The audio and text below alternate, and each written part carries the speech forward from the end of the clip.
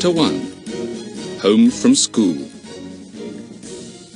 The quiet house was quiet no longer. The 4 children were back from boarding school, and were even now dragging in their trunks, shouting to one another. Kiki the parrot joined in the general excitement, of course, and screeched loudly. "Aunt Allie, we're back!" yelled Jack. "Be quiet, Kiki. I can't hear myself shout." "Mother, where are you?" called Dinah. "We're home again." Her mother appeared in a hurry, smiles all over her face. "Dinah, Philip, I didn't expect you quite so soon. Well, Lucy-Ann, you've grown. And Philip, you look bursting with health." "I don't know why," grinned Philip, giving Mrs. Cunningham a big hug. "The food at school is so frightful, I never eat any of it." "Same old story," said Mrs. Cunningham, laughing. "Hello, Kiki. Say how do you do." "How do you do?" said the parrot solemnly, and held out her left foot as if to shake hands. "New trick," said Jack. "But wrong foot, old thing. Don't you know your left from your right yet?" "Left, right, left, right, left, right," said Kiki at once, and began marking time remarkably well. "Left, right, left, that's enough," said Jack. He turned to Mrs. Cunningham. "How's Bill? Is he here too?" "He meant to be here to welcome you all," said Mrs. Cunningham, Bill's wife. "But he had a sudden phone call this morning, took the car and went racing off to London all in a hurry." The 4 children groaned. "It isn't some job that's turned up just as we're home for the Easter halls, is it?" said Lucy-Ann. "Bill's always got some secret work to do just at the wrong time." "Well, I hope it isn't," said Mrs. Cunningham. "I'm expecting him to telephone at any moment to say if he's going to be back tonight or not." "Mother, shall we unpack down here and take our things up straight away?" called Dinah. 4 trunks lying about the hall leave no room to move." "Yes, but leave 2 of the trunks downstairs when they're empty," said her mother. "We're going off on a holiday tomorrow, all of us together." This was news to the children. They clustered round Mrs. Cunningham at once. "You never said a word in your letters. Where are we going? Why didn't you tell us before?" "Well, it was really Bill's idea, not mine," said Mrs. Cunningham.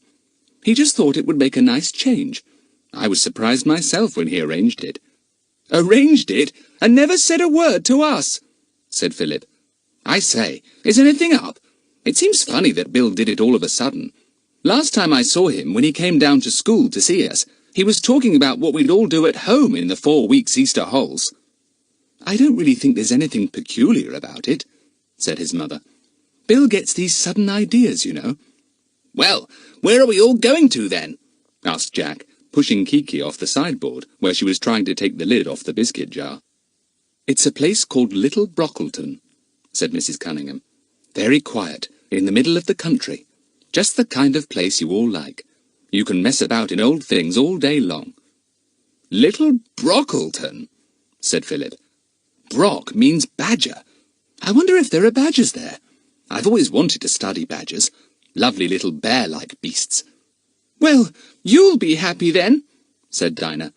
"I suppose that means you'll be keeping a couple of badgers for pets before we know where we are." "Ugh!" "Badgers are very nice animals," began Philip. "Clean, and most particular in their habits, and—" Lucy-Ann gave a little squeal of laughter.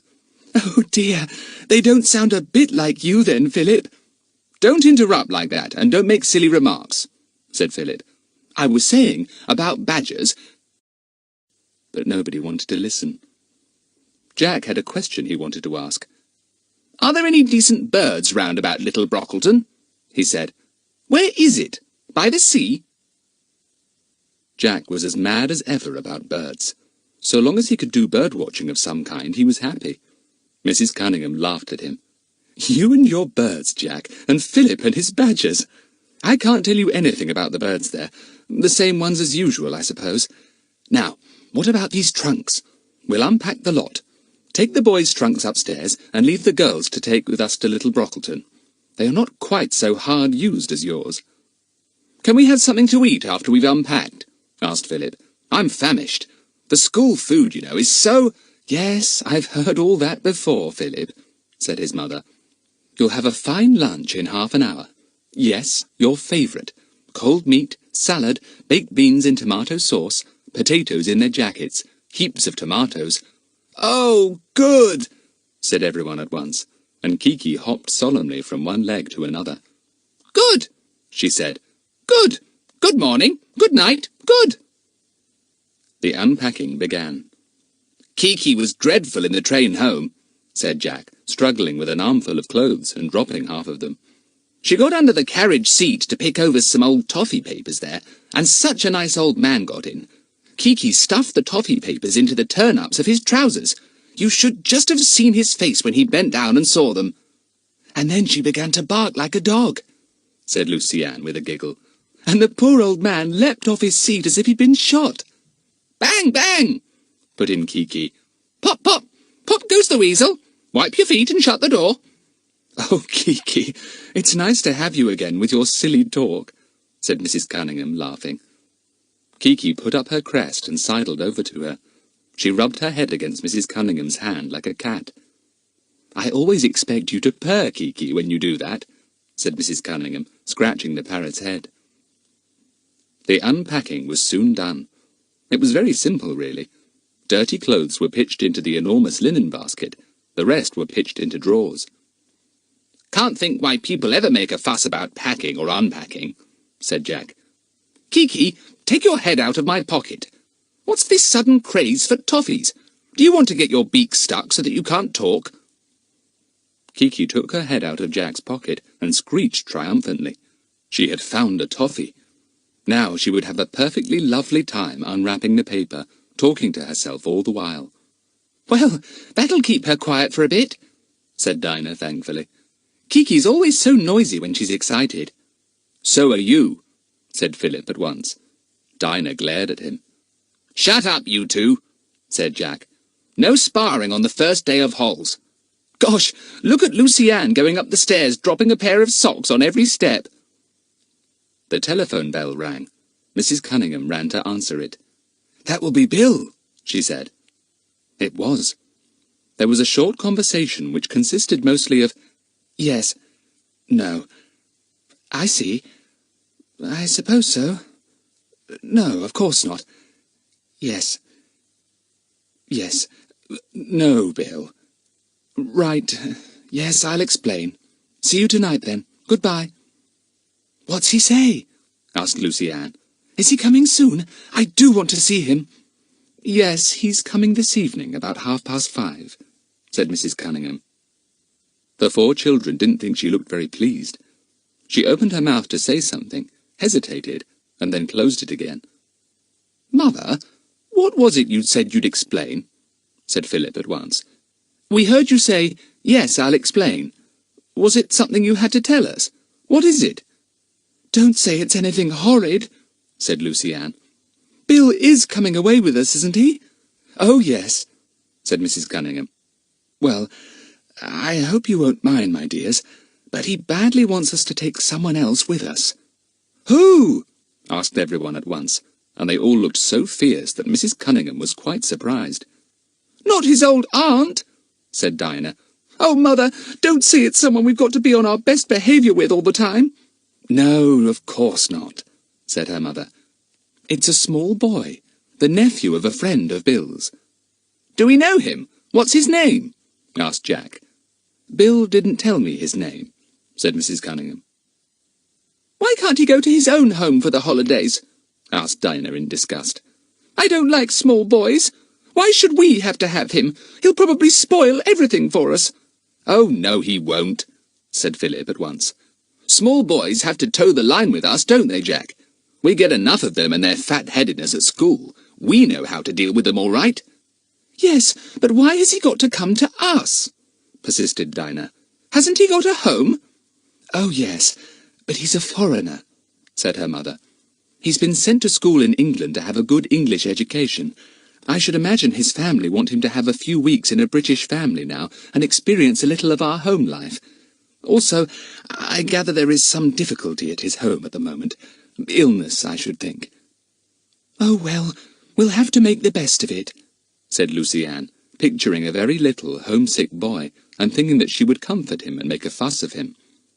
"We'll park him with you then, Lucy-Ann," said Dinah, who didn't like small boys at all, or small girls either. You can wheel him about in a pram and put him to bed at night. Don't be silly, Dinah. He won't be as small as that, said her mother. Now, have you finished? It's almost lunchtime, so go and wash your hands and brush your hair. Wash your hands, brush your hair, wipe your feet, blow your nose, shouted Kiki. Brush your hands, blow your feet, wipe your... Yes, you've got a bit muddled, old thing, said Jack with a laugh. Kiki flew to his shoulder and began to pull at Jack's ear lovingly. Then, as she heard the sound of the gong suddenly booming out, she gave a loud screech and flew into the dining room. She knew what that sound meant. Jack, Kiki will peck all the tomatoes if you don't keep an eye on her, called Mrs. Cunningham. Go after her, quickly! But there was no need to say that. Everyone had rushed to the dining room at the first sound of the gong. Chapter 2. Arrival of Gustavus. The afternoon was spent in looking all over the house to see if any changes had been made, and in exploring the garden from end to end to see what flowers were out, what edible things there were, only lettuces, alas, and to introduce Kiki to 6 new hens. There's a new carpet in the guest room, said Lucy-Ann, but that's all the changes there are. I'm glad. I don't like to come home and find anything changed. I suppose this small boy will sleep in the guest room, Aunt Allie. Yes, said Mrs. Cunningham. I'm getting it ready in a minute or two. Go and join the others in the garden. You can pick a few daffodils if you like. We want some in the hall. Lucy-Ann wandered off happily. The very first day of the holidays was always heavenly. All the first few days went slowly, and the thought of days and days of holiday ahead was one to dwell on contentedly almost every minute. Lucy-Ann, come here! Kiki's having the time of her life, called Jack. Look at her showing off in front of the new hens. Kiki was sitting on a post in the hen run. The 6 hens were gathered admiringly around her. Bark, bark, bark, they said to one another, and one stretched herself on tiptoe and flapped her wings as if trying to fly. Kiki put her head on one side, stretched herself on tiptoe too, spread her wings wide, and took off. She sailed down to the surprised hens. Bark, bark, bark, she said earnestly. Bark, bark, bark. Bark, bark, bark, bark, said the hens in admiration, and went nearer. One hen daringly pecked at one of the parrot's tail feathers. This was insolence. Kiki danced round the alarmed hens, making a noise like an aeroplane in trouble. The hens took to their heels and fled into the hen house, almost tumbling over one another as they tried to squeeze in at the narrow doorway 2 at a time. Kiki waddled after them, clucking again. Mrs. Cunningham called from a window. Children, the hens will never lay us eggs if you let Kiki scare them. Kiki's gone into the hen house. She'll probably sit in a nesting box and try to lay an egg like the hens, called Jack. Come out, Kiki. Kiki came back and looked inquiringly out of the little doorway. Polly put the kettle on, she said peaceably. Quack, quack, quack, quack. She flew to Jack's shoulder, and the hens looked at one another in relief. Was it safe to go out and wander round yet? There's the next-door cat, said Dinah. Come to see what all the fuss is about, I expect. Hang on to Kiki, Jack. Oh, she'll bark like a dog if the cat comes any nearer, said Jack. Come on, let's see what the gardener has got in the greenhouse. It was a pleasant sunny afternoon, and the 4 really enjoyed themselves mooching about, as Jack called it. They all longed for Bill to arrive. Then the family would be complete. Except, of course, that it would have one too many if he really brought the unexpected boy with him. I'm going to watch at the gate for Bill, announced Lucy-Ann after tea. We all will, said Philip. Good old Bill. What luck for us that he's not on one of his hush-hush jobs just now, and can come away with us. They went to hang over the front gate together. Kiki kept putting her crest up and down excitedly. She knew quite well that Bill was coming. Bill! Pay the bill! She kept saying. Where's Bill? Pop goes Bill! You're a silly Billy, said Lucy-Ann, stroking the parrot's soft neck. That's what you are. That's an idiotic thing to call her, said Dinah. Just as we're expecting Bill. She'll screech out Silly Billy to him now, I bet you she will. Silly Billy, Billy silly, shouted Kiki. She always loved words that sounded the same. Jack tapped her on the head. "No, Kiki, stop it. Look, here's a car coming. Perhaps it's Bill's." But it wasn't. As it went by, Kiki hooted loudly. "Pop, pop, pop," exactly like a car. The driver was astonished. He could see no car in sight. He sounded his horn, thinking there must be a hidden corner somewhere. And then Lucy-Ann gave a squeal. "Here's Bill," she said.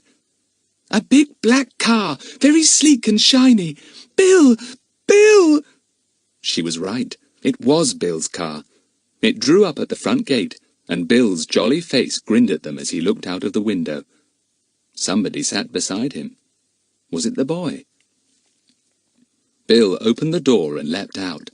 The 4 children pounced on him. "Bill! Good old Bill! How are you, Bill?" "Silly Billy!" screeched a voice. "Ah, good evening, Kiki," said Bill, as the parrot landed full on his shoulder. "Still the same rude old bird. Aha! You want me at home to teach you a few manners." Kiki cackled like an excited hen. "Now then, don't you lay eggs down my neck," said Bill. "What are you cackling about?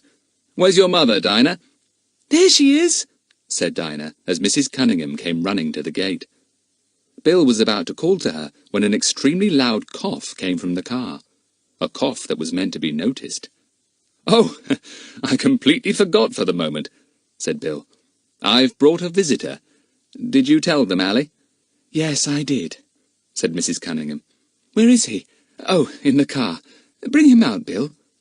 "Come on out," said Bill, and in the midst of a dead silence, the owner of the loud cough slid out of the car in as dignified a manner as he could. Everyone stared at him. He was about 11 years old. His blue-black hair was curly and rather longer than usual. His eyes were as black as his hair, and he had thicker lashes than either of the girls. And he certainly had magnificent manners. He went to Mrs. Cunningham and took the hand she held out to him, but instead of shaking it, he bowed over and touched it with his lips. Mrs. Cunningham couldn't help smiling. The 4 children stared in amusement. "My thanks to you, dear lady," he said in a very strong accent. "That's all right," said Mrs. Cunningham. "Have you had any tea?" But before the boy chose to answer this question, he had to make a further display of manners.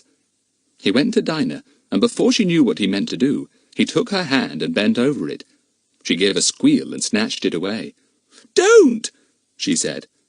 Lucy-Ann put her hands firmly behind her back. She didn't want them kissed either. What an extraordinary boy.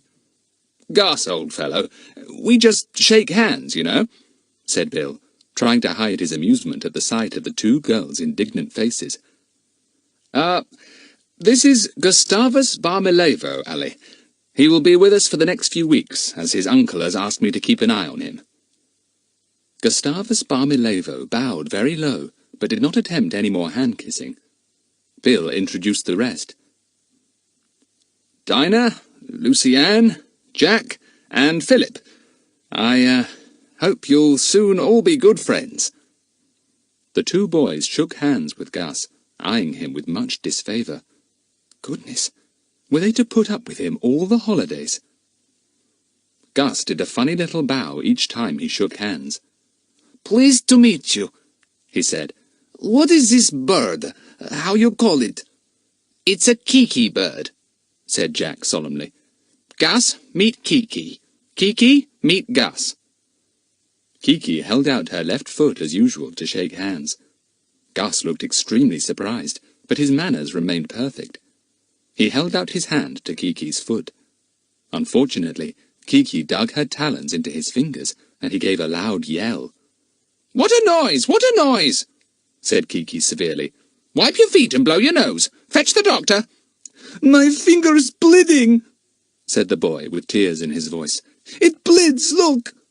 "Fetch the doctor. Polly's got a cold. Fetch the doctor," chanted Kiki, enjoying herself.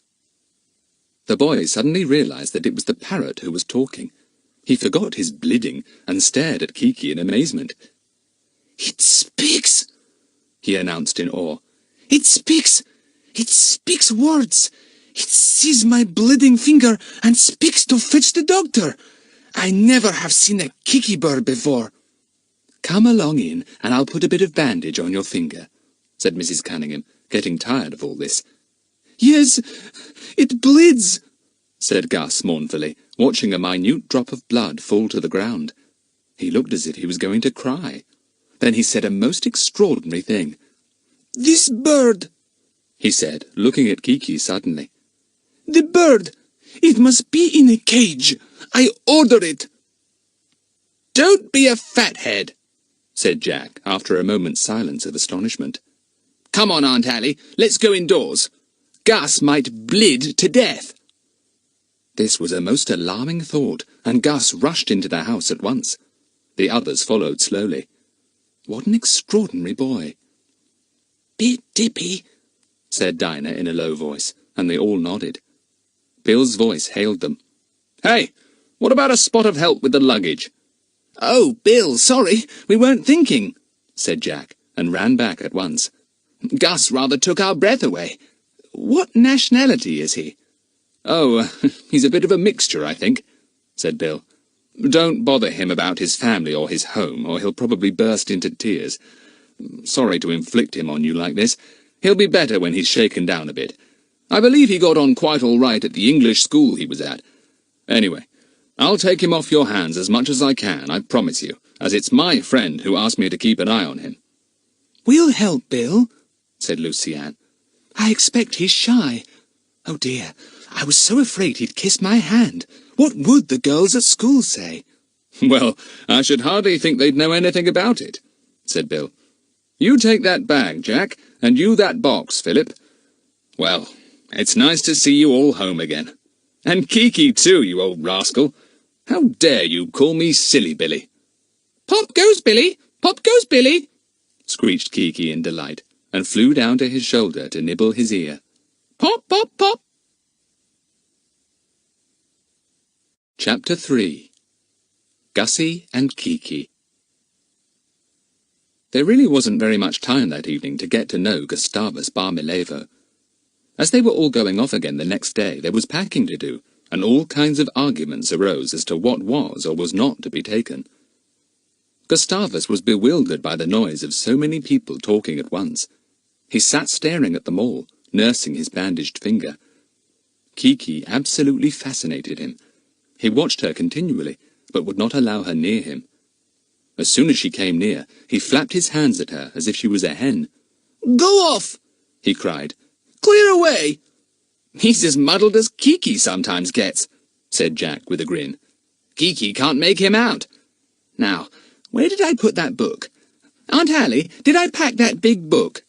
"You did," said Aunt Allie, "and I have unpacked it. For the third time, Jack, you are not going to take a score of books about birds. 2 is more than enough, so make your choice." "You're so hard-hearted," groaned Jack. "Well, I suppose you will allow me to take my field glasses. In fact, if they don't go, I shan't go either." "You can carry those round your neck," said Mrs. Cunningham. "Do try and remember that there will be 7 of us in the car, and all the luggage too. We really must take the least luggage possible. Kiki, bring that string back. Kiki! Jack, if you don't stop Kiki running off with absolutely everything I put down for a moment, I shall go mad." "Where is the cage?" suddenly demanded Gustavus in a commanding voice. "Put him in the cage." "She's a her, not a him," said Jack. "And stop talking about cages. No ordering about, please." Gustavus apparently did not follow this, but he resented Jack's firm voice. He sat up stiffly. "This bird is wicked," he said. "Not good. Wicked. I will not have him without a cage." "Now, Jack, now," said Mrs. Cunningham warningly, as she saw Jack's furious face. "He's not used to Kiki yet, or to our ways. Give him a chance to settle down. Don't take any notice of him. Gustavus, the bird is not wicked, she is good. Sit still and be quiet." "Where is the cage?" repeated Gustavus in a most maddening manner. "A big, big cage for a wicked bird." Jack went over to him and spoke slowly and loudly with his face close to the surprised boys. I have a big cage, he said most dramatically, but I keep it for small, annoying boys. I will bring it for you, Gus. If you want a big cage, you shall have it for yourself. You shall sit in it and be safe from that wicked bird. To Jack's enormous surprise, Gustavus burst into tears. All 4 children looked at him aghast. How could a boy of 11 be so incredibly upset? Even Lucy-Ann was shocked. Mrs. Cunningham hurried over to him. "He's tired out," she said to the others. "It's all strange to him here, and he's never seen a parrot like Kiki before, nor have any of us come to that. Cheer up, Gustavus. Jack didn't mean what he said, of course." "I jolly well did," began Jack. "Kiki's old cage is enormous, and—" Mrs. Cunningham firmly led the weeping Gus from the room. The others stared at one another in complete disgust. "Well, to think we've got to put up with that these holes," began Jack. "All I can say is that I'm going to take him firmly in hand, and he won't enjoy it one bit." "I'll take him in hand too," said Dinah quite fiercely. "Who does he think he is, laying down the law about Kiki and a cage? Oh, Jack, I do wish you'd got that old cage and brought it in. I'd have loved to see Gustavus's face." "Poor old Gussie," said Lucy-Ann. "Wouldn't he have howled? Poor Gussie." "Gussie!" said Kiki at once. "Fussy Gussie! Fussy Gussie!" Everyone laughed. "You've hit it off again," said Philip to Kiki. "Fussy, that's exactly what we'll have to put up with. Fuss and grumbles and silliness all the time. Why didn't his parents bring up their kid properly? Fussy Gussie, we shall get jolly tired of him." "Fussy Gussie!" screamed Kiki, dancing to and fro on her big feet. "Wipe your feet, Gussie." "Dry your eye, you mean," said Philip. "I hope Gussie's not going to burst into tears too often. I think I'll borrow one of Mother's afternoon tea-cloths and take it with me to offer him every time he looks like bursting into tears." Mrs. Cunningham came back and overheard this. "I think you're being a bit unkind," she said. "He may seem a bit of a nuisance, I admit, but it must be rather nerve-wracking for him to be plunged into the midst of a company like this when he doesn't speak the language properly, and everyone laughs at him. I think you should play fair and give him a chance." "All right, Mother," said Philip. "All the same, it isn't like Bill to thrust someone like Gussie on us at a moment's notice, just at the beginning of the holes."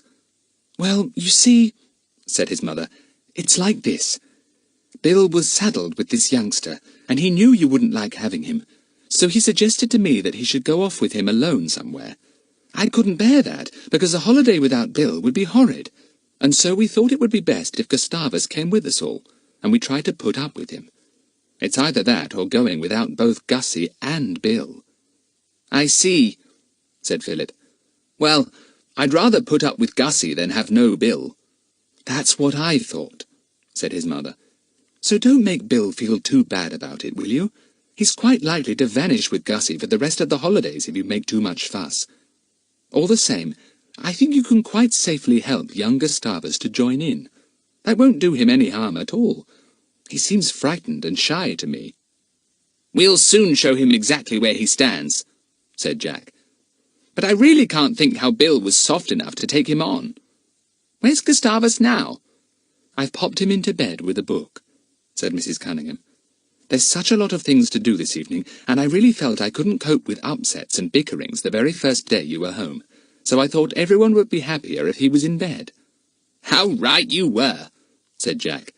"Well, now dear Gussie is safely out of the way, let's get on with things. I suppose you don't want any help with the supper, Aunt Allie?" "I imagine that's a roundabout way of saying you are hungry again," said Aunt Allie. "All right, the girls can see to supper. You boys come and help me finish packing the greatest number of things into the smallest possible bags. I'm leaving behind practically everything belonging to Gustavus. He's got the most ridiculous things. Pyjamas made of real silk, for instance, and monograms on everything." "He must have gone through an awful lot of teasing at school, then," said Philip. "I'm surprised they didn't have his hair cut. Most girls would envy him all that long curly hair. Couldn't we get his hair cut, Mother?" "Possibly," said his mother. "Let's not talk about him any more." The packing was finished by supper time. Mrs. Cunningham was determined not to take more than a change of clothes for everyone. Shirts, jerseys, blazers and Macs.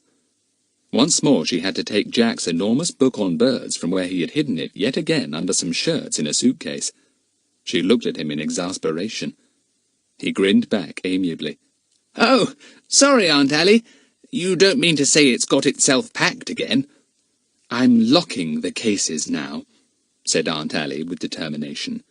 "Really, Jack, I sometimes feel you want a good spanking." Supper was a hilarious meal. Gustavus, having a tray of food in bed, listened rather enviously. He was tired and glad to be in bed, but it did sound very jolly downstairs. He didn't somehow feel that he had made a very good impression, though. That bird, it was that wicked bird who had made things go wrong. When he got Kiki alone, he would slap her hard. Biff! Gustavus brought his hand down smartly as he pictured himself slapping Kiki. The tray jerked, and his lemonade spilt over the tray cloth. There, that was thinking of Kiki again. He was so engrossed in trying to mop up the mess he had made that he didn't notice someone rather small sidling in at the door. It was the parrot, come to find out where Gustavus was.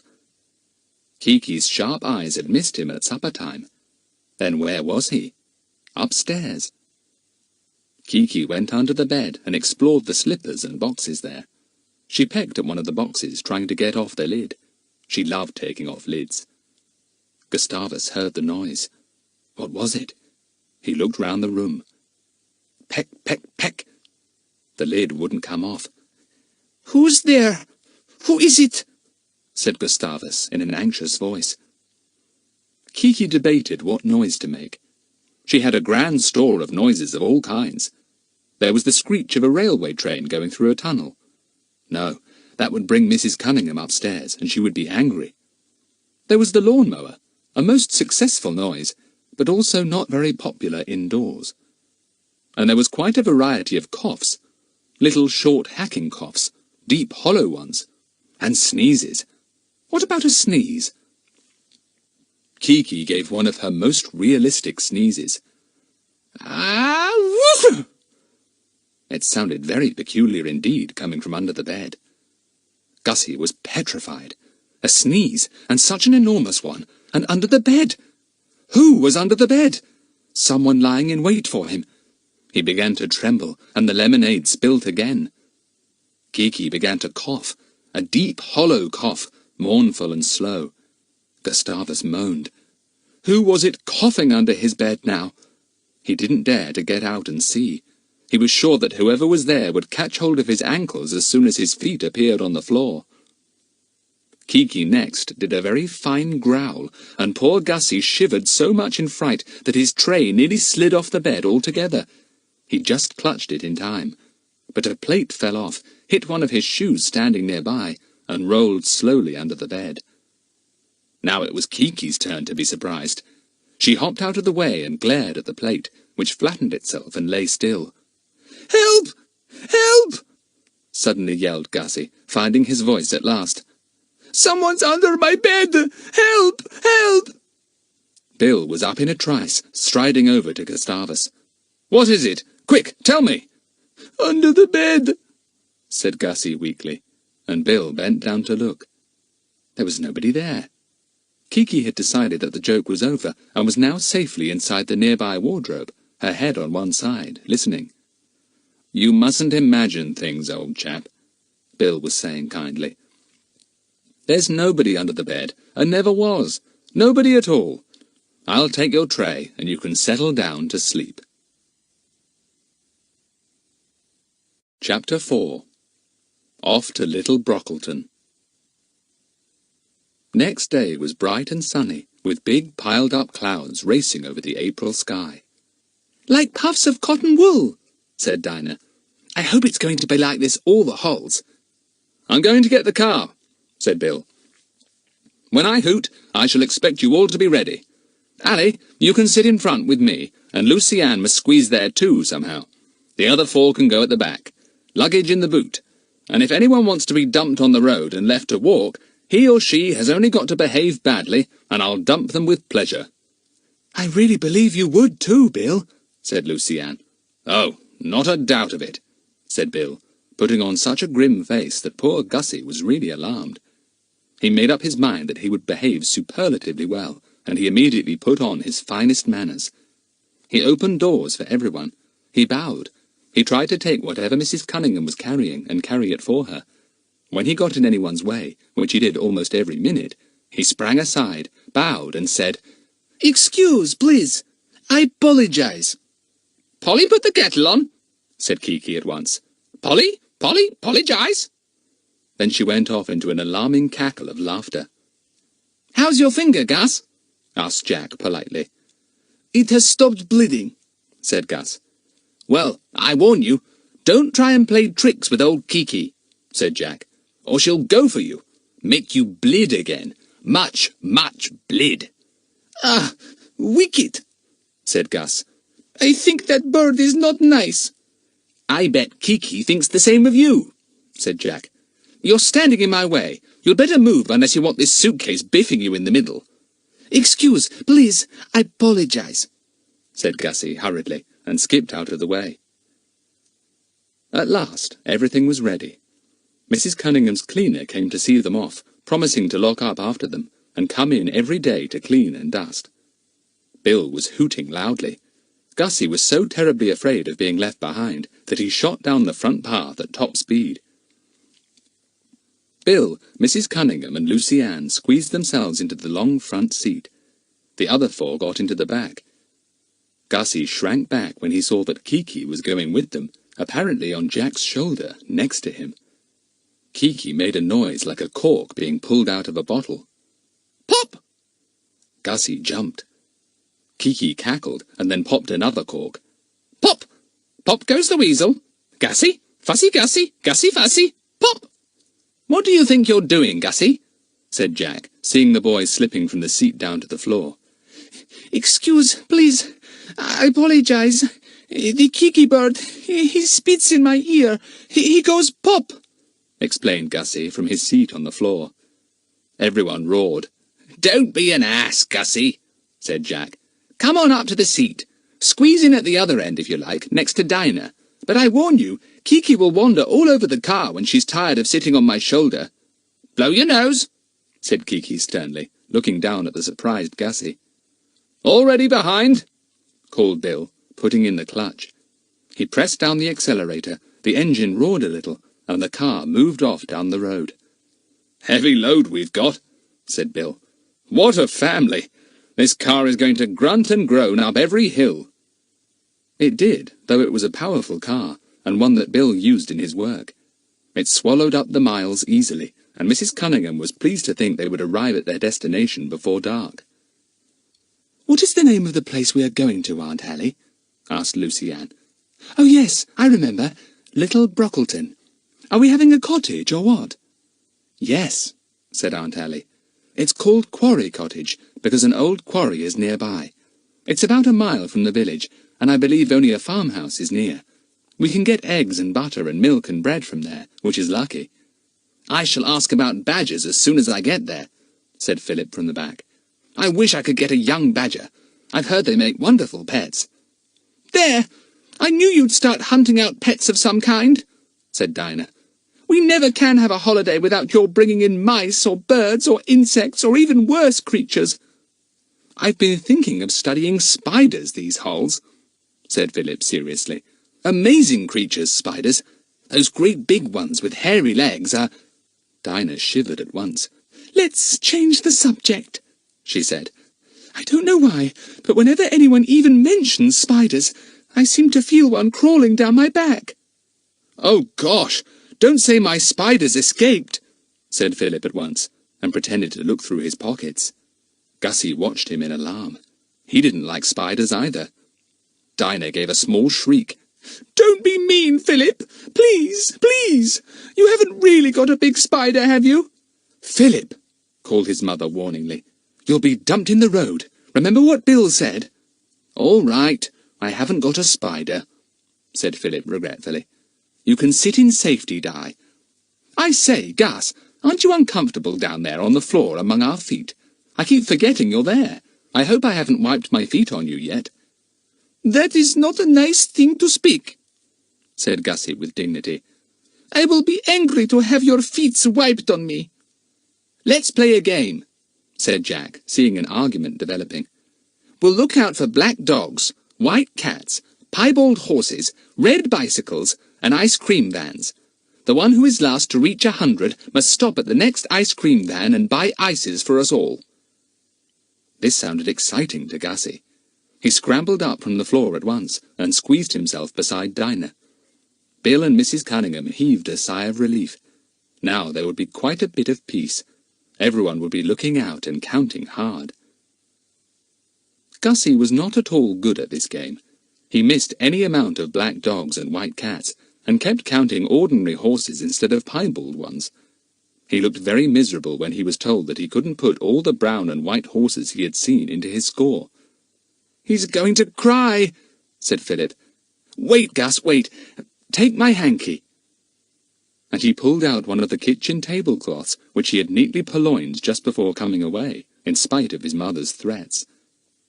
Gussie found the tablecloth pushed into his hands. He looked at it in astonishment, and then he began to laugh. "This is cloth, not hanky. I will not weep in this. I will laugh." "Good for you, Gussie," said Jack, giving him a pat on the back. "Laugh away! We like that." It was quite a surprise to everyone to find that Gussie could actually laugh at a joke against himself. They began to think he might not be so bad after all. He stopped playing the counting game after that, but displayed even more surprising behaviour at the end of the game. Lucy-Ann was last to reach 100. She felt in her little purse for her money, knowing that she must buy ice creams for everyone because she had lost the game. "Please, Bill, will you stop at the next ice cream van?" she said. So Bill obligingly stopped. But before Lucy-Ann could get out, Gussie had opened the door at the back, shot out, and raced to the ice cream van. 7, please," he said. "Wait! I lost, not you," shouted Lucy-Ann, half indignant. Then she stared. Gussie had taken a wallet out of his pocket. A wallet, not a purse. And from it he took a wad of notes. Good gracious, however many had he got? He peeled off the top one and gave it to the ice cream man, who was as surprised as anyone else. "You come into a fortune, mate?" asked the ice cream man. "Or is your dad a millionaire?" Gussie didn't understand. He took his change and put it into his pocket. Then he carried the ice creams back to the car and handed round one each, beaming all over his face. "Thanks, Gus," said Bill, accepting his. "But look here, old chap, you can't carry all that money about with you, you know." "I can," said Gussie. "All the term I had it here in my pocket. It is my pocket money, I think. They said I could have pocket money."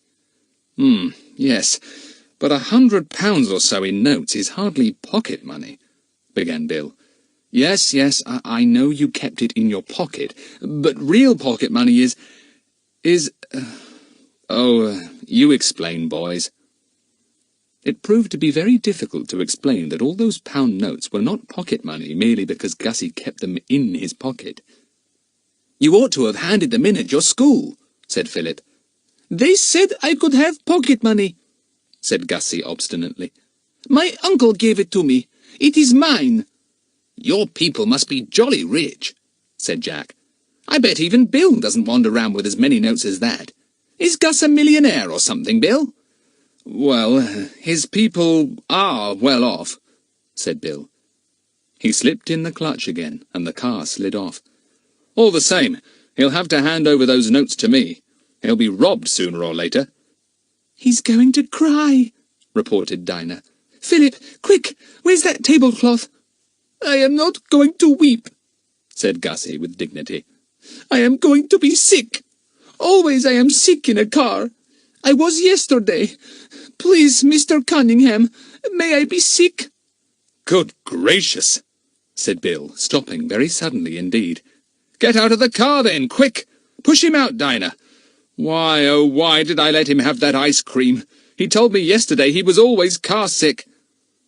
Mrs. Cunningham got out to comfort poor Gussie, who was now green in the face. He would be car-sick, said Dinah. Just the kind of thing he'd have. Car-sickness. He can't help it, said Lucy-Ann. Anyway, it's all over now. He looks fine. Please, I am better, announced Gussie, climbing back in the car.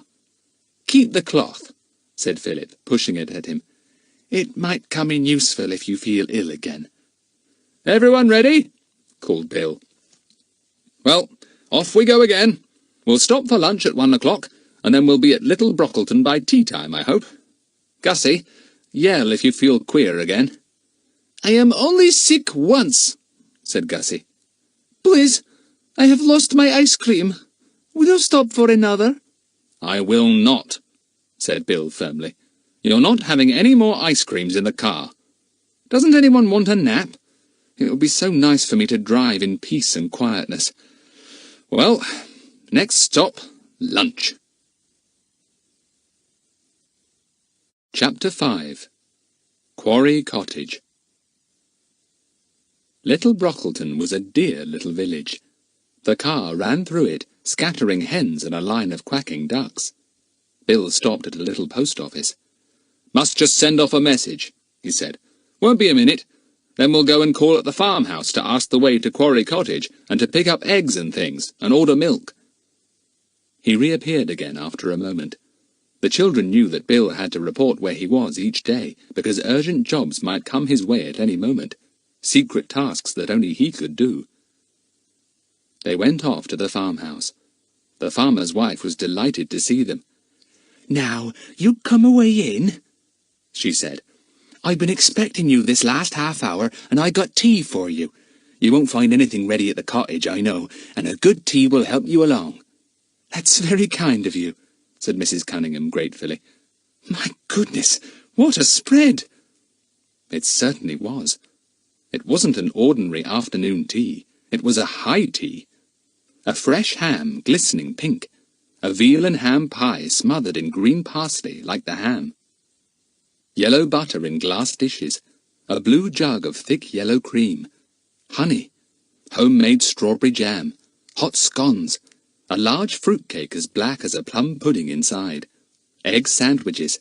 Tea, cocoa, and creamy milk. I'm absolutely determined to live on a farm when I'm grown up, said Jack, looking approvingly at all the food on the big round table. I never saw such food as farmhouses have. I say, isn't this smashing? Gussie felt glad that Mrs. Cunningham had insisted that he should eat very little at lunchtime. He felt sure he had an appetite 3 times bigger than anyone else's. What will you have? asked the farmer's wife kindly, seeing his hungry look. I will have some pig meat, said Gussie, and some pie meat with it, and I will have some cream with it, and... He's a little comedian, isn't he? said the farmer's wife with a laugh. Pig meat? Does he mean ham? And surely he'll be sick if I pour cream over it all. Cut him a little ham, if you will, said Mrs. Cunningham. No pie. He can't possibly eat both. And, of course, not the cream. I have ordered my meal, said Gustavus in a very haughty voice, staring at the surprised farmer's wife. I will have what I say. Please, he added as an afterthought. Shut up, Gus, said Bill. You'll do as you're told. You're forgetting yourself. I have not forgot myself, said Gus, puzzled. I have remembered myself, and I want... Shut up, said Bill, and Gus shut up. The others grinned. It was nice to see Bill squashing Gussie. Gussie was very angry. He glared at Bill, and seemed about to say something, but Bill looked across at him, and he didn't say it. Bill winked at the others, and they winked back. Fussy Gussie, remarked Kiki from Jack's left shoulder. Ding-dong bell, Gussie's in the well. Pussy's in the well, not Gussie, corrected Jack. Oh, you pest! You've nabbed a strawberry out of the jam! The farmer's wife took Kiki in her stride, and was not unduly surprised at her, nor annoyed. My old aunt had a parrot once, she said. One like yours here. She didn't talk as well as yours, though. Is she alive? asked Jack. thinking that it would be fun to put the two parrots together and see them eyeing one another. What kind of conversation would they have? "Is who alive? My aunt or her parrot?" asked the farmer's wife, pouring out cups of creamy milk. "The parrot's dead. It was supposed to be over 100 years old when it died. My old aunt is still alive, though. There she is, sitting by the fire over in the corner. She's my great-aunt, really, and she'll be more than 100 if she lives another 10 years. The 5 children stared in awe at the old woman in the corner. She looked rather like a witch to them, but her eyes were faded blue instead of green. She smiled a dim smile at them, and then bent her white head to her knitting again. "She's a real worry sometimes," said the farmer's wife. "She wanders round and falls about, you know, and the doctor's off on a week's holiday soon, and what shall I do if old Aunt Naomi falls and hurts herself then? I don't know. There's no neighbours near but you, and you're a good bit away." "You send a message to us if you want us at any time," said Mrs. Cunningham at once. "I'll certainly come. I'm quite good at first aid and nursing, so don't worry about the doctor going. Send a message if you want us." "Ah, yes, I could do that," said the farmer's wife. "Thank you kindly. Now, who wants a bit of that fruit cake? It's good, though I shouldn't say it, seeing that I made it myself." "If I eat any more, I shan't be able to move a step," said Bill at last. "Will you kindly make up your minds to finish, you kids? We'll get along to Quarry Cottage and settle in. Did you manage to send someone in to clean up the place for us, Mrs. Ellis?" "Oh, yes," said the farmer's wife. "And she took eggs, milk, a pie, some homemade cheese, ham and butter, and new bread for you. Oh, yes, and a side of bacon. You won't do too badly down there. Come along to me when you want anything. I hope you have a good, restful holiday." They left the cosy farmhouse reluctantly. Jack eyed Gussie suspiciously as they got into the car. "You look a bit green," he said. "Sure you'll be all right in the car?" "He'll be all right," said Mrs. Cunningham hurriedly. "It's not very far. He'll be quite all right." "Wishful thinking, Aunt Allie," said Jack. "Kiki's very quiet. Kiki, you've made a pig of yourself too. A little pig eating such a big tea." Kiki gave a big hiccup. Nobody ever knew if her hiccups were real or put on. Mrs. Cunningham always felt quite certain that they were put on. "Kiki," said Jack severely. "Manners! Manners!" "Pardon?" said Kiki. Gussie stared at her in amazement. It was surprising enough for a parrot to hiccup, but even more surprising that she should apologize. He quite forgot to feel sick because of his astonishment at Kiki. Down a winding lane, up a little hill, down another lane whose hedges were so high that the children felt they were in a green tunnel, round a sharp bend, and then there was Quarry Cottage, standing a little way back from the lane. It was a pretty place, its garden full of primroses, wallflowers, and daffodils. The people who owned it had gone to the south of France for a holiday, and had been pleased to let it to Bill. The windows were rather small, as they always are in old cottages.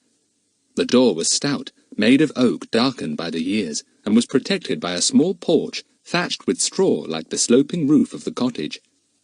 "A thatched cottage! How lovely!" said Lucy-Ann. "I don't know why, but thatched houses always look as if they belong to fairy tales, not to real life.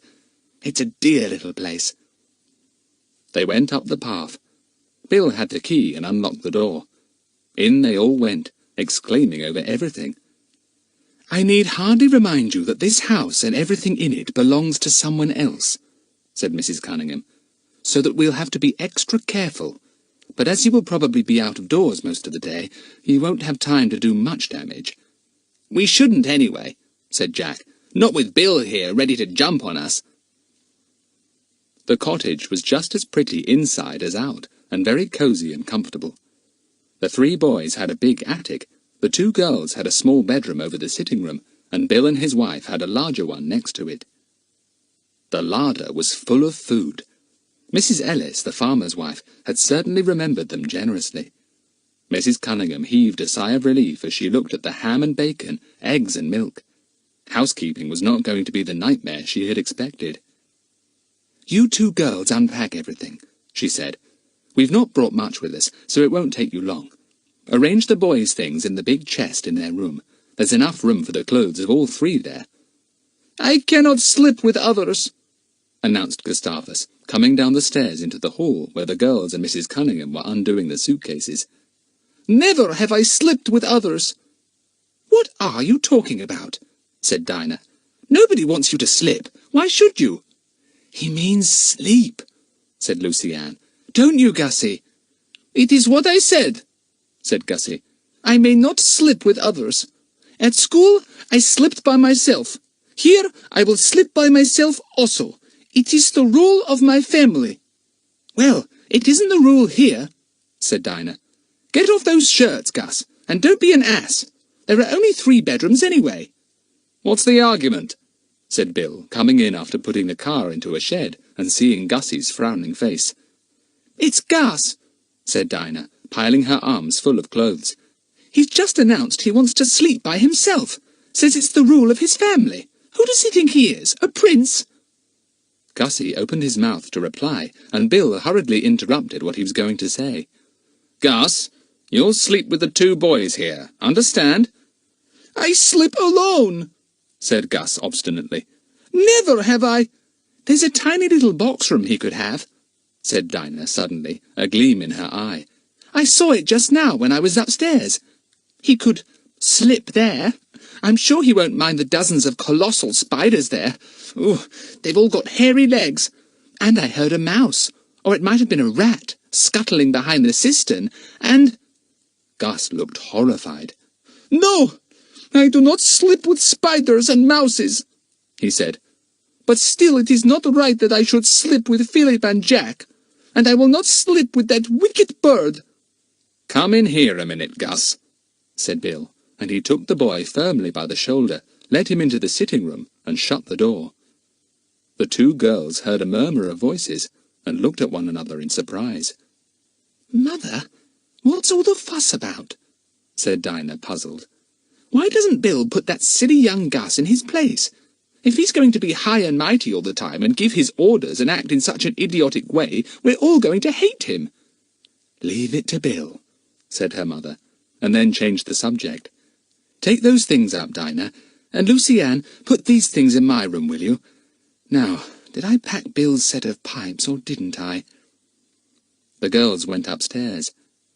"Mother's as mysterious about Gus as Bill is," said Dinah crossly. "Is there some mystery about him? Can he be a prince in disguise or something?" "What, a funny little boy like him?" said Lucy-Ann in disgust. "Of course not." Chapter 6. Mostly about Gussie.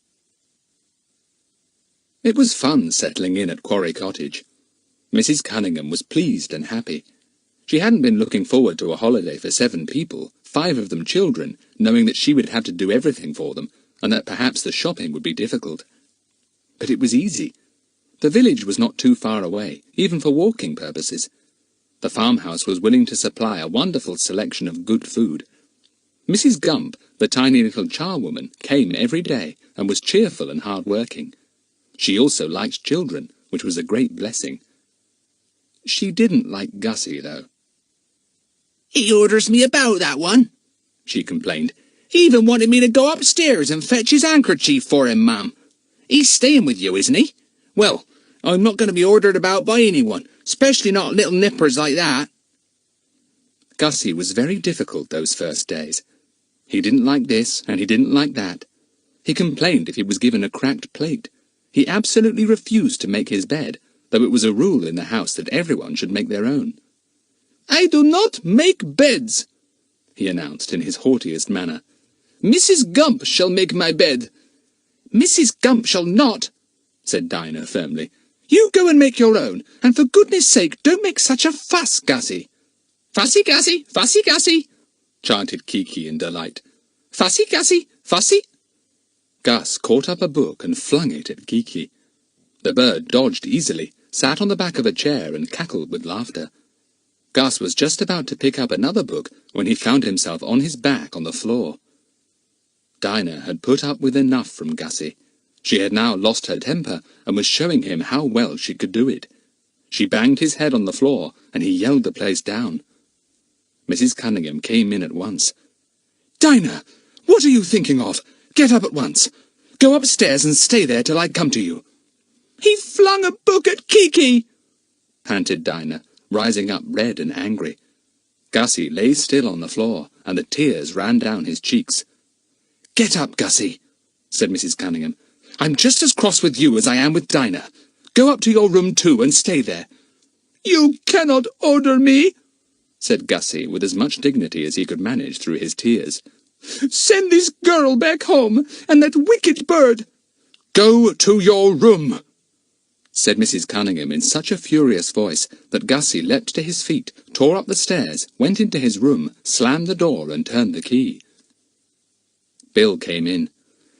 "It's Gussie again," said his wife. "He's such a little fathead. I hope this is going to work out all right, Bill.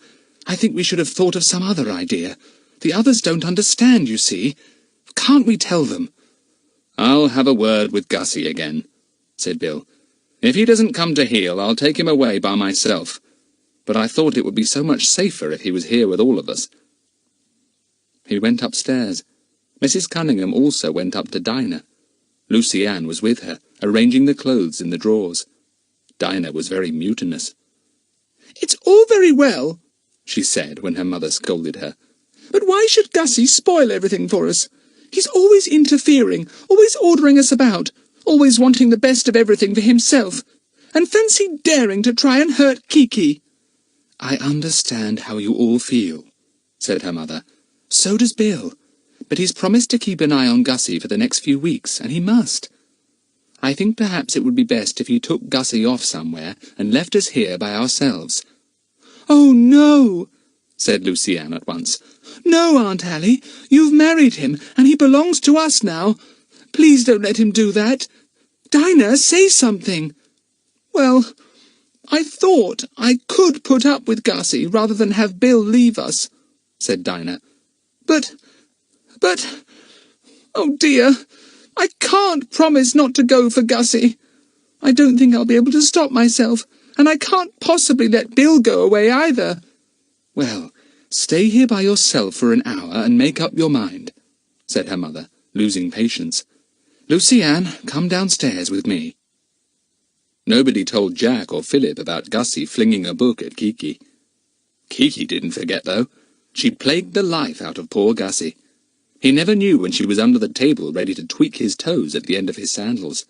He never knew when she would hide in his bedroom and wait for him to come up.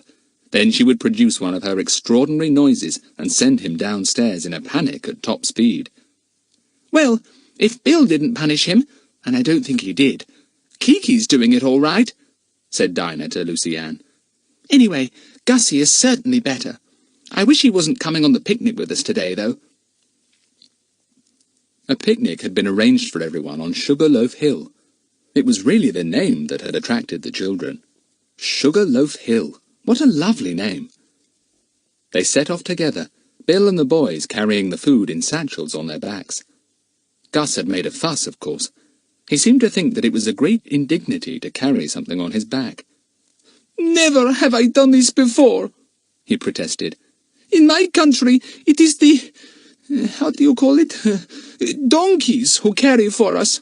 Why do you not have donkeys? I will not be a donkey." He was puzzled at the shouts of laughter that greeted his speech. "Oh, Gus, you'll be the death of me," said Jack. "Do you mean to say that you didn't know you were a donkey?" "It is bad to call me that," said Gussie, frowning. "In my country you would—" "Oh, gee up, donkey, and stop fussing," said Philip, giving Gussie a shove. "Leave your satchel behind, if you like. No one will mind. It's got your lunch in, but nobody else's. We're carrying the girls' lunch, and Bill's got mother's. You've only got your own." "So chuck it into the bushes, then you won't have to carry it like a donkey," said Dinah with a squeal of laughter. "Go on, Gus." But Gus didn't. He thought better of it, and took the satchel of food on his back, though he looked extremely annoyed about it. Sugarloaf Hill was just like its name. It was very like a sugar loaf, cone-shaped but flat at the top, and was covered with primroses, cowslips, and dog violets. We ought to be able to see quite a good way from the top," said Jack as they toiled up.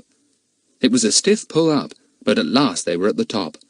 A strong breeze blew about them, but the sun was hot, so it was very pleasant to feel the wind blowing by. "I say, Gussie carried his lunch after all," said Jack, pretending to be surprised. "My word, I'm hungry." They all were. They ate every single thing they had brought, and Kiki had a good share too, especially of the bananas. She loved holding a banana in one foot and biting big pieces of it. Gussie sneezed. Kiki immediately sneezed too, a much bigger sneeze than Gussie's. Then Gussie sniffed, a little habit he had which annoyed Mrs. Cunningham very much. Kiki sniffed too. "Stop it, Kiki," said Mrs. Cunningham. "One sniffer is quite enough." "Polly's got a cold," said Kiki, and sniffed again, exactly like Gussie. Gussie took no notice, but after a minute he suddenly sniffed again. "Blow your nose," shouted Kiki. "Where's your hanky? Gussie's got a cold. Send for—" "Be quiet, Kiki," said Jack. "Gussie, don't keep sniffing. If you do, you'll set Kiki off, and she'll do nothing but sniff too." "I do not sniff," said Gussie. "That bird is wicked and too clever. It should have a cage." "Shut up, Gus," said Bill, who was now leaning back, enjoying a pipe. "Remember what I said to you." Gus apparently remembered. He subsided and lay back and closed his eyes. The others sat and looked at the view. It was marvellous, for they could see a great way off. "That's the village over there," said Philip, pointing. "And there's the farmhouse, and you can just see the tops of the chimneys and a bit of one end of the thatched roof belonging to Quarry Cottage. In those trees, look." "And there's the road we came by, the main road," said Jack. "Where are my field glasses? Would you pass them, Di? Gosh, I can see miles with these. I can see the way the main road twists and turns. I can see the traffic on it, looking just as small as the toy cars we used to have, Philip. Have a look." Philip put the glasses to his eyes. They really were magnificent ones. He could see for miles, just as Jack had said. "Yes, it's queer to see the cars and the lorries looking like toys going along those ribbony roads," said Philip. "Now, there's a black car, rather like Bill's. I'm going to watch it and see how far I can follow it." The others lay back, half asleep, listening to Philip's voice. The sun was hot now, and they didn't feel inclined to go walking after such a big picnic. "Yes, it's on the main road still," said Philip, staring through the glasses. "There it goes. A good speed, too. Jolly good speed. Maybe a police car, perhaps." "You can't tell a police car so far away," said Jack. Bill looked up from his newspaper. He knew a lot about police cars. "Tell me its number, and I'll tell you if it's a police car," he said. The boys laughed. "That's clever of you, Bill," said Jack. "But you know jolly well you're safe. You can't possibly read the number at this distance. Still got the car, Philip?" "Lost it for a bit," said Philip. "It's gone behind some buildings. No, there it is again. It's come to crossroads. It's gone across. Now it's stopped." Gussie gave a little snore, which Kiki immediately copied. Philip went on with his car story. "A man got out. I think he must have gone back to look at the signpost. He's got into the car again. Yes, they missed their way. They're backing. Ah, I thought so. They've turned down the other road, the road that leads to our village." "You'll tell us it's at Quarry Cottage next," said Jack sleepily. "You're making all this up now, I bet." "I've lost it again." "No, here it comes," said Philip, pleased. "Yes, it's going through the village, down into the lane." It stopped again. "I think they're asking the way from someone. A labourer, probably. Can't see from here." On they go again. And they've turned up the farm road. They're going to the farmhouse, probably rich relations of Mrs. Ellis. Bill put down his paper abruptly and reached out for the glasses. He focused them on the farmhouse and saw the car immediately. A big one, obviously expensive. He studied it intently for a minute, and then handed back the glasses without a word. "Do you know the car, Bill?" asked Jack curiously, seeing Bill's expression. "No," said Bill, "I don't. But, it just makes me think a bit, that's all. Sorry I can't tell you any more. I'll wander up to the farmhouse tonight and ask a few questions. Then I'll know a bit more. Chapter 7. A Surprising Announcement. Philip and Jack were more interested in the car after Bill's remarks. They took it in turns to keep an eye on it, but it simply stayed where it was for 20 minutes, and then went away, taking the same route as it came. "It's gone, Bill," said Philip. "I expect it was only some visitor." "I say, look at Gussie. His mouth is wide open. Let's put something into it." "Let sleeping donkeys lie," said Jack. "And don't put any ideas into Kiki's head. She'll hunt around for something now to pop into Gussie's mouth." Philip looked round at everyone. Only Bill and Jack were awake besides himself. He put his hand into his pocket and brought out something small and brown and pretty. It sat up on his hand. "I say, you've got a dormouse! What a pet!" said Jack. "Don't let Dinah see it. She'll have a fit." "I got it on the way here," said Philip. "I saw it sitting on a branch and it let me pick it up." "It would," said Jack enviously. "You've got some magic about you, Philip. I've never seen an animal yet that didn't come under your spell. Isn't he a pretty little fellow?" "I've called him Snoozy," said Philip, stroking the tiny creature, whose large black eyes shone like mirrors in his head. "Dormice are very dozy, snoozy things. I must remember to buy some nuts from the grocer's next time we go to the village. Snoozy will like those. We won't tell Dinah. He'll live comfortably in my pocket. I've had dormice before. They're very tame." "How nice to keep putting your hand in your pocket and feeling a fairy dormouse there," said Jack. "Hello, do I hear voices?" The boys looked in the direction of the voices. They saw two men, obviously farm labourers, taking a path near the foot of the hill, talking together. "I think I'll just scoot down and ask them if they know anything about badgers here," said Philip. "Coming, Jack." The two boys ran down the hill. The men heard them coming and looked round. "Good afternoon," panted Philip. "Do you mind if I ask you a question or two? It's about badgers." "Badgers? What may they be?" said the younger man. "Hey, man, you know badgers," said the older man. "Brocks they be." "Oh, the brocks," said the younger fellow. "No, I don't know nothing about them. Never seed one in my life." "Oh, that's a-'cause you sleeps in your bed every night," said the other man with a laugh. "Brock, he comes out at night. I sees him many a time." "You're no poacher, you are, Jeb," said the younger man. "Out at nights when honest folk are asleep. That's how you see the brocks." "Maybe, said the older man with a twinkle in his bright eyes. He turned to the boys. "What are you wanting to know about the brocks?" he said. "Well, I'd like to watch them," said Philip at once. "I'm keen on wild creatures, all kinds. I've not had much chance of seeing badgers, though. Where can I see them around here? We're at Quarry Cottage." "Ah, so that's where you be," said the old man. "Then you'll find old Brock not far away from you, little master. You may see him in the woods on the east side of the cottage. That's the most likely place. Or you may see him down in the old quarry. I saw a badger set there. His den, you know, last year. I knew he had his hole down there by the big pile of earth he'd taken out of it." "Yes, that's right. He always does that," said Philip, wishing he could get to know this old fellow. He felt sure he would be able to tell him many tales. "Well, thanks very much. We'll watch in both places." "There's owls in the quarry too," said the old man. "Little owls and barn owls and tawnies. They go there for the rats and mice. I've heard them, the barn owls, screeching their heads off. Frighten the life out of you, they do."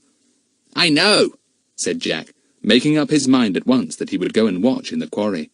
He liked owls very much. Perhaps he could get a young one and tame it. But he'd have to be careful not to let it see Snoozy the dormouse. That would be the end of Snoozy. The boys walked off together, exploring the cone-shaped hill. A shout from above attracted their attention. "Jack! Philip! We're going back in a minute. Are you coming with us, or do you want to follow sometime later?" "We'll come now!" shouted Jack, and he and Philip began to climb up towards the others. They found Gussie awake but scowling. He spat something out of his mouth as they came up. "Manners, manners," said Jack reprovingly. "He says somebody popped bits of grass into his mouth," said Dinah with a giggle. "So he keeps on spitting them out." "Did you put them in, Jack?" "No," said Jack, "and Philip didn't either." "There you are," said Dinah triumphantly, turning to the angry Gussie. "Nobody put anything in your mouth when you were asleep. You're just making it all up. I bet you chewed a bit of grass yourself." "I did not," said Gussie. "It was a wicked thing to do. It nearly choked me. I was choked." "Choked, you mean?" said Lucy-Ann. "Well, it's a mystery. Nobody did it, and yet you were nearly choked with grass. Don't spit any more. You can't have any left in your mouth now." Jack and Philip threw a quick look at one another. They knew quite well who had played this trick on poor Gussie. Gussie saw the look and rounded on them. "You know who did it. I saw you look." "All right, we know who did it," said Jack. "A jolly good trick, too. We thought of doing it ourselves. You looked so silly with your mouth wide open, snoring." "I do not snore," said Gussie. "And tell me who did it." "Come on," said Bill. "I expect it was old Kiki. She's done it before, to me. Can't you see a joke, Gus?" Gus suddenly exploded into his own language. He stood there, shaking his long hair back, his face scarlet, and a string of incomprehensible words coming from his mouth. Nobody understood a thing. Kiki was intensely interested with this string of words she didn't understand. She sat herself on Jack's shoulder, near to the angry Gus, and listened intently. When he stopped for breath, she continued on her own. "Gibberolly dockery blowy kettle fussy Gussie," she began, and poured out strings of nonsense into which she wove many of the words she knew, mixed up with ones she didn't. Everyone roared. It sounded exactly as if Kiki was talking to Gus in his own language. Gus was silenced. He stared at Kiki, amazed. "Does she speak English now?" he demanded. "What does she speak?" "She's speaking a lot of nonsense, bad bird," said Jack. "Be quiet, Kiki, don't show off." Bill and Mrs. Cunningham had already set off down the hill. The girls followed, giggling. Gus was annoying, but he really did provide them with a lot of amusement. Gus followed them at last, shaking back his long hair defiantly. He spat now and again as if he still had grass in his mouth, and Kiki copied him with joy, going off into cackles of laughter every now and again. It was about 5:30 when they got back to Quarry Cottage. "If any of you want tea after that enormous lunch, will you please get yourself a glass of milk and some biscuits?" said Mrs. Cunningham, "or a bit of fruitcake if you feel real pangs of hunger." All the 5 children apparently felt real pangs, for they raided the larder and reduced the fruitcake to a mere fragment of itself. They also drank all the milk, much to Mrs. Cunningham's dismay.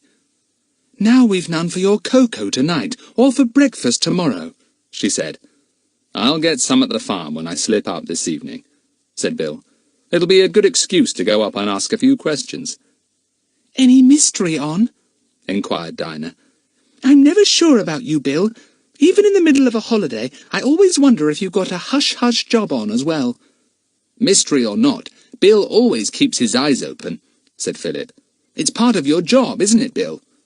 "Let's play a game," said Dinah. "Where are the cards? Let's play Racing Demon. Do you play it, Gus?" "I play it," said Gus. "I played it at school last term. I am good with this game, very good. I go as fast as this." He pretended to be putting cards down, and was so vigorous that his hair fell over his eyes. He pushed it back. He was always doing that, and it got on Dinah's nerves. "Your long hair," she said. "It's always in the way." "Now, don't start anything," said Jack. "A spark is enough to set him off. Talk about being touchy. Don't glare like that, Gus. You make me shake at the knees." "Pfft," said Gus rudely. "Pfft," said Kiki at once. "Pfft, pfft, pfft." "That'll do," said Jack. "One is quite enough in the family. Got the cards, Di? Oh, good." They were soon sitting in a ring on the floor, playing Racing Demon. Kiki couldn't understand the game at all, and wandered off into a corner because Jack wouldn't let her pick up any of the cards. "Pfft," they heard her say to herself quietly. "Pfft." Surprisingly enough, Gussie was good at Racing Demon. He was very deft with his cards, and very sharp to see which pile he could put them on. He got very excited and panted loudly. His hair fell over his eyes, and he pushed it back.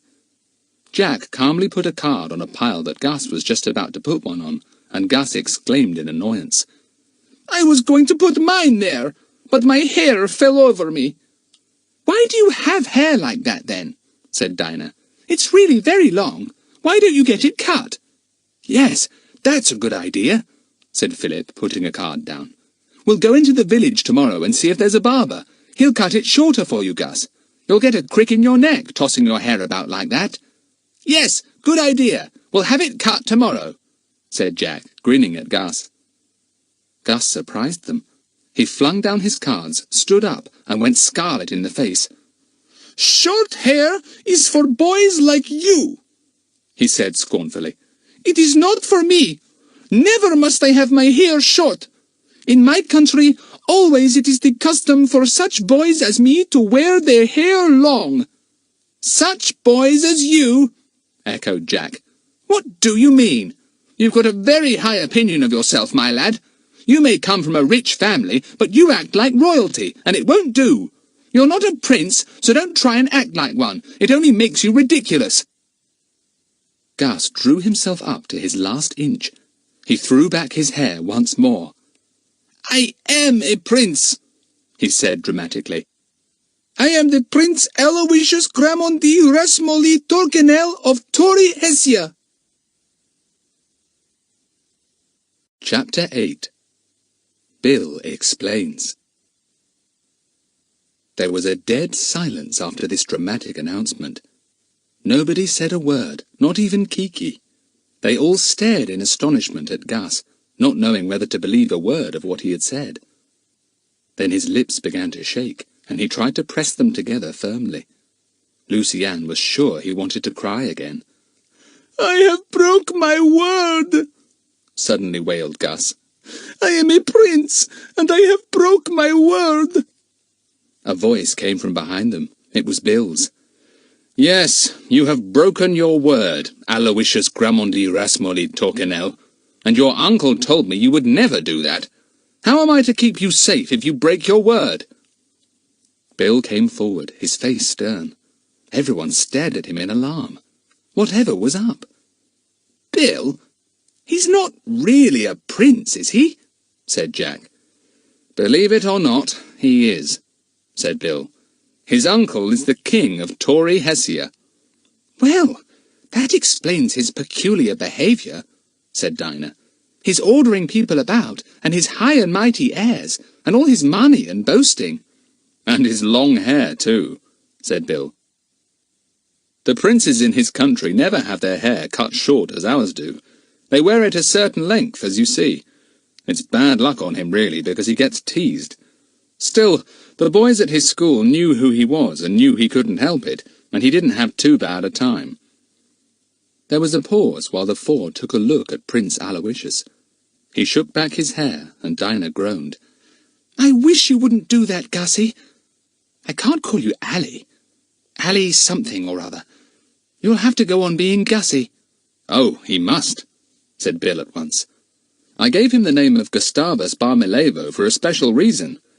Things, rather serious things, are happening in his country at the moment, and it's essential that he should go under another name here." "What serious things are happening?" said Jack. "Revolts or something?" "Well, I'll tell you," said Bill.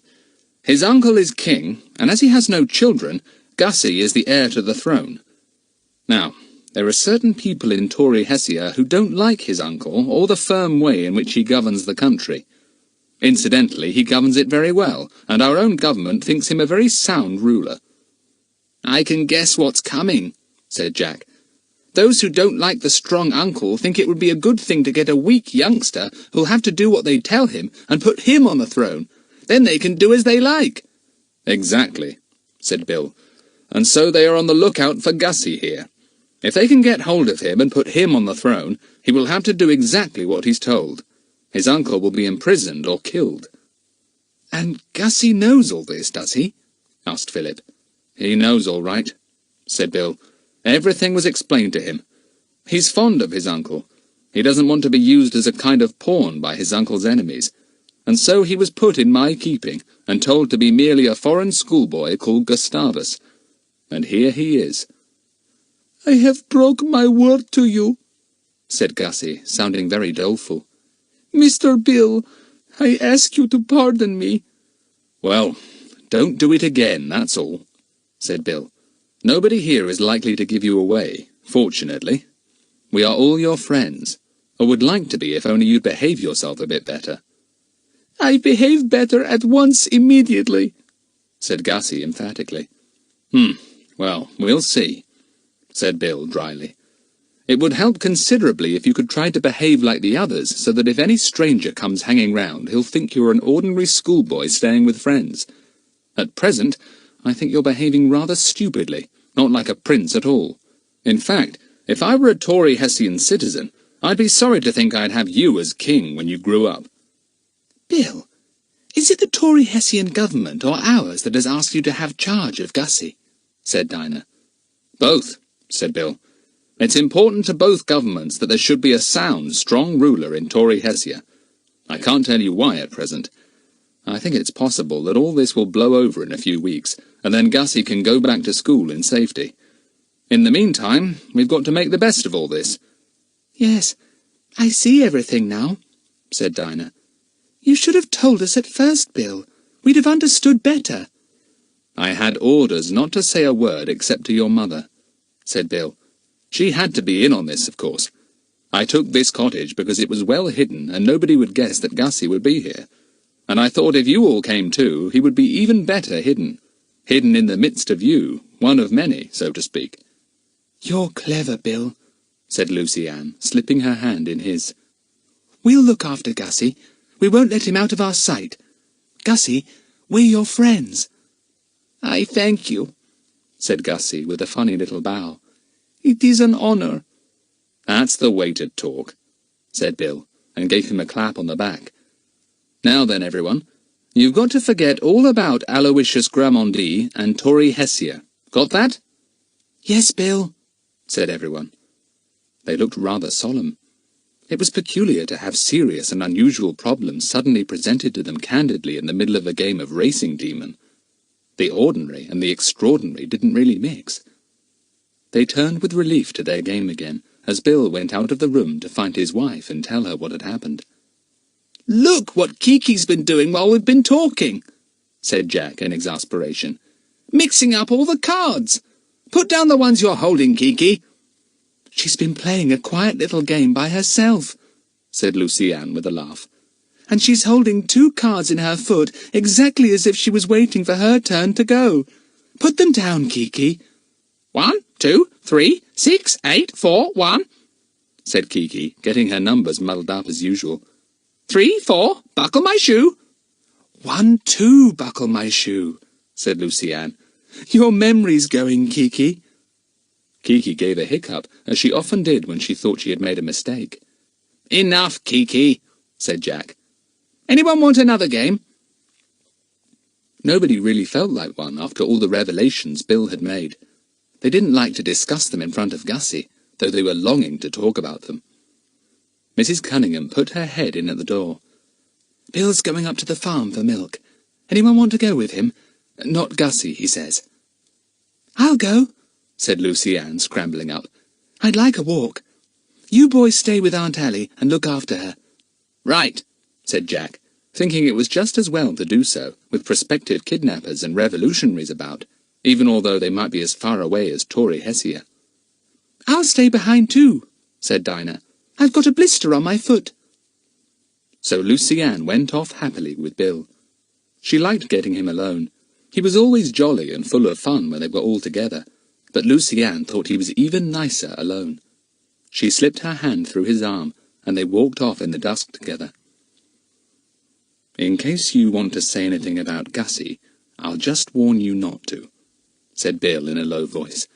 "I don't want the slightest suspicions to get about that he's not all he seems.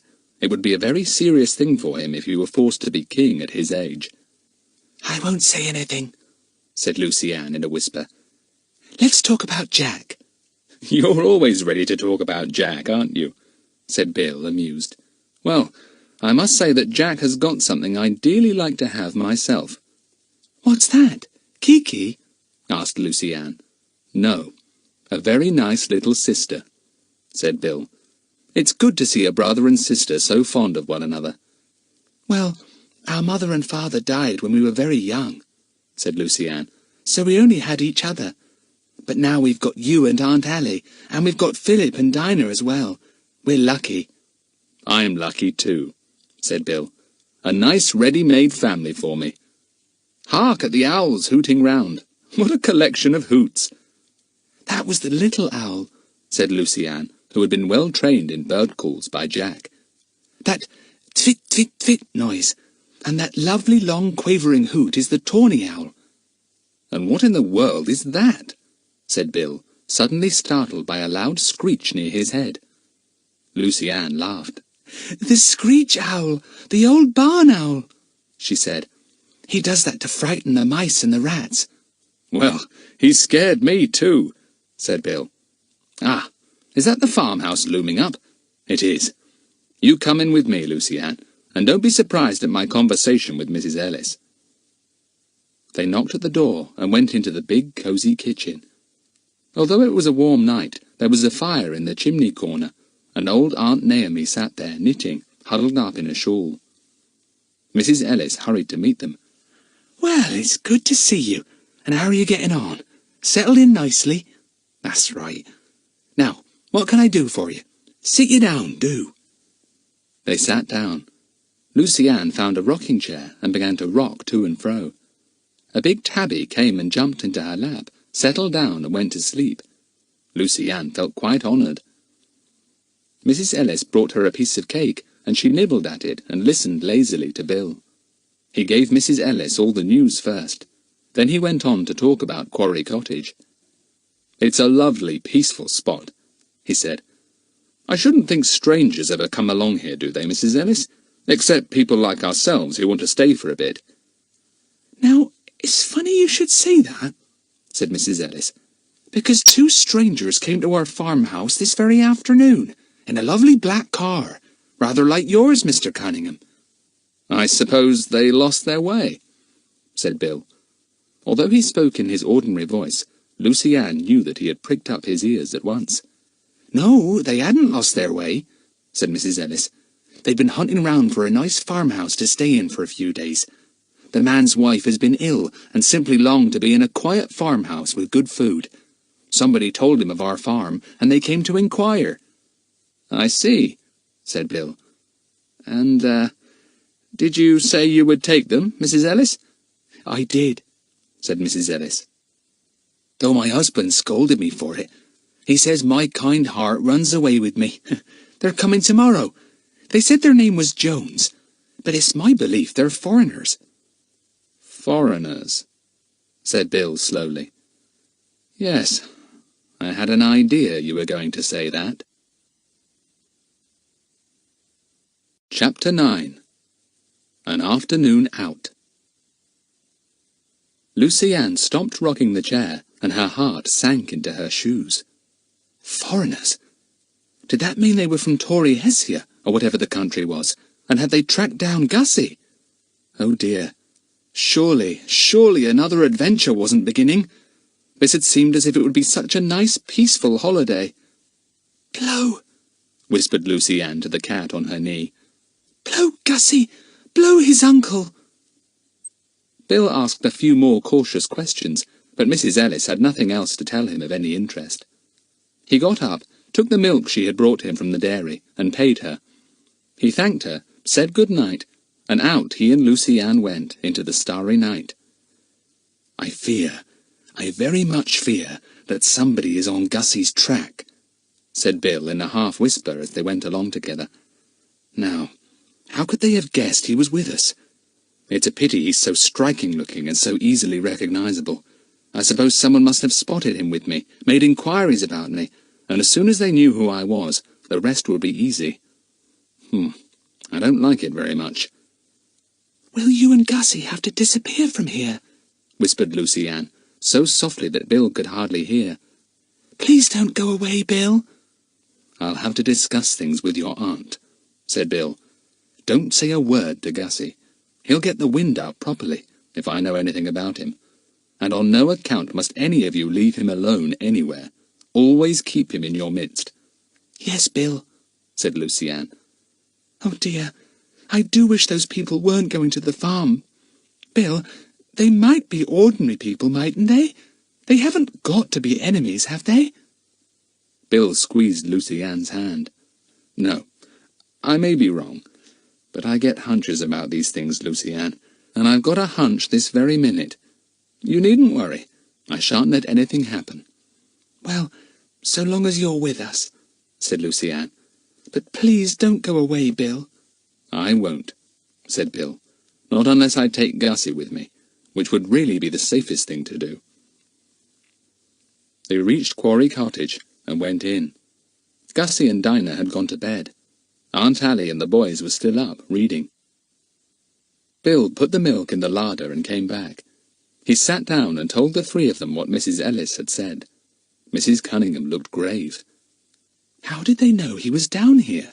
she wondered. "Oh, Bill, what shall we do now? Shall we leave here at once, all of us?" "No, that would tell the enemy too much," said Bill. "I don't see that two people, a man and a woman, can do very much by themselves. I mean, they can't fall on us and wrest Gussie away from our midst. As long as there are only the two of them, we haven't much to fear, and Mrs. Ellis will soon tell us if any more arrive. One of the boys can go up each day for milk and get the latest news."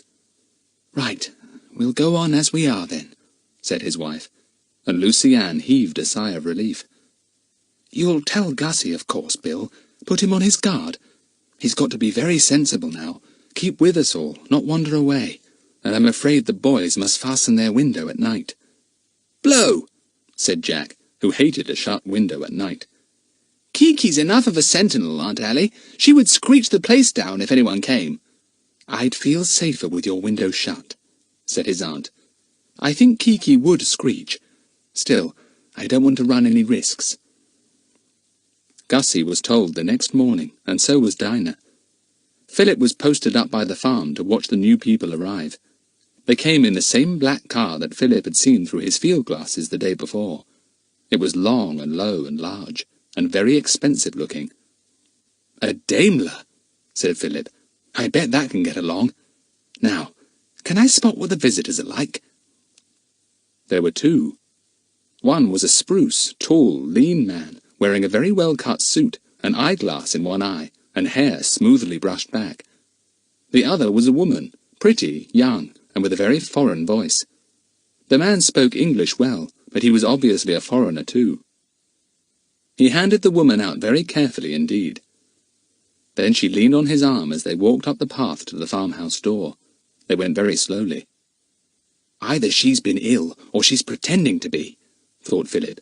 "I'd better go back and tell Bill, and Gussie too. He may recognize them from my description." But Gussie didn't. He shook his head. "No, I don't know them." "I wouldn't be surprised if they come along here sometime today," said Bill, "just to have a snoop round. I feel sure they know I'm at this cottage, and that Gussie may be with you all on holiday." Bill was right. That afternoon, while Jack was bird-watching near the house, he heard the sound of voices. He peeped through the bushes. It must be the visitors from the farm. The man had an eyeglass in his eye, as Philip had described, and the woman was walking slowly, leaning on his arm. Jack sped indoors by the back way. "Bill!" he called. "They're coming! Where's Gussie? He could peep at them as they go by and see if he knows them." Gussie ran to a front window and hid behind the curtain, waiting. But the couple from the farm didn't go by. They turned in at the front gate and came right up to the cottage door. A sharp sound came on the afternoon air. Rat-a-tat-tat! Mrs. Cunningham jumped. She was having a rest on her bed. Bill opened the door and went in. "Allie, it's the couple from the farm. What nerve to come right to the house! They obviously don't think that we suspect anything at all. Will you go down and open the door? I shan't appear, and Gussie mustn't either. The others can, of course." Bill went to tell Gussie to keep out of the way, and Mrs. Cunningham ran down the stairs to the front door, patting her hair tidy. She opened it. 2 people stood on the step, a man and a woman. The man raised his hat politely. "Forgive this sudden visit," he said, "but my wife and I were taking a short walk, and she has begun to feel faint. A cup of water would help her, I think, if you would be so kind." "Oh, do come in," said Mrs. Cunningham, hoping that Gussie wouldn't come running down the stairs. "I'll get some water." She took them into the little sitting-room. The woman sank down into a chair and closed her eyes. "My wife has been ill," said the man. "I have brought her down to the farm for a few days. Good air and good food, you know. Better than any hotel. But I should not have taken her so far on her first day." "I'm so sorry," said Mrs. Cunningham, playing her part as best she could. "Dinah, where are you? Get a jug of water and a glass, will you, dear?" Dinah sped to the kitchen and came back with a glass jug of ice-cold water and a glass on a little tray.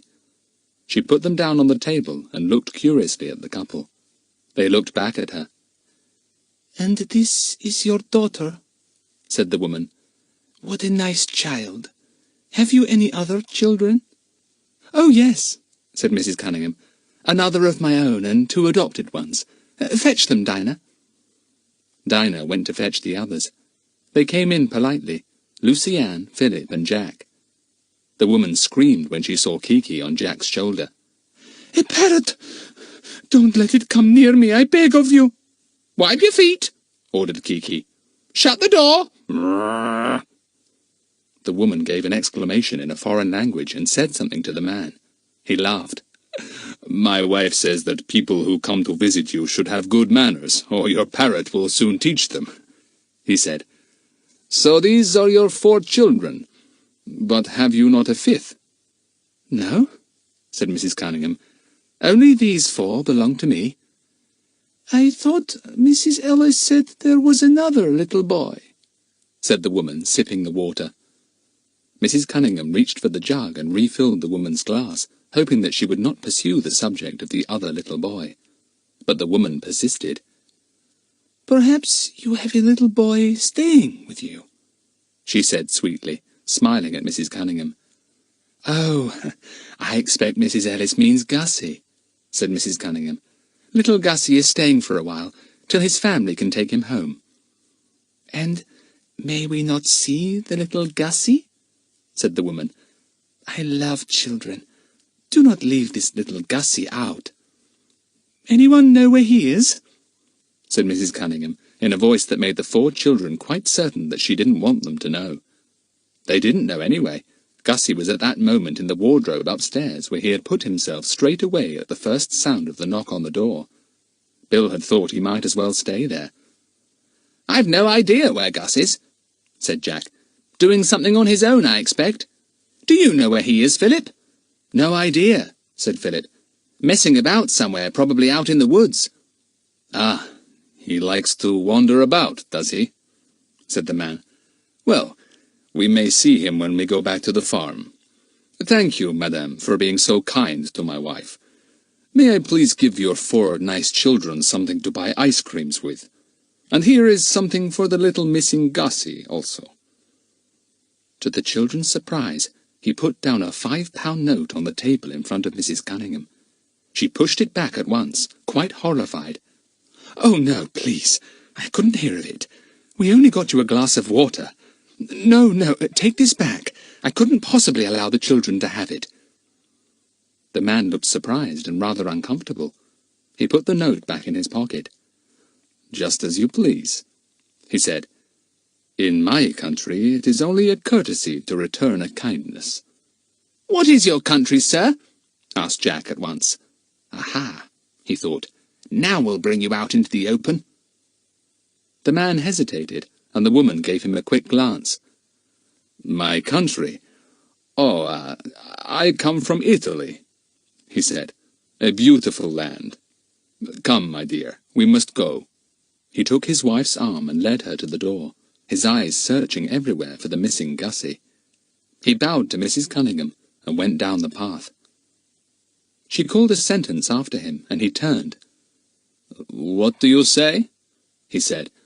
"I didn't understand." Mrs. Cunningham repeated it.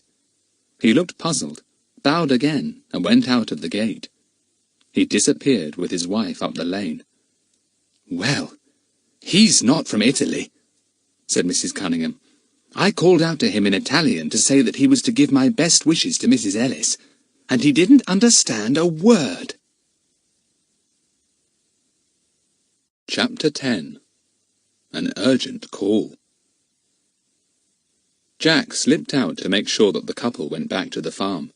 He came back to report that they had, and Bill held a conference at once. Gussie had been hauled with difficulty out of the wardrobe. He had recognized the woman, but not the man. "She is Madame Catiosa," he said, "the wife of the Prime Minister. I hate her. She is clever and sharp and cruel." "What, that pretty young woman?" said Mrs. Cunningham in astonishment. "Yes," said Gussie, nodding his head vigorously. "Once she was a spy for our country. My uncle told me, a very clever spy. And she married the Prime Minister and tells him what to do." Said Bill. "And you didn't know the man, Gussie? Not that that matters. You've recognized one of them, and so we know for certain that they're after you. I almost think we'd better clear out. I really don't know what to do for the best. I think I'd better take you and hand you over to the keepers in the Tower of London. You'd at least be safe there." "But you said, Bill, that if there were only two of them, the man and the woman, they couldn't very well do anything to Gussie," said Jack. "Why not let one of us keep watch each day to make sure no other car comes down to the farm, or no other visitor? I can easily go and spend the day at the farm and watch, and Philip can watch the next day." "I think perhaps you're right," said Bill, puffing at his pipe. "Anyway, we'll stay put for the next 2 days, and wait for the enemy to make the next move. There's no doubt that they think Gussie's the boy they want. I expect Mrs. Ellis has described him carefully to them, and he's easily described." "Yes, long hair for one thing," grinned Jack. "Shall I nip along to the farm now, Bill, and keep watch for the rest of the day? I can go and ask for some butter or something, and then hang round, helping with a few jobs. I'd like that anyway." "Right, you go," said Bill, and Jack sped off with Kiki on his shoulder. The others got up to go for a walk, well away from the farm. "Take your tea," said Mrs. Cunningham. "Nobody will know where you are if you go off for a walk, so nobody will be able to find you. You should be quite safe, Gussie." So Gussie, Philip, and the two girls went off with the picnic basket. They walked for about 2 miles, and then found a glade that was golden with polished celandines. They sat down, hot with their walk. "This is heavenly," said Lucy-Ann. "I do love celandines. They look as if someone polished them every single morning. Jolly good workman he must be. He never misses a petal." Dinah gave a scream. "Oh, what's that on your shoulder, Philip? Oh, it's a mouse!"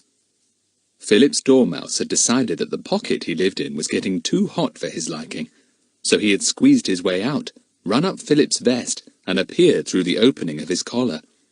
There he was now, sitting up on the boy's shoulder. "Oh, a dormouse!" cried Lucy-Ann in delight. "What's his name, Philip? Will he let me hold him?" "His name is Snoozy, and it suits him," said Philip. He felt in a pocket and brought out a nut. He gave it to Lucy-Ann. "Here, take this. Offer it to him on the palm of your hand, and he'll run over to you." Lucy-Ann balanced the nut on her palm and held it out to the tiny mouse, being careful not to move too quickly. The dormouse watched her hand coming close to Philip's shoulder, and his whiskers quivered as his nose twitched. "He can smell the nut," said Philip. "Keep quite still, Lucy-Ann. There he goes. How do you like the feel of his tiny feet?" "Oh, lovely," said Lucy-Ann. "Isn't he a dear, Philip? I wish I had one too." "I'll try and get you one," said Philip. But Dinah gave a squeal at once. "No, she sleeps with me, and I'm not having mice in the bedroom." "But this is a dormouse, not a house mouse," said Lucy-Ann. "It doesn't smell or anything. It's just perfectly sweet." Snoozy nibbled daintily at the nut. A bit broke off, and he took it into his front paws, sitting up just like a squirrel. He looked at Lucy-Ann out of his bright eyes. "He's got such big black eyes that they really are like mirrors," she said. "I can see my own face, very tiny, in each of them." "Can you?" said Gussie in surprise, and put his face close to Lucy-Ann's to look into the big eyes of the dormouse. It fled at once, disappearing down Philip's neck at top speed. "You move too fast, Gussie," said Lucy-Ann crossly. "You would manage to startle him." "Excuse, please. I apologize," said Gussie. "I beg your pardon, Lucy-Ann." "All right, but I do hope Snoozy will come back," said Lucy-Ann, rather cross. He peered out of Philip's neck once or twice, but he wouldn't come right out. "He's not absolutely tame yet," explained Philip. "I've not had him long enough. But he soon will be. He'll be coming out at mealtime soon and nibbling his little nut on my bread plate." "Not if I can help it," said Dinah. "Don't be silly," said Philip. "You simply don't try to like dormice. You—" "Someone's coming," said Lucy-Ann suddenly. Her sharp ears had caught the sound of voices. "Get under the bush, Gussie," ordered Philip. "Go on, quick." Gussie vanished at once, and the bush closed over him. It was a pity it was a gorse bush, but Gussie didn't have time to think of prickles. 2 men came by, talking in the broad accent of the countryside. One was the man who had told Philip so much about badgers. He waved to him. "It'll be a good night for badgers tonight," he called. "Moonlight, and that's what they like." "Come out, Gus," said Philip when the men had passed. "False alarm." Gussie crawled out, scratched on face, hands and knees by the gorse prickles. He was very frightened. "He bleeds," said Dinah unkindly. "Gus, you are bleeding all over." "It's nothing much," said Philip, taking out his handkerchief and scrubbing the drops of blood away here and there. "Everyone gets pricked by gorse sooner or later. Cheer up, Gus, and for goodness sake, don't complain." "I don't like bleeding," said poor Gussie in a woebegone voice. "It makes me feel sick." "Well, be sick then," said hard-hearted Dinah. "but don't make a fuss." Gussie made a valiant effort and swallowed hard. He didn't fuss after all. What a victory! After they had eaten every crumb of their tea, they decided to go back. Philip wanted to have a look at the quarry on the way to see if he thought that badgers might really make that their haunt. He wandered round the big deserted place, examining the hedges round for signs of a badger's set. The girls and Gussie ran the few hundred yards that lay between the quarry and the cottage. Lucy-Ann thought they ought to, in case any enemy was lying in wait. "Any news?" she asked as they went indoors, panting. "Has Jack come back from the farm yet?" He hadn't. Nobody had any news at all, it seemed. Jack had none either when he came. "Not a soul came to the farm," he said, "and I didn't even see the man and the woman. They must have been in their room all the time. Once I heard a ting as if somebody was using the telephone. It might have been them." "Can't tell," said Bill.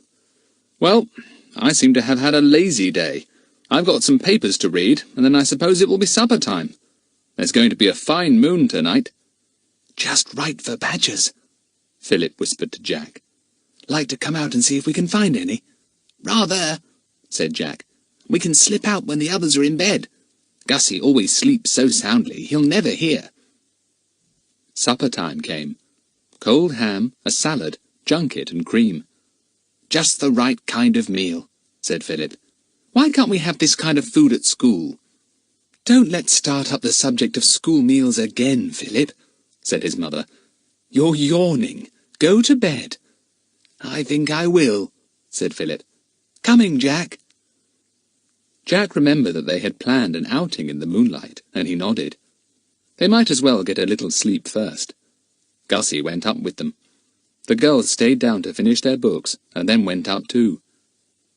"I'll set my little alarm clock for 11, said Philip to Jack in a low voice, not wanting Gussie to hear. "I'll put it under my pillow, and it won't wake anyone but me." Gosh, I'm sleepy. In 10 minutes, all the 5 children were fast asleep. Downstairs, Bill and his wife sat listening to the radio. "We'll hear the 10 o'clock news and then go to bed," said Bill. But, just as the 10 o'clock news was about to come on, there came a cautious tapping at the front door. Bill stiffened. Who was that? He looked at his wife, and she raised her eyebrows. Who could that be at this time of night? Bill went quietly to the door. He didn't open it, but spoke with his mouth close to the crack. "Who's there?" "Oh, sir, Mrs. Ellis has sent me down to beg you to come up to the farm," said an anxious voice. "It's her old aunt. She's fallen down and broken her hip. Can you come? Mrs. Ellis is in such a way. She sent me to ask you because the doctor's away." Bill opened the door. He saw a bent figure wrapped round in a shawl. It must be Alice, the old woman who helped Mrs. Ellis in the kitchen. "Come in," he said. "No, sir, I'll be getting back," said the old woman. "You'll come, won't you?" "Yes, we'll come," said Bill. He shut the door and went back to tell his wife. "It's a message from Mrs. Ellis about the old aunt. Apparently she has fallen and broken her hip," he said. "Will you go, Ally? I'll take you there, of course, and then I must leave you and come back here because of Gussie. But Mr. Ellis will bring you back, unless you stay for the night." "Yes, I'd better go at once," said Mrs. Cunningham. "Poor Mrs. Ellis. Just what she was afraid might happen." She got her things on, and Bill and she went out of the door. "It's not worth waking up the children and telling them," he said. "They're sound asleep. Anyway, I'll be back here in a few minutes' time." He shut the door quietly, made sure he had the key with him to open it when he came back, and then set off with his wife. What a wonderful moonlit night! Really, he would quite enjoy the walk. Chapter 11. Happenings in the Night. The moonlight streamed down over the countryside as Bill and his wife set out. "What a lovely night," said Bill. "As light as day, almost." They went up the tiny lane, hurrying as much as they could. "I'll ask at the farm if Mr. Ellis can bring you back," Bill said. "I won't stay even a minute. I'm worried about Gussie. I may get a glimpse of Madame Tatiosa and her companion, but I don't particularly want them to see me." They were passing a little copse of trees, a patch of dense black shadow in the surrounding moonlight. Bill and his wife walked by, not seeing a small movement in the shadows. Then things happened very quickly indeed. 4 shadows came from the copse of trees, running silently over the grass. Bill turned at a slight sound, but almost as he turned, someone leapt on him and bore him to the ground. Mrs. Cunningham felt an arm round her, and a hand pressed over her mouth. She tried to scream, but only a small sound came from her. "Don't struggle," said a voice, "and don't scream. We're not going to hurt you. We just want you out of the way for a short time." But Bill did struggle, of course. He knew what these men were after. Gussie. He groaned in anger at himself. This was a trick, of course. Old Aunt Naomi hadn't had a fall. There had been no real message from the farm. It was all a ruse to get them out of the house so that it would be easy to kidnap Gussie. Someone gagged his mouth by wrapping a cloth firmly round his face. He could hardly breathe. He wondered how his wife was getting on, but he could see and hear nothing. He stopped struggling when at last his arms were pinned behind him and tied together with rope. There was nothing he could do. It was 4 against 2, and as they had been taken by surprise, they were at a great disadvantage. Perhaps he would be able to undo the rope that bound him when his captors had gone to get Gussie. He might still prevent the kidnapping. Mrs. Cunningham was scared and did her best to get away, but one man was quite sufficient to hold her and bind her hands and feet. She too was gagged so that she could not scream. "We are sorry about this," said a man's voice, quite politely. "It is important to us to take the little prince out of your hands. His country needs him. We shall not harm him in any way, and we have not harmed you either. We have merely put you to some inconvenience. Once we have the prince, one of us will come to untie you, if it is possible. If not, Well, you will be found by some farm worker early in the morning. The men left Bill and his wife against a haystack, protected from the wind. One of them had gone through Bill's pockets first, and had taken out the key of the cottage. Bill listened as the men went off. Were they gone? He rubbed his head against the ground, trying to get off the cloth bound round his face. Was his wife all right? He was furious with himself. To walk into a trap as easily as all that. The woman with the message must have been one of the gang, of course. No wonder she wouldn't come in.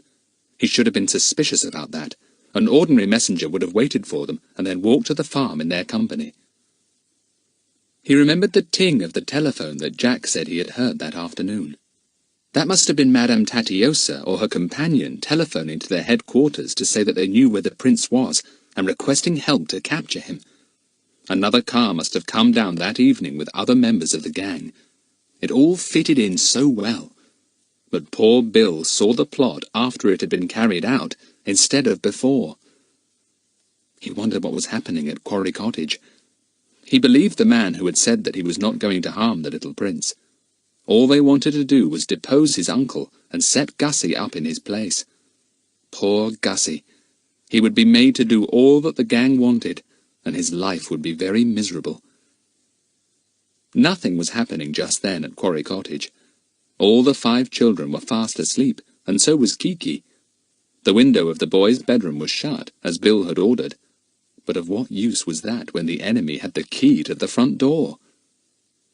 Time crept on, and 11 o'clock came. Philip's alarm clock went off under his pillow, whirring in a muffled way that woke him up with a jump. At first he didn't know what the noise was. Then he remembered. 11 o'clock, he thought, and slid his hand under his pillow to stop the alarm ringing. He sat up. Moonlight poured into the room and made everything silvery. Just the night for badgers. He padded across the room and shook Jack. "Wake up! 11 o'clock!" he whispered, right into his ear. He did not mean to wake Gussie and have him clamouring to go with them. But Gussie was very sound asleep indeed. The moonlight streamed onto his face and showed up the long lock of hair that had fallen as usual over his forehead. Kiki awoke as soon as the alarm went off, but she was used to muffled alarm clocks, and merely gave a little yawn and stretched her wings. If the boys were going out, she was quite ready. Nothing would persuade her to be left behind. The 2 boys dressed quickly in shorts, jerseys, and rubber-soled shoes. They took a last glance at Gussie. His mouth was wide open again. Jack grinned as he remembered the bits of grass that Kiki had popped into it on Sugarloaf Hill. They crept downstairs, pausing outside Bill's bedroom door to make sure all was quiet, and that Bill and his wife were asleep. "Can't hear a thing," whispered Jack. "They must be very sound asleep. Not even a snore from Bill." This wasn't very surprising, of course, as Bill was at that moment struggling with his ropes as he lay in the shelter of the haystack. "We'll go out the back way," whispered Philip. "The front door creaks a little. Don't bump into anything in the hall, for goodness sake." Kiki was on Jack's shoulder, as quiet as the dormouse in Philip's pocket. She could always be depended on to keep silent when it was necessary. She knew quite well that the boys were trying not to be heard. She pecked Jack's ear affectionately, wondering what he was up to on this moonlit night. The boys went out of the back door, and then stood still, debating which way to go. "I think I'll come up to the little wood with you first," said Jack. "I might pop down to the quarry later to hear the owls there, and see if I can watch them swooping on mice or rats." So they went silently to the wood on the east side of the cottage, making no noise in their rubber-soled shoes. They kept to the shadows of the hedges, afraid that someone might see them, even in this deserted spot. The moonlight was so very brilliant. They came to the wood. Philip knew what type of place badgers would visit, and he led Jack to a hedge overshadowing a big bank. "This is the sort of place to wait about in," he said. "Let's squeeze into that bush there." They crouched down in the black shadows. An owl suddenly hooted nearby, and Kiki at once hooted back, copying the long, quavering hoot exactly, and making Jack jump. "Shut up, Kiki!" he whispered fiercely. "You'll bring all the owls down on us with your hooting. Gosh, Here comes the one you mimicked. An owl swooped by his head, and he ducked. So did Kiki. Kiki longed to hoot again. She loved puzzling any other bird. She kept silent, half sulky. The boys listened with their sharp ears, watching for any movement. Suddenly Jack gave Philip a nudge. A long, snake-like animal was hurrying by. "Stoat!" whispered Philip in Jack's ear. "And what's this? A hedgehog!" The hedgehog was curious about the black shadows sitting under the bush. He came fearlessly up to investigate. Philip put out his hand slowly, and the hedgehog sniffed it over. Jack quite expected to see him climb onto Philip's knee. No creature was ever afraid of him. But the hedgehog was hungry, and he ran off to find the slugs he liked best. The boys thought he went along as if he was a little clockwork animal. They waited for the next night creature to appear. And this time it was a badger. It really was. Philip drew in his breath sharply. He had hardly hoped to see one so soon. It was a biggish creature, with a curiously striped black and white face. It stood absolutely still in the moonlight, sniffing, wondering if it could smell a danger smell, a smell of humans. But the wind blew from the badger to the boys, and he could smell nothing. He could hardly be seen as he stood in the full moonlight, because the black and white stripes down his face were so exactly like the black and white shadows of this moonlit night. "Perfect camouflage," whispered Philip, and Jack nodded. Then he nudged Philip. Something else was coming. "Young badgers," thought Philip in delight. "A family party. Yes, there's Mother Badger at the back. What a bit of luck!" The young badgers were skittish little bear-like things. They began to play about, and the two boys watched their curious games, quite fascinated. The little badgers began to bounce. They really did bounce on all four legs, jumping up and down in the same place, looking like fat, furry balls. They bounced at one another. One knocked over another, but in a flash he turned a somersault, came up under the first badger, and knocked him over. This head-over-heels game seemed a favourite one, and the young badgers played it for some time. Then the parents gave a little call and went off into the wood. The young ones stopped their game and followed. Jack gave a little laugh. "What an amusing sight! I've never seen animals play that game before. Do all badgers turn head over heels like that?" "I've heard so," said Philip. "A keeper once told me that a grown badger will spring traps that way. He just turns himself head over heels on the trap, sets it off, and then takes the bait. All he loses is a few hairs off his back." An owl hooted again, some way off. It was a tawny owl calling. Then there was a screech from a barn owl. Kiki stirred on Jack's shoulders. She was longing to do a bit of hooting and screeching herself. "I think I'll go back now," said Philip, getting up. "I'd like to stay and watch for a few more creatures to come by, but I'm afraid I shall fall asleep. You coming, Jack?" "Well, I rather think I'll go and wander round that quarry a bit," said Jack. "I'd like to see what owls are there, and I'd like to give old Kiki the chance of calling them, to see if she really can bring them to her. I know she's longing to try, aren't you, Kiki, old bird?" Kiki muttered something into his ear, afraid of speaking out loud. Jack got up and stretched. "Well, you get to bed, and I'll come when I'm ready," he said. "I'll be about half an hour, I expect. Don't be surprised if you hear thousands of hoots in a little while, once Kiki gets going." Philip went back to the cottage, and Jack made his way to the quarry. Little did they guess what a shock they were both going to get in the next 10 minutes. Chapter 12. Capture. Philip made his way to the back door of the cottage, but just as he was about to go in, he stopped. What noise was that? It sounded like someone going to the front door. Someone tiptoeing up the path, surely. The boy hesitated. Could it be someone after Gussie?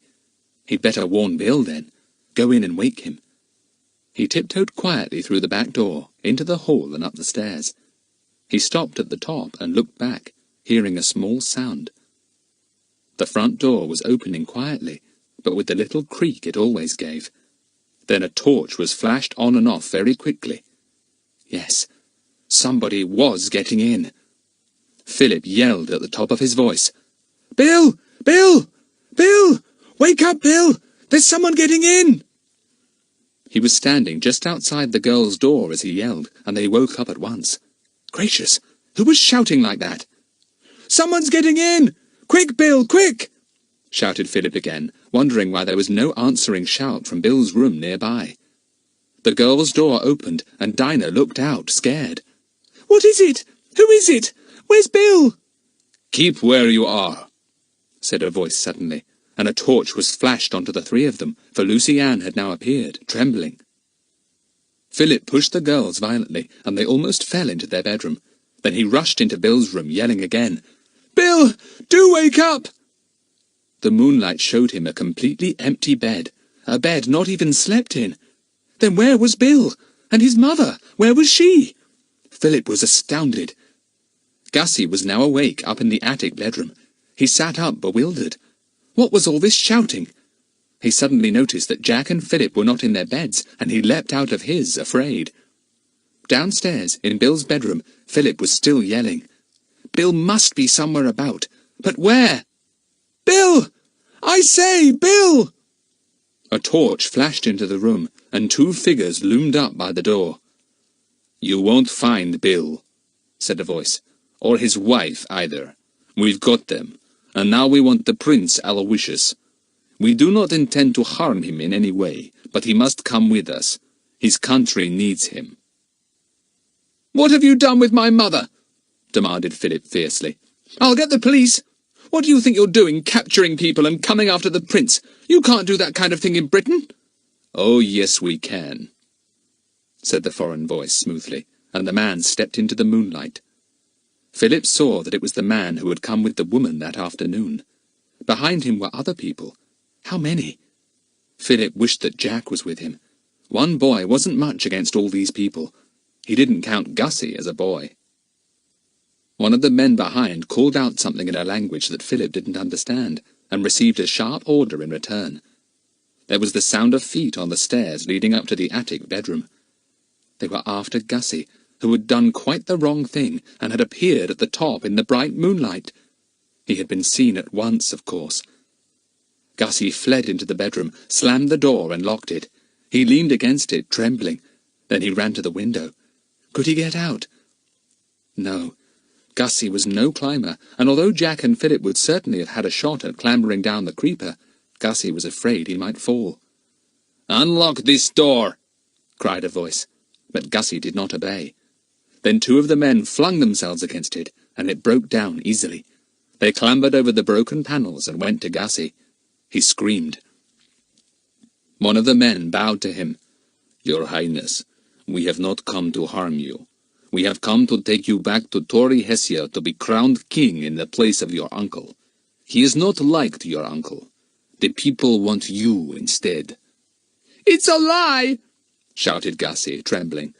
"I've been told all about it. My uncle is too strong a ruler for you, and you want a boy instead who will do as he is told. I will not come." All this was said in his own language, so that the girls, listening fearfully in their room below, did not understand a word. Philip pushed by the men at the door of Bill's room and ran up to Gussie. "Look here," he said fiercely to the two men there. "You know that the British government and your own government won't let you make Gussie king. You'll get into trouble with our government, you know. You'll be clapped into prison either here or in your own country." The men, joined by the other two below, had a quick conference. Philip didn't understand a word. Then the tall man with the eyeglass bowed slightly to Philip. "You too will come with us," he said, "and the other children as well. You will, be companions for our little prince, and we do not think your government will be too angry when they know we hold you also." "Oh, so you think you'll take us and make us a kind of hostage, do you?" said Philip, quite beside himself with rage. "You think you can bargain with our government just because you hold us prisoners? My word, you don't know the British people. You'll be sorry for this, holding us to ransom. I've never heard such a fat-headed idea in my life. You aren't living in the Middle Ages, you know." The man heard him out to the end, quite politely. Then he made a motion with his hand, and two of the men pounced on Philip and Gussie and held them in such a vice-like grip that it was quite hopeless to get away. "Run, you two! Run!" yelled Philip at the top of his voice, hoping that Dinah and Lucy-Ann would have the sense to rush into the woods and get away. But although they did manage to tear downstairs, they found a man in the hall, and he was quite able to hold the two kicking, yelling girls until yet another fellow came to his help. Sharp orders were given by the man with the eyeglass, who seemed to be in command. One man detached himself and went upstairs. He came down with an assortment of clothes for the girls and Gussie, who was, of course, still in his beautiful silk pyjamas.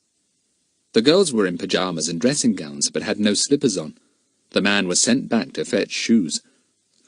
"Where's Bill?" said Lucy-Ann with chattering teeth. "I want Bill. What have they done with him? And where's Aunt Allie?" "Don't be frightened," said the man with the eyeglass, patting her. "We shall treat you very kindly. We shall not hurt you. It will be nice for the little Prince Aloysius to have his friends with him. You will have a fine time in Torre Hessia." Lucy-Ann suddenly realized that Jack was missing. She looked round wildly for him. "Where's Jack? What have you done with Jack?" "Ah, yes, there was another boy, I remember now," said the chief man. "Where is he?"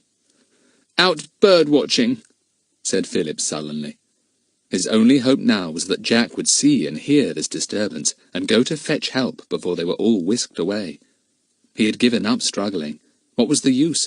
He would only get hurt, and he could see that if the girls were going to be captured, he certainly must go with them to look after them as best he could. "Bird-watching? At this time of night?" said the man. "What strange habits you Britishers have. We will not wait for this boy, Jack. We do not need him." They opened the front door again, and pushed the 4 children out in front of them, holding their arms tightly. "It is of no use to scream," said the chief, still very politely. "There is no one to hear you, and we should gag you if you did scream." "Philip, what shall we do?" asked Dinah, scarlet with rage at being captured like this. "Nothing," said Philip. "Just, hope for the best." Dinah guessed what he meant. Perhaps even at this very minute Jack was bringing help. Lucy-Ann stumbled along miserably in her dressing gown. She had been allowed to put on her shoes, and so had the others. She was worried about Bill and her aunt, and very, very worried about Jack. Would she be taken off to Torre Hessia and have to leave Jack for months and months? Where was Jack? Jack was down in the quarry with Kiki. He had found plenty of owls hooting and screeching there, for, as the old farmhand had said, it was a wonderful hunting place for owls of all kinds. Kiki had been having the time of her life. She had hooted and screeched and twitted, and had brought a crowd of owls almost down to Jack's shoulders. One owl, a barn owl, had screeched deafeningly in his ear, and had struck him with a wing. Jack decided that he was too easily seen where he stood. He must get under a bush somewhere, or else the next owl might scratch his face with a sharp talon or two. He moved to the other side of the quarry, and made his way to a big hedge there. As he drew near, the moonlight glinted on something under the hedge, something that shone brightly. Jack stopped. What could it be? He went cautiously forward, and saw that something dark and long and very big was under the tall hedge, as close to it as possible. The moonlight caught its polished surface here and there. "Gosh, it's a car!" said Jack in the greatest astonishment. "A car exactly like the one the couple have at the farm. It must be the same one. What's it doing here?" He went over to it. It was empty. Nobody was in it at all. The key had been taken out so that it could not be driven away. "Has somebody parked it here to go and spy round Quarry Cottage?" wondered Jack. He went to the back of the car. It had an enormous luggage boot. Jack opened it and peered inside. It was empty except for an extra inner tube and a few tools. Kiki hooted again, and an owl answered her. "Be quiet now, Kiki," said Jack. "We've got to do a bit of spying. We'll creep back to Quarry Cottage and see if there's anyone snooping round there." But before he could do that, He heard the sound of footsteps coming into the quarry, and he dived into some bushes. The footsteps made quite a lot of noise, because there were 8 people coming into the deserted quarry where the car had been parked. Jack peered out of his bush and saw, to his great alarm, that Philip, Dinah, Lucy-Ann and Gussie were all being held very firmly indeed. He stared, bewildered, unable to think what to do. Kiki suddenly screeched, but it was not an owl screech. It was a real parrot screech, and Philip recognized it at once. It was Kiki. Then Jack must be somewhere in the quarry still. He gave a shout. "They're taking us away! Tell Bill!" The man holding him gave a shove. "You were told not to shout. What's the use of shouting here? There's no one to hear you." But there was, of course. There was Jack. But what was Jack to do? Chapter 13. The Extra Passenger. Jack stared in distress at the 4 children being bundled into the car. Philip and Dinah at the back with 3 men, and Gussie and Lucy-Ann in front with the driver. What a crowd! If anyone saw the car going along with such a number of people in, surely it would be noticed and stopped. Yes, it would, thought Jack. So that means they can't be going very far. They will arrive at their destination before daylight. Are they going to take them to some hiding place fairly near then? Why in the world have they got Philip and the girls as well as Gussie? Everyone was now in the car. The doors were shut as quietly as possible. The engine was started up. And just at that very moment, Jack had an idea. He ran, crouching, to the back of the car. He hadn't had time to shut the luggage boot properly when he had opened it to look inside. Could he get into it before the car drove off? It was such a fine big one. The car began to move very slowly out of the quarry, bumping over rough places. Jack flung himself at the back of it and clambered up onto the luggage boot. It swung right open, and Jack half fell into it. Kiki was astounded and flew off his shoulder at once. Jack stared at her anxiously. He dared not call her back. But as soon as she saw Jack settled in the boot, she flew down again and found his shoulder.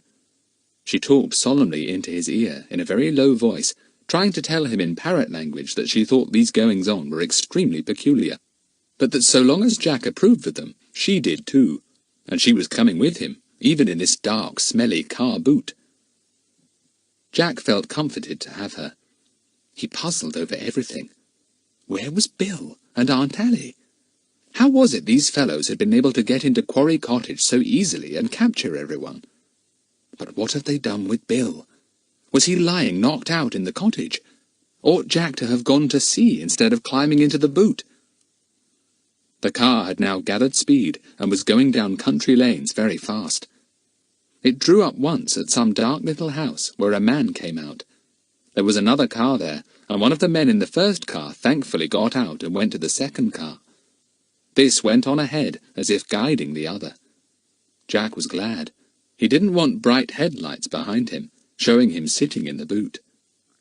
I ought to close the boot and shut myself in, but suppose I can't get it open again, he thought.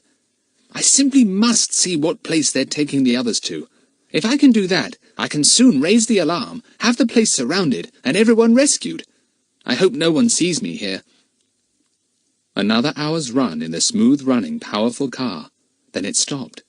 There was a sharp exchange of words, a light flashed, and a gate creaked open. Hello, we're here already, wherever that may be, thought Jack.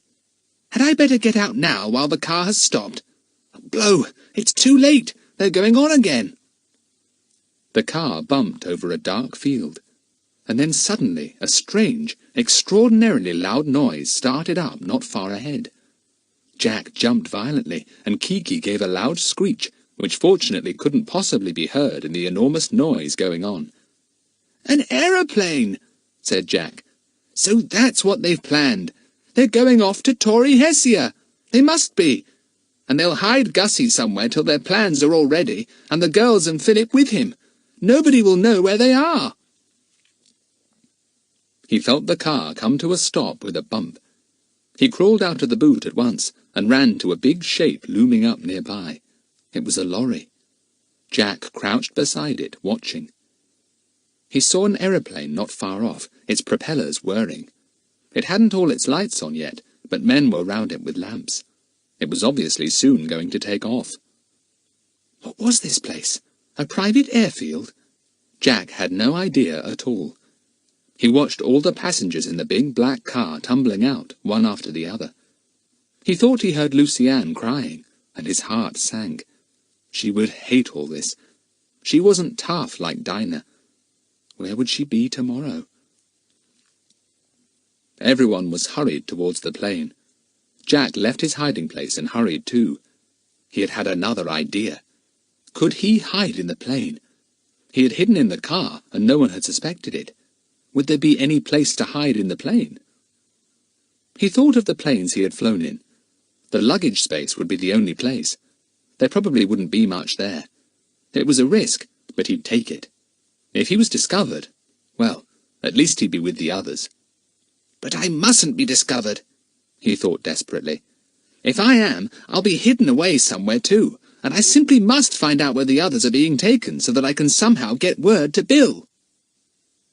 Kiki came to his help quite unexpectedly. She didn't see why she shouldn't talk to the others, whose voices she had recognized as soon as she had heard them getting out of the car. She left Jack's shoulder and flew towards Lucy-Ann. "Pop goes the weasel!" she cried. "God save the king! Send for the doctor!" The 4 children in front turned round in utter amazement. "Kiki!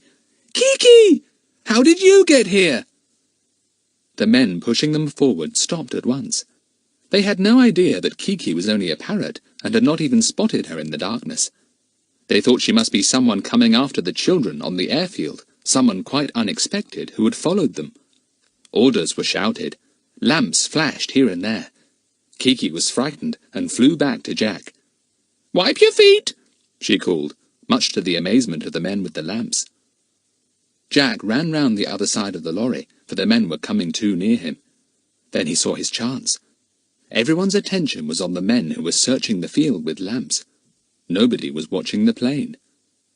Jack ran to it in the darkness, stumbling as he went. Thank goodness the moon had conveniently gone behind a remarkably black cloud. He felt a drop of rain. Perhaps the moon wouldn't come out till he was safely in the plane. He reached the plane, and thankfully saw the steps up to it. He ran up and found himself in the plane. No one was there. He groped his way to the back, where he hoped to find the luggage space. He felt something that was shaped like a crate. Yes, this must be where they put the luggage.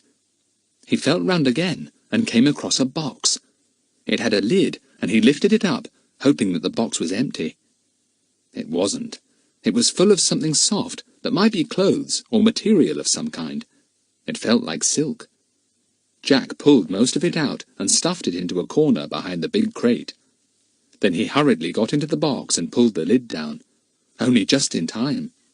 Kiki was with him, of course, silent and astonished. Jack had tapped her beak to tell her she must be absolutely quiet. He heard the sound of voices and the noise of feet going up the steps into the plane. He heard shouts and bangs and whirs. The propellers, which had stopped, were started up again, and the aeroplane shook violently. The wheels bumped very slowly over the field, and then the bumping stopped. "We've taken off," thought Jack thankfully, "and I'm here with the others, though they don't know it. Now, will my luck hold? Shall I get to wherever they're going without being discovered? I do hope so. If only I can find out where they will be hidden, things will be easy." It was uncomfortable in the box, but as Jack had left some of the soft material at the bottom, at least he had something soft to crouch on. Kiki didn't like it at all. She grumbled in his ear, and then suddenly produced a tremendous sneeze. It sounded very loud indeed to Jack. He sat as quiet as a mouse, waiting for someone to come and look round the luggage space. But nobody did. The noise of the engines was too loud for Kiki's sneeze to be heard. It was a real sneeze, not a pretend one, and Kiki was just as surprised as Jack when it came. The children in the front of the plane talked in low voices, sure that the engines would drown what they were saying. It seemed queer to be sitting in a plane dressed in night clothes. All but Philip, of course. Was that Kiki we heard out on the field? Said Lucy-Ann. It must have been. I'm sure I heard Pop Goes the Weasel.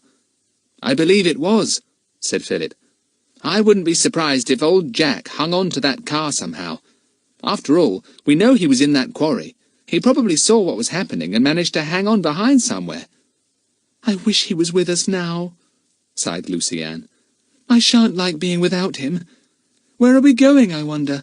To some horrid old castle, or perhaps a palace? Gussie, have you got a palace? Yes, said Gussie, but only a small one. We shan't go there, because the people know me.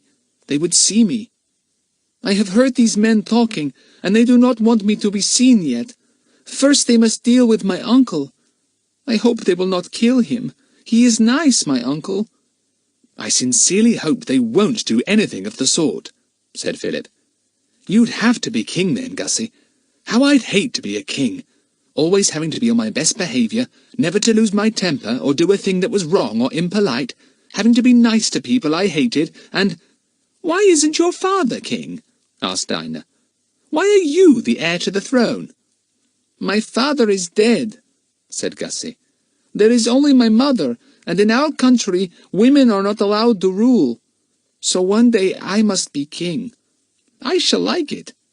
Well, you like ordering people about and showing off, said Dinah, so I suppose it'll suit you. But I can't say you're my idea of a king. Oh dear, I wish this hadn't happened. All our Easter hole's spoiled. I hate all this, said Lucy-Ann dismally. I'm cold, and now I'm sleepy. Cuddle up to me, said Dinah. After all, it's the middle of the night, so we ought to feel sleepy. I do too. Let's go to sleep. It will make the night seem shorter. I could go to sleep at once if I didn't keep thinking of Bill and Aunt Allie, said Lucy-Ann, shutting her eyes and getting close to Dinah for warmth. I keep on thinking about... I keep on... Philip smiled at Dinah over Lucy-Ann's head. She was asleep already, in spite of her thinking. Poor Lucy-Ann. She fell into adventures as readily as the others, but she didn't enjoy them nearly so much. Jack fell into an uncomfortable sleep too, in his box in the luggage space. Kiki tucked her head under her wing and slept peacefully. The plane went on and on in the night, through a rainstorm, and then out into clear weather again, with the moon still bright in the sky. None of the children saw that it was flying over the brilliant moonlit sea. None of them gazed down to see the towns that looked like toy villages far below. The engines droned on, and the rhythm lulled the sleepers for mile upon mile. And then the plane began to circle over a small airfield. It had arrived. Philip woke in a hurry and shook the girls. Gussie woke too, and looked down from the window. "Tory Hessia!" he said proudly. "My country! Tory Hessia!"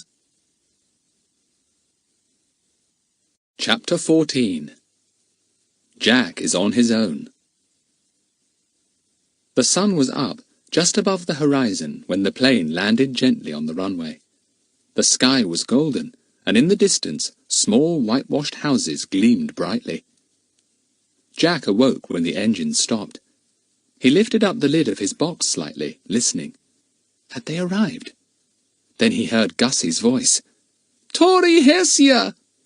"So we've arrived," thought Jack. "Now, what do I do next? It's daylight, though I should guess it's only just sunrise." The 4 children in front were hustled out. The little airfield was completely deserted except for a few mechanics. A large car stood waiting. The children were pushed into it without a moment's pause. Obviously they were to be hurried somewhere secret as fast as possible. Jack got out of the box and made his way cautiously to a window. He saw the children just below getting into a big car. The man with the eyeglass appeared to be in command, and gave an order to the chauffeur as he got in. The man was holding open the door and bowed. He saluted too, and repeated something after the man with the eyeglass. "Borkan."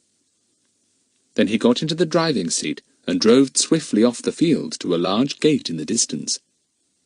Borken, said Jack to himself. Now would that be the name of a place, or just a Hessian word for thank you or something?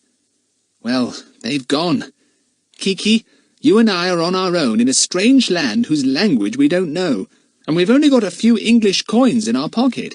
So what do you suppose is the best thing to do?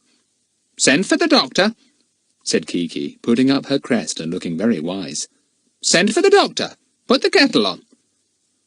Jack went on looking out of the window.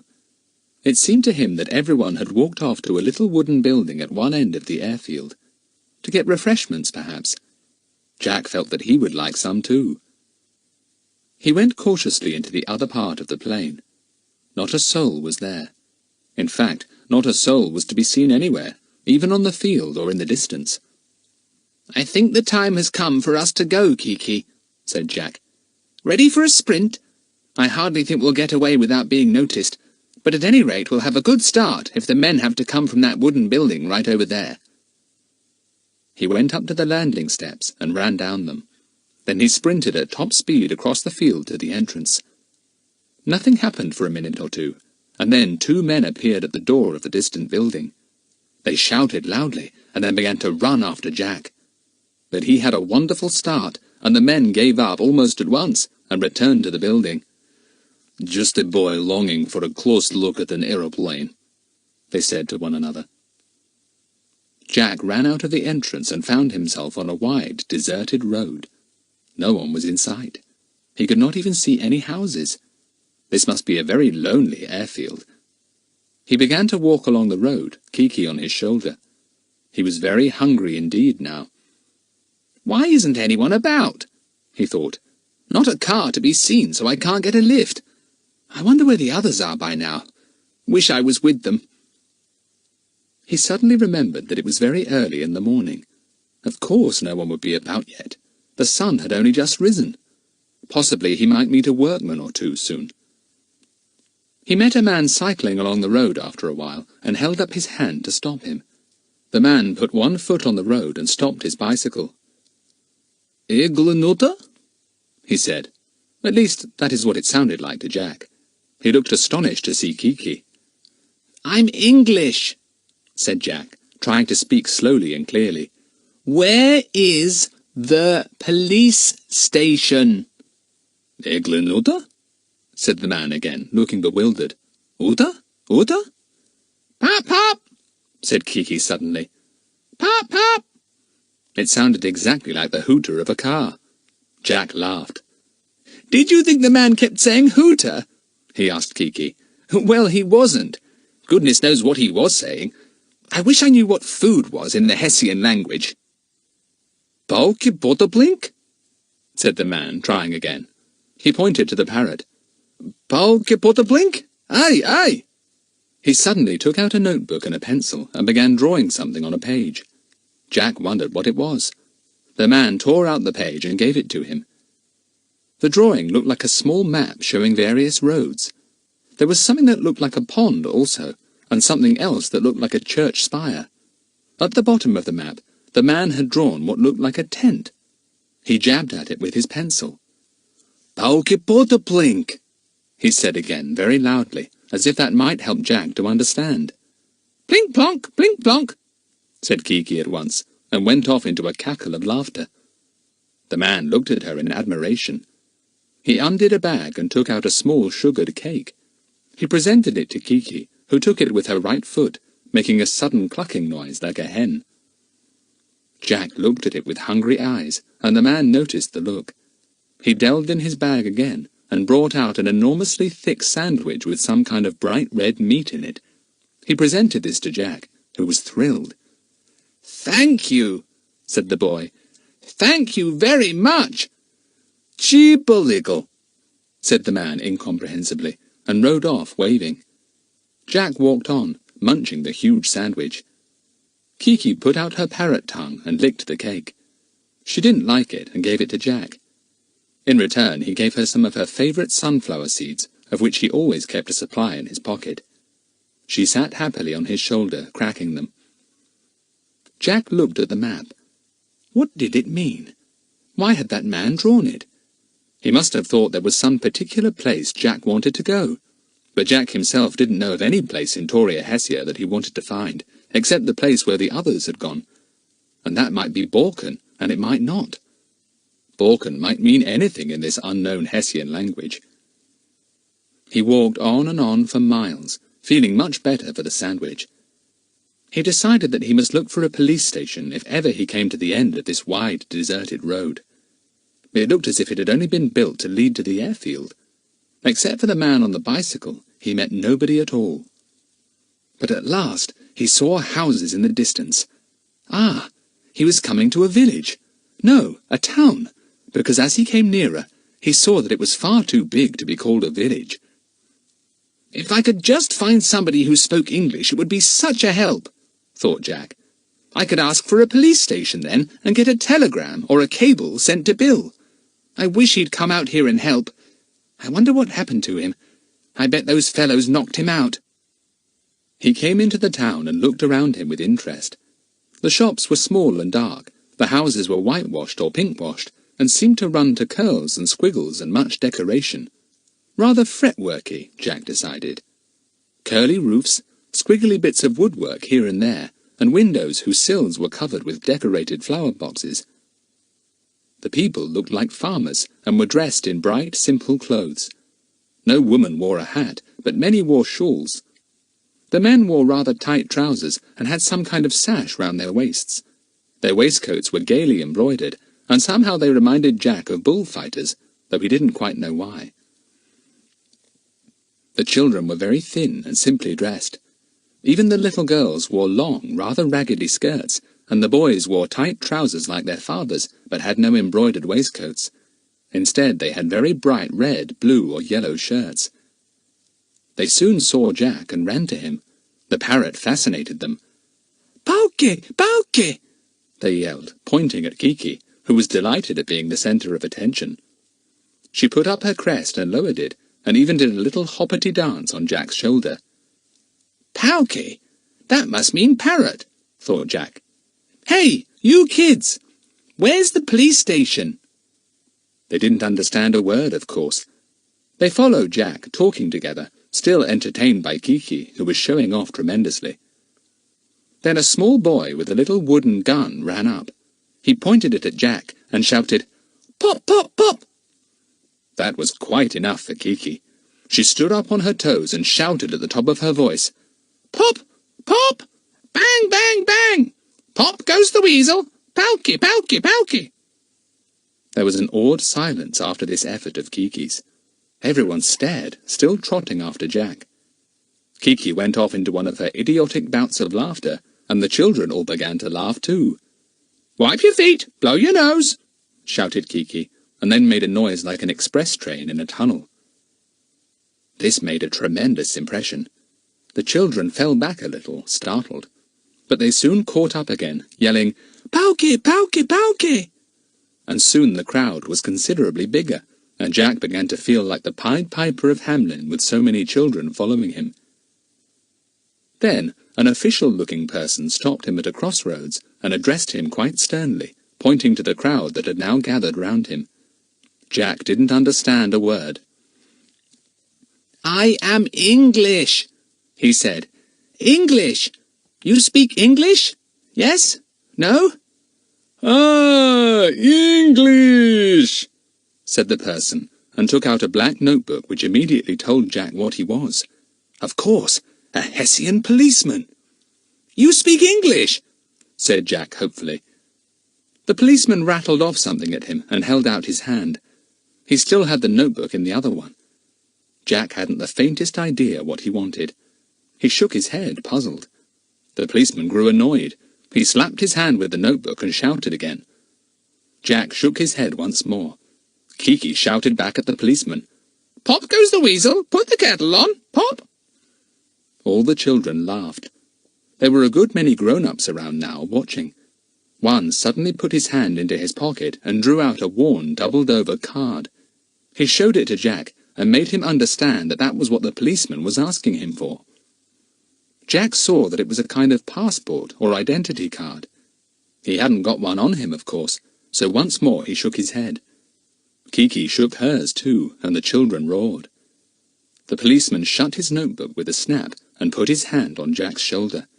He fired a sentence at him in sharp Hessian and pushed him in front of him smartly.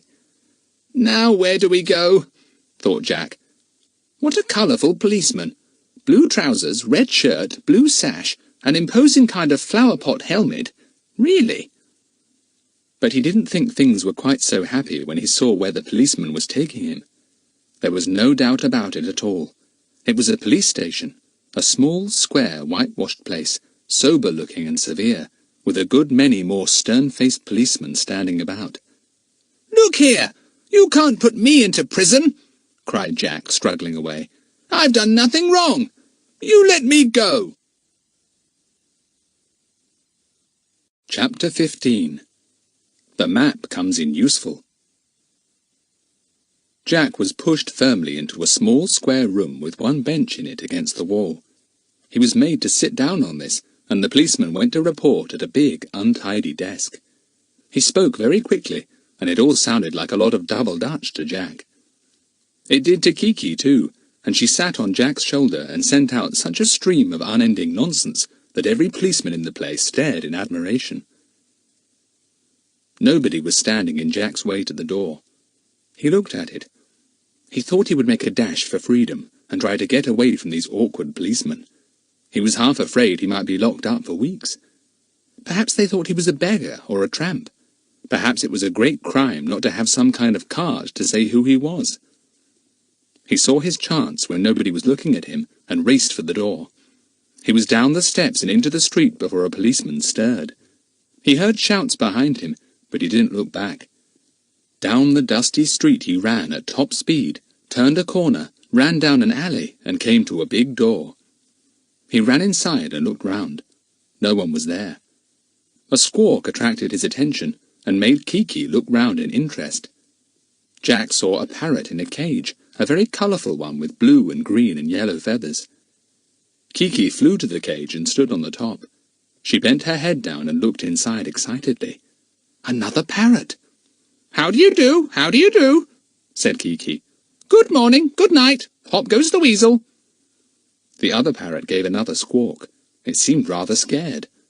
Then Jack heard the sound of footsteps, and before he could move, a voice spoke. A gentle voice, soft and kind. A girl stood there, aged about 12. She was beautifully dressed in bright silks, and her long dark hair was woven in and out with bright ribbons. She stared at Jack in surprise. "Eglenuta?" said the girl. "Uta?" Jack wished he knew what this Uta word meant. He really didn't know what to say.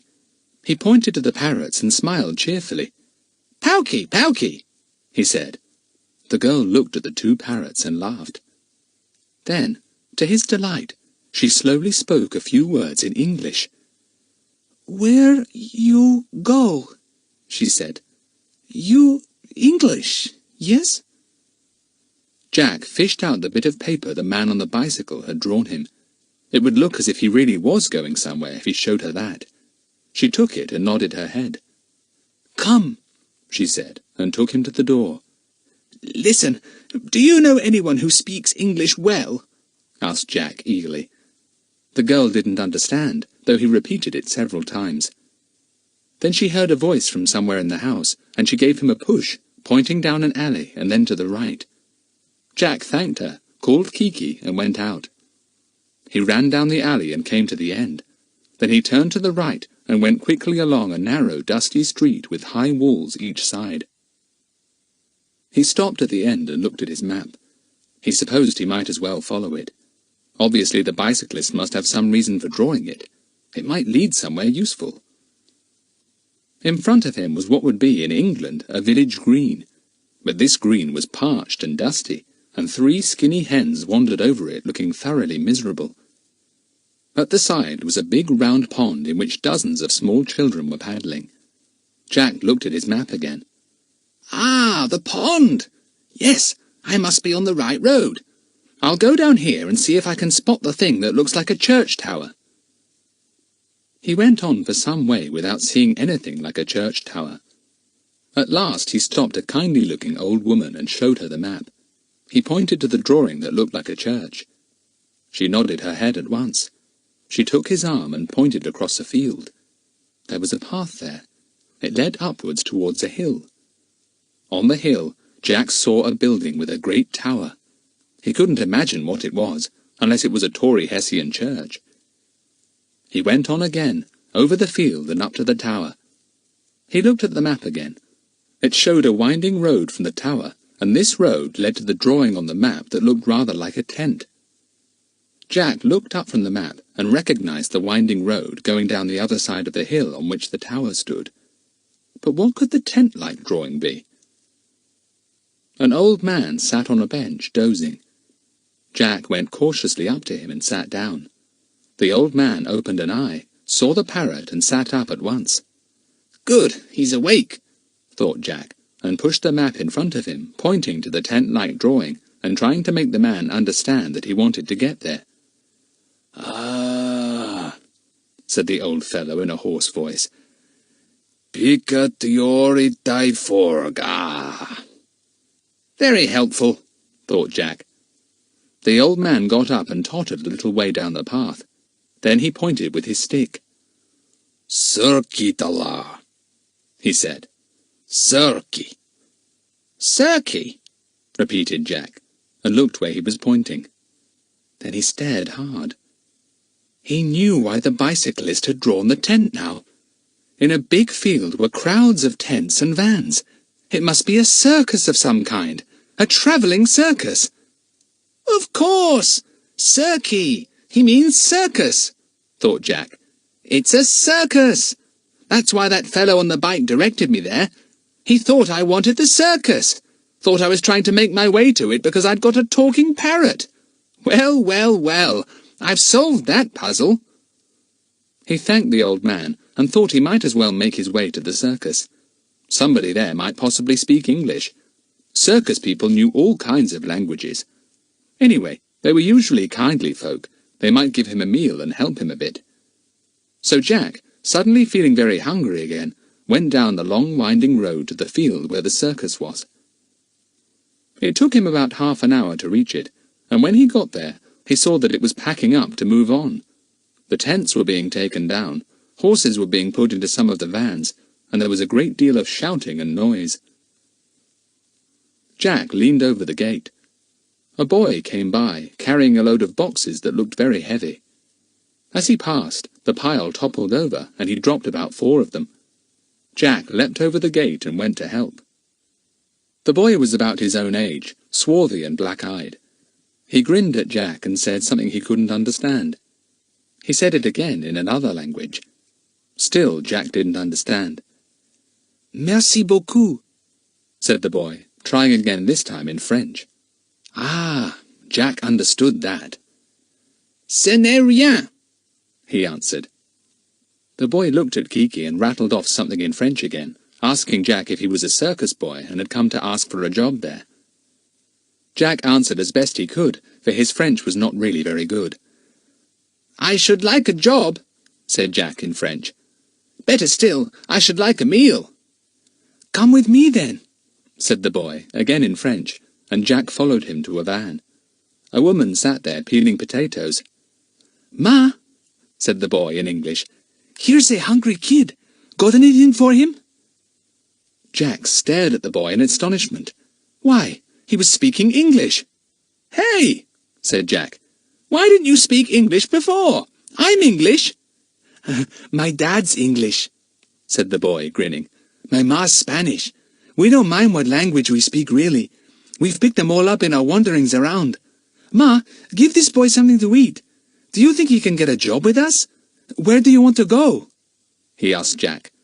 "Well, is there a place called Borken anywhere about?" asked Jack, hopefully. "Borken? Yes, we're on the way there," said the boy, and Jack felt suddenly cheerful.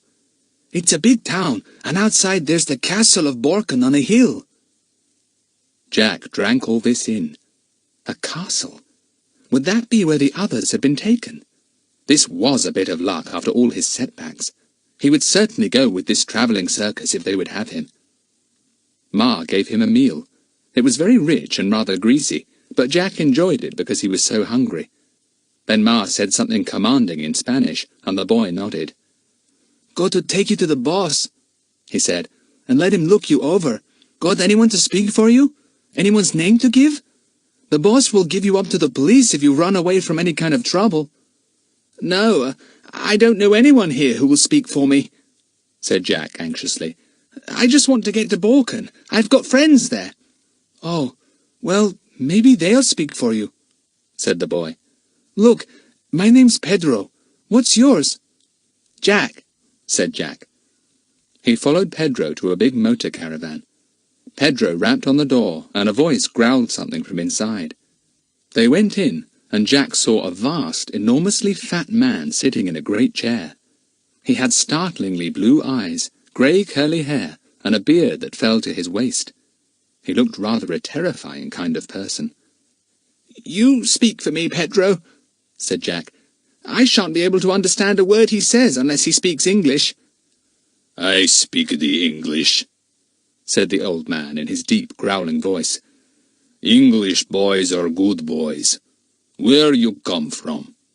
"Well, nowhere particularly," said Jack, wondering what to say. I've just been wandering about since I came to this country, but I'm hoping to meet my friends at Balkan." The old man fired a question or two at Pedro. Pedro turned to Jack. "He wants to know if you've ever been in trouble with the police," he asked. This was awkward. Had he been in trouble with the Hessian police? Well, no, not really, Jack considered, so he shook his head. "He wants to know if you'll make yourself useful here," said Pedro. "He can see you must be used to circuses because you're carrying a talking parrot around with you.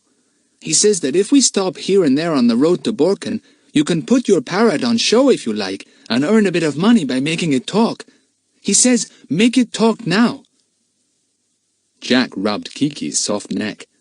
"Talk, Kiki," he said. "Make a noise." Kiki was always ready to talk. She raised her crest and began unexpectedly to sing at the top of her voice. "Humpty Dumpty sat on a wall. Humpty Dumpty fell down the well. Ding dong, ding dong, pussy's in the well, fussy gussy, ha! Wipe your feet and shut the door. Oh, you naughty boy, pop, pop, pop." Kiki ended with a loud sneeze and a hiccup, which sent Pedro into fits of laughter. Kiki cackled too, and then went off into her express train performance, which drew people from all over the field at once. "Ha ha! She is good. Very, very good," said the old man, laughing, which made him appear as if an earthquake was shaking him. "Yes, yes. You may come with us, boy." "I say, your parrot's a wonder, isn't she?" said Pedro as they walked back to his van. "Would you like to sleep with me in my little van? Look, the one behind Ma's. There'll be room for you if you don't mind the squash." Jack didn't mind at all. He would soon be on the way to Balkan. Balkan Castle. Would he find the others there? He'd get Bill over as soon as he could to rescue them. If only they were there. Chapter 16. With the Circus. Jack liked Pedro very much. He was a born circus boy, with all their manners and ways, and he was sensitive enough to know that Jack did not want to talk about himself, or what he was doing in Tory Hessia wandering about with Kiki. So he asked him no questions, and Jack was very grateful. He couldn't have told him the truth, and he didn't want to tell him lies. Perhaps when they were in Balkan, and he knew Pedro better, he would be able to tell him a little, perhaps even get his help. The circus went on the road that evening. The vans and lorries creaked out of the fields and went clattering down the highway. It was a rough road, and the vans swayed about dangerously. Some of them had caged animals inside, and Jack watched them anxiously.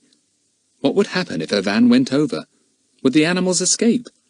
There were bears in one van, and 2 chimpanzees in another. Kiki was a source of enormous amusement to everyone in the camp. Many of the circus folk could speak a broken English, enough to make themselves understood anyway. They laughed at everything Kiki said. They brought her all kinds of titbits, and when they found that she was fond of tinned pineapple, they raided the shops they passed, and bought tins of it. Jack asked Pedro many questions. How far was Borken? Who owned the castle? Was it very old? Could anyone see over it? Pedro laughed. Borken Castle, and the whole of Borken, and all the land we are passing through, is owned by the Count Parrot. He lives at the castle, and as for letting anyone see over it, my word, they'd be clapped into a dungeon before they even got through the door. He sounds rather fierce, said Jack gloomily. If the others had been taken to the Count's castle, they wouldn't have a very nice time with such a fierce captor. He's a very strong and determined fellow, said Pedro. He hates the king, who is too strong for him. He'd like to make the young Prince Aloysius king. Then he could rule the country himself, through the prince, who would have to do as he was told. I see, said Jack, his heart sinking. What could he hope to do against a man like Count Parrot? Is this Count the Prime Minister? Asked Jack, suddenly remembering what Gussie had said. No, his brother-in-law, Count Hartius, is Prime Minister, said Pedro. They're both alike in hating the king, but Count Hartius is weak, where his brother-in-law is strong. It is his wife who rules him, a very clever woman, so they say, Madame Tatiosa. Jack listened to all this intently. He was beginning to have a clearer idea about things. How strange to be suddenly plunged into the middle of all this, to know the little prince himself, to be so near the castle of Borken, and to be on the land of Count Parrot, who wanted to depose the king. It sounded like a tale in a book, a tale that had suddenly become real. How do you know all this, Pedro? He asked. Oh, everyone in Torre Hessia knows it. It may mean civil war, you see, and all the people fear that. If the king is deposed, and this young prince is put in his place, the people will take sides and will be at one another's throats in no time. And circus people like us will have to get out of the country as quick as we can. So we keep our ears to the ground to find out what is going on. Jack was certain that he himself knew the latest news of all. He was sure that as yet no one in Torre Hessia knew that Prince Aloysius had been kidnapped from England and was even now a prisoner in Borken Castle. But what was going to happen next? Would the plot take one step further, and news come out that the king had been killed or put into prison? Jack fell into deep thought, so deep that he didn't even hear Ma calling to him to come and eat. The boy suddenly felt that he had become a very important person in this plot, someone fortunately unknown to the plotters, but who might spoil the plot altogether if only he could manage to get into the castle. "Penny for your thoughts," said Pedro, and gave him a punch. "Wake up! You look very solemn. Anything on your mind?" Jack shook himself and smiled. Kiki had flown off his shoulder to Ma, who was fishing up some peculiar titbits for her from a big black pot. "Polly, put the kettle on," said Kiki. She cocked her head on one side and looked at Ma. "Bonnie Tagaluta?" Ma slapped her knees and laughed. She loved Kiki. She pointed to Kiki. "She speak Hessian," she called. Jack was astonished. Now how in the world did Kiki manage to pick up the Hessian language? Really, she was a marvellous mimic. "What does Bonnie Tagaluta mean?" he asked. "Top of the morning to you," said Pedro with a grin. The circus stopped at a big village and set up camp for 2 days. Jack was busy then. He had to give Pedro a hand in all kinds of ways, putting up tents, pulling vans into place, setting up the benches in rows, running here and there for the boss, whose name Jack could never manage to pronounce. The circus folk approved of Jack. He was willing and quick, and he had good manners, which made him very popular with the women, who had got used to plain ways from the menfolk. Jack liked most of the circus people. They were kindly and generous, quick-tempered and cheerful. Some were dirty and slovenly too, not always very honest and sometimes lazy. They were good to Jack, and made him one of themselves at once. They were a curious lot. There was Fank, with his 3 bears, one of the great draws of the show. The bears were all large, dark brown, and were natural clowns. They boxed, they knocked each other over, They lumbered round in a laughable dance, and they adored Fank, their trainer.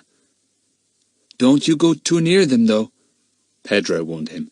"They're treacherous. No one but Fank can manage them. Bad-tempered bears are. Have to be careful of them." The two chimpanzees were amusing fellows. They walked about hand in hand with their owner, a tiny woman called Madame Fifi. She wasn't much taller than they were. They really loved her. Jack liked them very much, but soon found that they were dreadful pickpockets. They slipped their furry hands into his pockets without his knowing, and took his handkerchief, a notebook, and 2 pencils. Madame Fifi gave them back to him with a laugh. She poured out something in French, or was it Spanish or Italian? She spoke so quickly that Jack couldn't even make out what language she was speaking. She saw that Jack didn't understand, and produced a few words of English. "Bad boys," said Madame Fifi, pointing a tiny finger at the chimpanzees, Fifo and Fum. "Smack, smack, smack." There were Tony and Bingo, the acrobats. Tony was a marvellous rope walker, and raised a perfect storm of cheers and shouts when he performed on a wire rope high up in the big circus tent. He could do anything on it: run, jump, dance, even turn head over heels. Jack was always afraid he would fall. "Why doesn't he have a safety net?" he asked Pedro. "You know, he'd kill himself if he fell from that height." "Ask him," said Pedro with a laugh. So Jack put the question to Tony when the acrobat came across to talk to Pedro's mother. Tony was Italian, but he understood English well, though he did not speak it fluently. "Pah! Safety net," he said in scorn. "Only in England is a safety net put for me. I do not fall. I am Tony, the great Tony." There was Tops, too, a clown whose great speciality was stilt walking. It was absolutely amazing to see him stalk into the ring as tall as a giant. He had big boots fitted onto the bottom of his stilts, and to most of the children in the audience he seemed a true giant, especially as he had a tremendous voice. He had had a peculiar bicycle built for himself, very tall, and he could ride this when still on stilts. That brought the house down.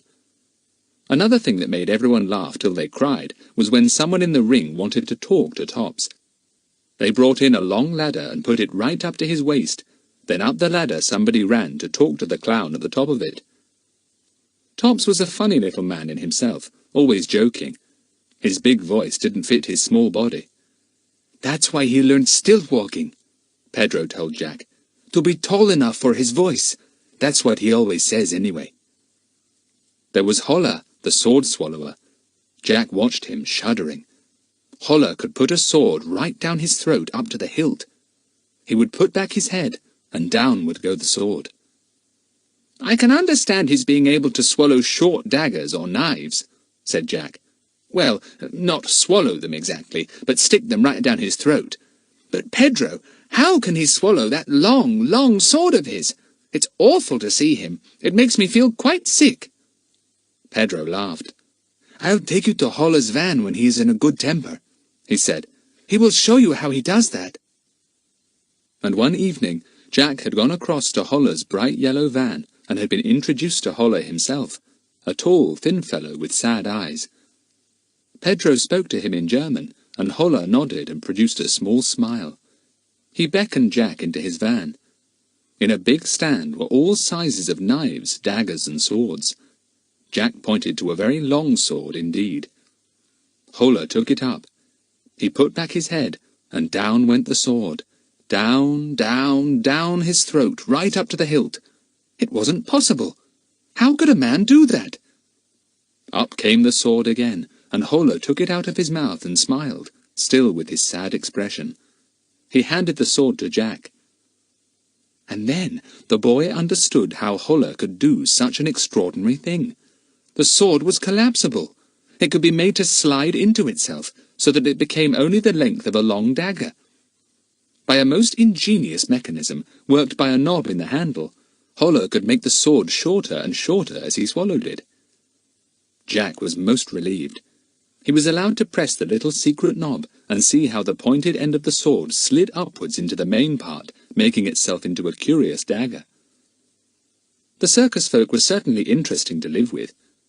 Jack couldn't help enjoying the strange, happy-go-lucky life, although he worried continually about Lucy-Ann and the others, and was impatient for the circus to go on to Borken.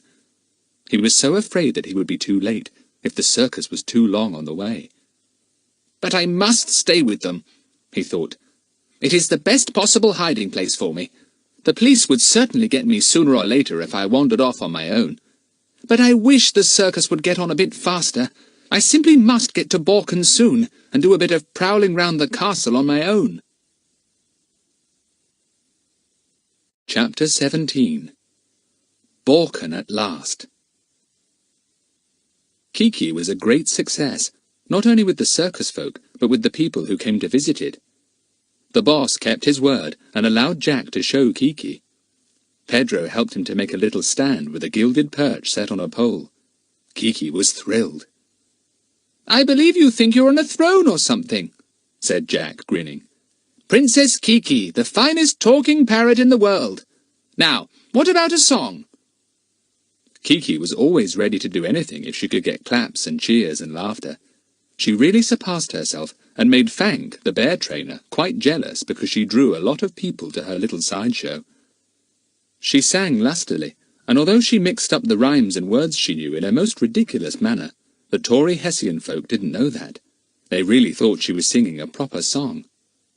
Then she would always answer them if they said anything to her, though as they didn't speak English, they had no idea what she was saying.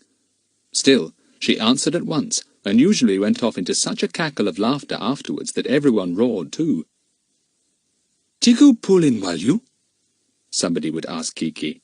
"Shut the door, fetch the doctor, Polly's got a cold," Kiki would answer at once. Even Jack had to grin at her, she enjoyed it all so much. Her noises were the biggest attraction of all. Her sneezes and coughs and her sudden hiccups made the village people hold their sides and laugh till the tears fell down their cheeks. They were rather overawed by her express train roaring through a tunnel imitation, and they didn't understand the lawnmower noise because they did not use them, but they really loved the way she clucked like a hen, grunted like Fank's bears, and barked like a dog. Yes, Kiki was a great success. Jack felt that she was getting very spoilt by all this fuss, but she did bring in money to him so that he could pay Pedro's mother for the food she gave him, and for letting him share Pedro's little van. The rest of the money he tied carefully up in his handkerchief, thinking that it might come in very useful if he needed any in Borken. He kept his hand on it when Fifo and Fum, the chimpanzees, were anywhere about.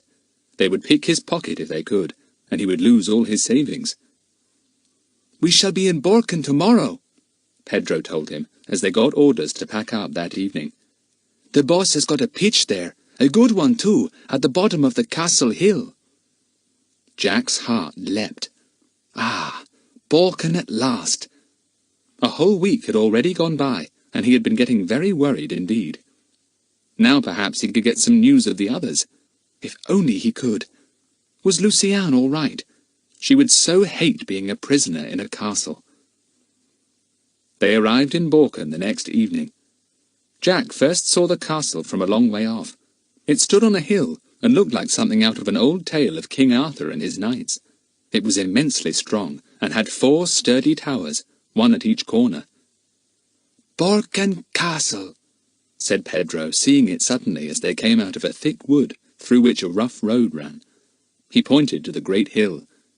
"In that castle many a prisoner has been held, and never heard of again.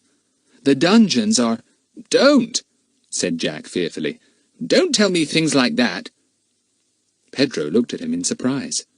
"What's the matter? Not scared of a castle, are you?" "No," said Jack. Whereabouts were prisoners kept? In a tower? Anywhere special?" "Don't know," said Pedro. "We might have a stroll round it sometime, but we wouldn't be allowed to go too near it, you know." The circus camp settled itself in a sloping field just at the bottom of the castle hill. The townsfolk came streaming out to watch them set up camp. Evidently it was a great thing for them to have a travelling circus visiting Borken. Children darted in and out, shouting and laughing. One small girl came running up to Pedro, calling out something excitedly. He swung her up into his arms, and she shrieked in delight. Pedro, Pedro, alla Pino Toyota. Pedro replied in the same language. Then he turned to Jack, grinning with pleasure. My little cousin Hella, he said. Her father married my aunt. He is a soldier in the Hessian army. He turned and asked the excited Hella a few questions. Hella says her mother is with her father here. She is working as a maid in the castle for Madame Tatiosa, who is living at the castle now. And Hella lives in the castle too. This was news. Grand news. Now perhaps he would hear something about Lucy-Ann and the others. He stared at the small, lively Hella in excitement. But wait. He mustn't give himself away. He mustn't blurt out questions without thinking. He frowned and tried to think what would be the best thing to ask. Pedro, has Madame Tatiosa any children? He asked at last. Would she like us to give a little show in the castle for them, do you think? Madame Tatiosa has no children, said Pedro. I can tell you that. If she had, she would try to make one of them king. She is a clever, dangerous woman, that one. Hella wanted to know what Jack had asked. She listened and then went right up to Pedro and whispered something in his ear, her eyes dancing. Then she put her finger to her mouth as if telling him not to talk of what she had said. Silly child, said Pedro. You have been dreaming. What did she say? Said Jack, impatient to hear everything that Hella said. To think she lived in the castle. Why, she might see the others every single day. Hella says that Madame Tatiosa must have adopted some children, because sometimes when she goes with her mother to one of the towers, she hears children's voices, said Pedro, laughing. And she says that no one but Madame Tatiosa and Count Paratolan go right into that tower. She says it is very mysterious, but that no one must know, because when she told her mother what she had heard, her mother threatened her with a sound whipping for making up stories. I see, said Jack. Does she know which tower this is? Could she show us from where we stand now? You don't want to believe a word she says, Jack, said Pedro. She is a babbler, a storyteller, our little Hella. Ask her all the same, said Jack, in such an insistent voice that Pedro did what he asked. Hella gazed up at the great stone castle. She pointed to the tower on the south side. That one, she said in a half-whisper to Pedro, and Jack understood, although she used Hessian words. She put her finger on her lips again to make sure that Jack and Pedro understood that they mustn't give her away. Jack took her to buy some sweets. He wished intensely that he could speak the language of the country, but although he had picked up quite a few words, though apparently not so many as Kiki had, it was impossible to hold any sensible kind of conversation with Hella. He didn't know enough of her language. She chattered away to him, and he didn't understand a word. He bought her the sweets, and she flung her arms round him and hugged him. Then she ran off at top speed to show the sweets to her friends. The camp was soon ready. The circus was to open the following evening. Jack had been very busy indeed, and was tired. But he was determined, quite determined, that he was going to prowl round the foot of the great castle that night. Should he ask Pedro to go with him? No. It might be awkward to have Pedro there, if he did manage to get in touch with Philip and the others. He would have to explain everything to Pedro, and he didn't quite know how the circus boy would take his news. Ma called out something to Pedro as he and Jack went to her van to get their evening meal. Pedro listened and looked grave. "What's up?" asked Jack. "It's Fank, the bear trainer," said Pedro. "He's feeling ill again. The boss is very worried." "Why?" asked Jack. "It will only mean that the bears don't perform, won't it? Anyway, Fank may be better by tomorrow." "It's a great loss to the circus when a big attraction like Fank's bears is taken off," said Pedro. "But there's worse to it than that. No one can manage those bears but Fank. They get quite out of hand when he's ill, won't let their cage be cleaned out, won't eat, fight one another. Once they even broke down their cage and got out. Fank had to crawl out of his bed in his caravan and somehow get them back, but it nearly killed him." "Poor Fank," said Jack. "Well, let's hope he is all right again by tomorrow. I don't particularly want great bears like that breaking down their cage and wandering about the camp, I must say. Frank's a wonder with them. I've watched him. He teases them and plays with them, and they fawn round him like dogs. Not many people can manage animals as Frank can, said Pedro. He had lions once, and 2 tigers, trained them all by himself. Then he suddenly said they didn't like performing, and sold them to a zoo. And yet they were the best trained lions and tigers in the world. And now he's got bears, said Jack. He must love animals very much, and they must love him. There are other people like that, Pedro. I know a boy who can do anything with animals, too.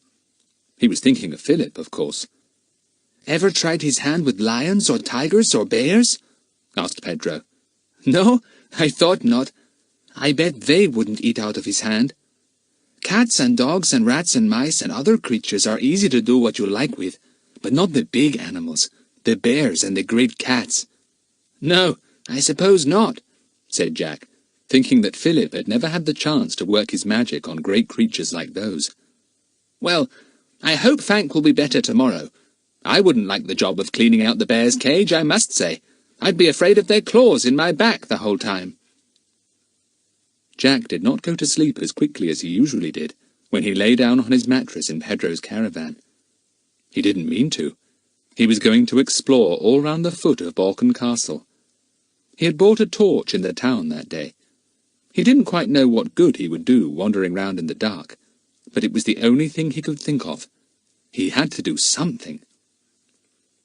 He slid off the mattress as soon as he heard Pedro breathing deeply. He didn't want to wake him. He went out of the van, holding his clothes. He put them on in the darkness, and then, with the surprised Kiki on his shoulder, he set off to the castle hill. If only he could speak to the others. If only he could make sure they were still all right. Chapter 18. Up to the Castle. Jack went stealthily out of the camp. All was quiet. There was no lamp or candle alight in any of the vans. The circus folk were tired out with setting up camp again, and had gone to bed early, in readiness for their grand opening the next day. It was a starry night with no moon, so there was not much light. It was not pitch dark, however, and Jack did not need to use his torch, once his eyes had got used to the darkness. The stars gave a faint light, just enough for him to avoid falling over anything. He went up to the slope of the hill where the camp was placed. He came to a low castle wall. He shone his torch here and there, and found a place he thought he could climb, where the stones were rough and uneven. His rubber shoes helped him a good deal. He wished he had rubber gloves on his hands, too, so that his fingers would not slip on the stones as he tried to grasp them. He was over at last. He looked round cautiously, not daring to put on his torch. He seemed to be in a small courtyard. He could make out the great bulk of the castle easily. It rose up high, towering about him, solid and strong. He despaired of ever getting inside, or even getting in touch with Philip and the others. He crept quietly over the courtyard, stumbling now and again over an uneven stone. He suddenly walked into something that scared him tremendously, and made Kiki give a frightened squawk. Something wrapped itself round his head. What was it? In a panic, Jack tore at it and ran forward, but something flapped at him again and covered his whole face. Desperately, Jack switched his torch on and off for a moment to see what was attacking him. When he saw what it was, he gave a laugh of relief and felt very silly. He had walked into a line of washing. A sheet had attacked him, that was all, and the thing that had wrapped itself round his head was a jersey.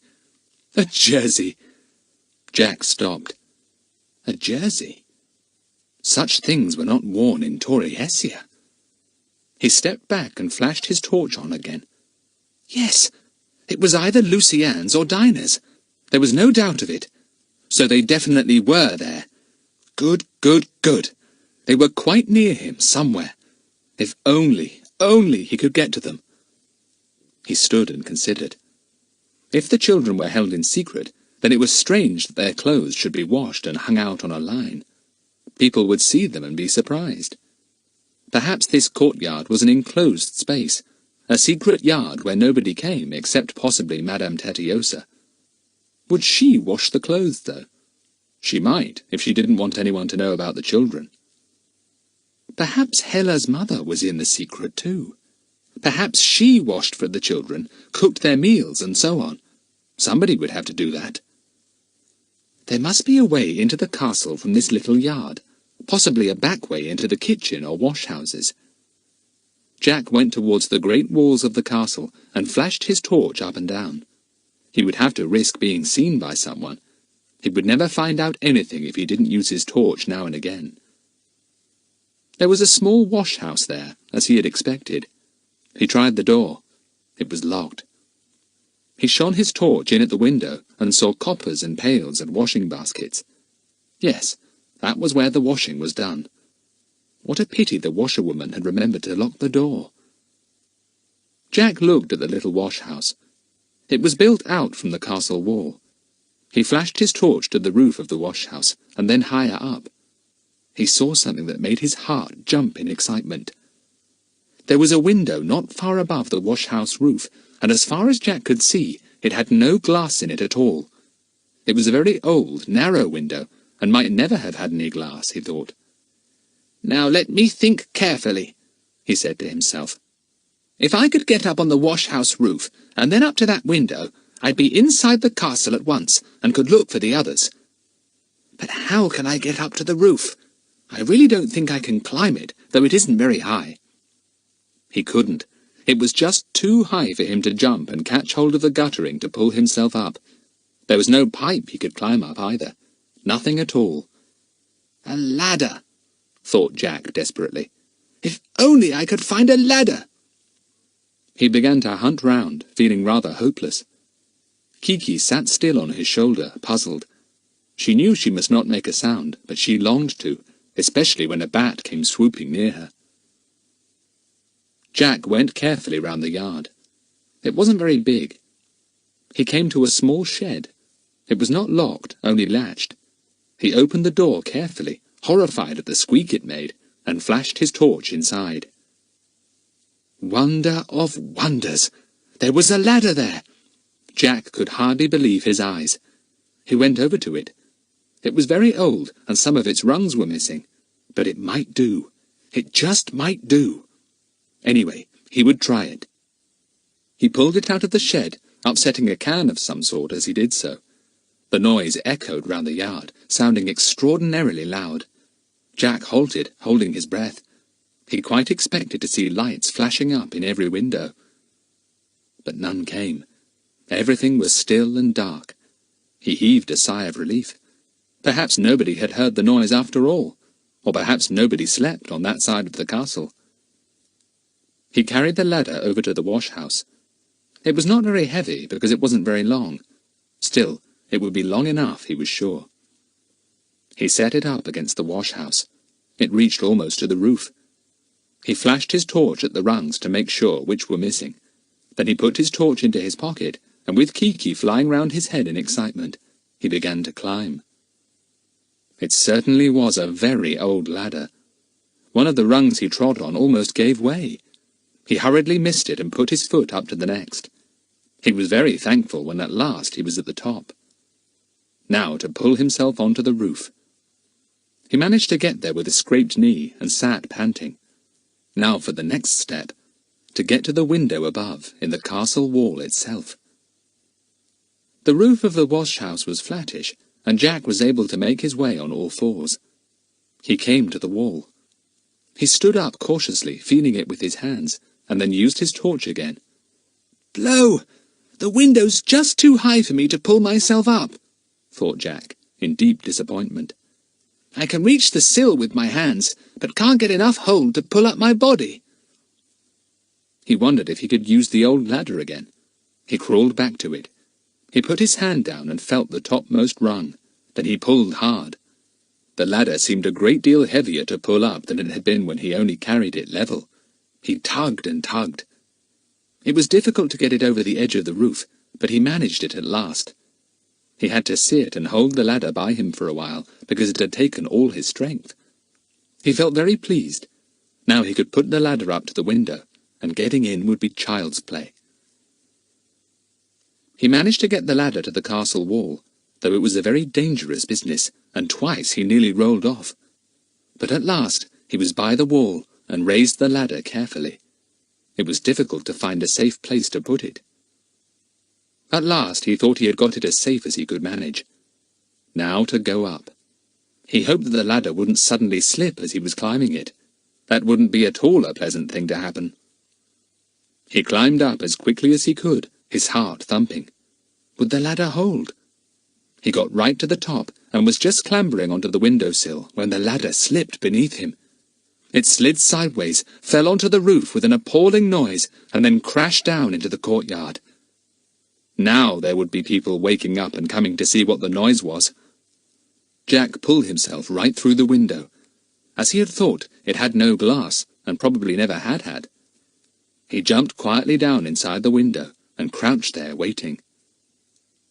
He waited 3 or 4 minutes, with Kiki nibbling his right ear, not making a sound. Then he stood up and stretched himself. He peered out of the window. No, nobody was about. He could see no lantern or torch flashing, could hear no voices. This side of the castle must be uninhabited then, or surely someone would have heard such a tremendous noise. Dare he flash his torch to see where he was? He waited another minute, and then, hearing no sound, flicked his torch on quickly and off again. But he had seen enough in that second. He was in a small room, piled with chairs and benches set neatly on top of one another. Nothing else was there at all. Just a storeroom for extra furniture, thought Jack. Come along, Kiki. We must remember we've got to find some other way of getting out of the castle. We can't get out the way we came in. That ladder is certainly out of our reach. He went to the door and looked out into what seemed a corridor. Not a sound was to be heard. It was pitch dark here, so he flashed his torch on again. Yes, a long stone passage without even a carpet runner on it. No pictures about, no chairs. This certainly must be a part of the castle where nobody slept. He went down the long corridor, his rubber shoes making no sound. He came to the end, where there was a window, a round one, with glass in it. He turned the corner and saw another long corridor, high-ceilinged, a little wider than the other, but still very bare. Halfway down, the corridor changed from bareness to comfort. A beautiful carpet ran down it, almost touching the walls each side. A big settee, covered in a golden damask, stood at one side. Great pictures hung on the walls. "This is where I've got to be careful," thought Jack. "There's even a lamp alight on that round table over there. A dim one, it's true, but still, enough for anyone to see me by." He went on. He passed an open door and looked cautiously inside. The light from another lamp just outside showed him what looked like a grand drawing-room. Tapestries hung all round the walls. Mirrors hung there too. A great carved table stood in the middle, its polished surface gleaming softly in the light of Jack's torch. He went out into the passage again and considered what to do. First, in which direction was the tower that Hella had said the children were in? He must go in that direction if he could puzzle it out. He would have to find stairs, too, and climb them. He decided to go on down the corridor. He must come to stairs soon, leading up into a tower. He came to another door, wide open.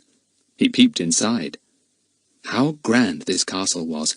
What magnificent furnishings it had! The room must be a library. It had books from floor to ceiling. Goodness! Had anyone ever read even 100th of them? Surely not. A noise made Jack flick out his torch and stand absolutely still. It was a noise in the room he was standing in, the library. It came from behind him. A whirring, groaning noise. Kiki gave a small squawk. She was as startled as Jack. Whatever was it? Chapter 19. An Adventure in the Night. Whirr, whirr. Ding dong, ding dong, ding dong, ding dong, ding dong, ding dong, ding dong, ding dong. Dong, dong, dong, dong, dong, dong, dong, dong, dong, dong, dong, dong. Jack sat down suddenly on a nearby chair, his heart thumping. It was only a clock chiming and striking, but what a start it gave him! Midnight, exactly midnight. Well, the people in the castle ought to be asleep. That was one thing to be glad of. He got up and went back to the door. He went down the corridor again, and then, facing him round the next turning, he saw a great flight of stairs, a marble stairway almost covered by a fine sweep of thick, beautifully patterned carpet. "I suppose that leads down to the hall," thought Jack. "Down to the entrance. Well, that gives me a guide. Let me see. If the front entrance is down there, then the tower I want should be a bit further on. Come on, Kiki, down the corridor again." And down the endless corridor went the two of them. It was lighted by lamps, and was too bright for Jack's liking. The doors he passed now were shut. Perhaps they were bedrooms. He certainly wasn't going to look in and see. He came to a sturdy oak door set in the inside wall. He paused. The tower ought to be about here. Would that door lead up to it? It looked different from the other doors he had passed. He tried the handle gently. It was a thick ring of iron, and as he turned it sideways, the door opened. Jack pushed it wide. Stone steps led upwards, lighted by a dim lamp. He stood and debated with himself. Should he risk it and go up? Yes, he felt sure this was the way to the tower. He tiptoed up and came to the top. He looked round in surprise. He was on another floor now, and the layout here was different from the one below. He was in what looked like a great hall, draped with magnificent curtains. A gallery overhung one end. There was a small platform at the other end, and on it stood music stands. The floor was highly polished, and Jack suddenly realized what the hall was. "It's a ballroom," he thought. "My word, what grand dances they must hold here! But now I seem to have lost my way to the tower again. Perhaps there's another stair somewhere." He went round the ballroom. On the other side, behind some curtains, he came to a door. He opened it, and found that it led to a kind of antechamber. Opening off this was a stone staircase, a spiral stair that wound upwards. "This is the tower staircase," thought Jack, excited. "It must be. Hello, what's that?" He could hear the sound of nailed boots on stone. Quick as lightning, he slid behind a nearby curtain. The footsteps came nearer, stamped, turned, and went back again. How extraordinary! Jack put his head carefully round the curtain. Going down a stone passage opposite was a soldier, gun on shoulder. He must be on guard, guarding the tower. He disappeared down the passage, his footsteps sounding farther and farther away, till Jack could hear them no longer. Then back he came again to the foot of the tower stairway. Stamp, stamp. The sentry turned round once more and marched into the passage. Jack watched him again. He was dressed in Hessian uniform, very smart and decorative. Jack had seen many of these soldiers while he had been with the circus. Perhaps this soldier was Hella's father. He waited till the sound of footsteps had completely died away again, then made a dart for the entrance to the spiral staircase. He ran up it swiftly, knowing that he had about half a minute before the return of the sentry. Round and round wound the stairway, and at the top it grew so steep that Jack could no longer run up the steps, but had almost to climb. He came to a little stone landing with a round window.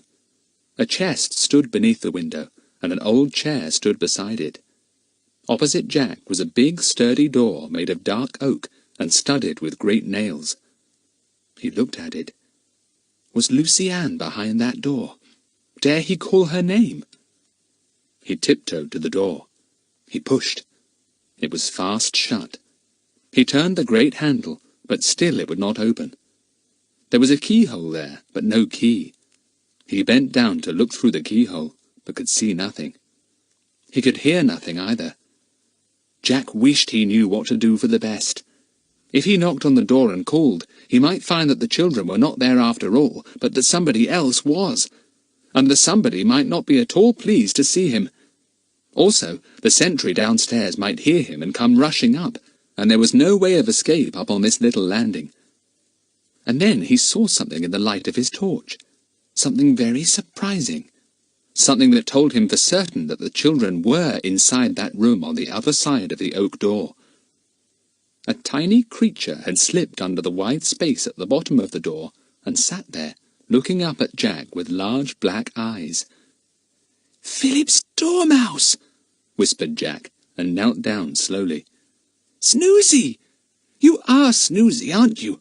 You're Philip's dormouse. Then Philip is in there." The dormouse was very tame. It had lived for some time with 4 children who adored it, petted it, and had never once frightened it. Even Dinah had fallen under its spell and loved it, though she would not let it run all about her as the others did. And now here it was on Jack's hand, its whiskers twitching, its big eyes watching him and Kiki. Kiki looked at it in surprise, but made no attempt to hurt it. "Did you hear me outside the door?" whispered Jack. "Did you leave Philip to come and see who the midnight visitor was? How can I wake Philip? Tell me." An owl hooted somewhere outside the castle. The dormouse leapt from Jack's hand in fright and scuttled under the door. The hoot of the owl gave Jack an idea. The sentry would take no notice of an owl's hoot, but if he, Jack, gave a hoot just under the crack of the door, it would certainly wake up Philip. It would sound far away to the sentry, but very near to Philip. Far, far better than banging on the door, which was a noise that might echo down the stairs and make the sentry come bounding up. Jack lay down on his tummy. He put his face to the door and placed his hands together to blow through his thumbs and hoot like an owl. This was the way to make a quavering hoot, so like an owl's that no one, not even an owl, could tell the difference. "Ooh-ooh-ooh!" hooted Jack, and the noise went under the door and into the room beyond. Jack listened. Something creaked. Was it a bed? Then a voice spoke, and it was Philip's. "Gussie, did you hear that owl? It might have been in the room." But Gussie apparently was asleep, for he made no answer. Jack got up and put his mouth to the door, trembling in his excitement. "Philip!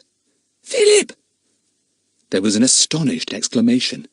Then Philip's voice came, amazed. "Who's that? Who's calling me?" "It's me, Jack! Come to the door!" There was a pattering of feet the other side, and then an excited breathing at the keyhole. "Jack!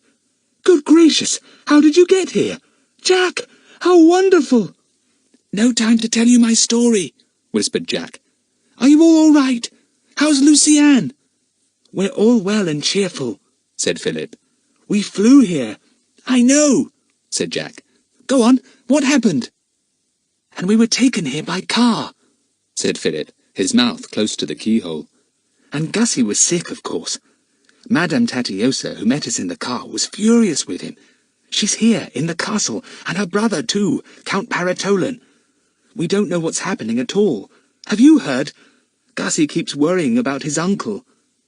"His uncle is still safely on his throne, as far as I know," said Jack. "But I expect they'll have a bust-up soon. Everyone's expecting it. Then Gussie will find himself in the limelight." "Jack, can you rescue us, do you think?" asked Philip hopefully. "How did you get here? Gosh, I've been thinking you were miles away at Quarry Cottage, and here you are outside the door of our room. Pity it's locked." "Yes, if only I knew where the key was, it would be easy," whispered Jack. "Where does your window face? East or north?" "North," said Philip. "It's just opposite a peculiar tower built all by itself. A bell tower with a bell in it. Gussie says it's an alarm tower. The bell used to be rung when enemies were sighted in the old days. Our window is just opposite that. Now that we know you're here, we'll keep looking out." "Give my love to Lucy-Ann," said Jack. "Is she in the same room as you?" "No, the girls have another room," said Philip. "Look, let me go and wake them. They'd be so thrilled to speak to you." "All right," said Jack. and then he stiffened. Footsteps! Footsteps at the bottom of the spiral stairway. "Someone coming!" he whispered hurriedly. "Goodbye! I'll try and come again and we'll make plans." He stood up and listened. Yes, that sentry was coming up the stairway. Had he heard anything? Jack looked round desperately. How could he possibly hide on this small landing? It was impossible. The chest. He ran to it and flashed his torch on it. He lifted the lid. There was nothing inside except an old rug. He stepped inside the chest. Kiki fluttered in too, and Jack shut down the lid. Only just in time. A lantern flashed at the last turn of the stairs, and the sentry came onto the landing. He held up the lantern and looked round. All was in order. He clumped downstairs again, his nailed boots making a great noise. Jack's heart slowed down, and he heaved an enormous sigh. He got out of the chest and listened. Philip's voice at the keyhole again made him jump. "He's gone! He always comes up every hour. Jack, I never asked you.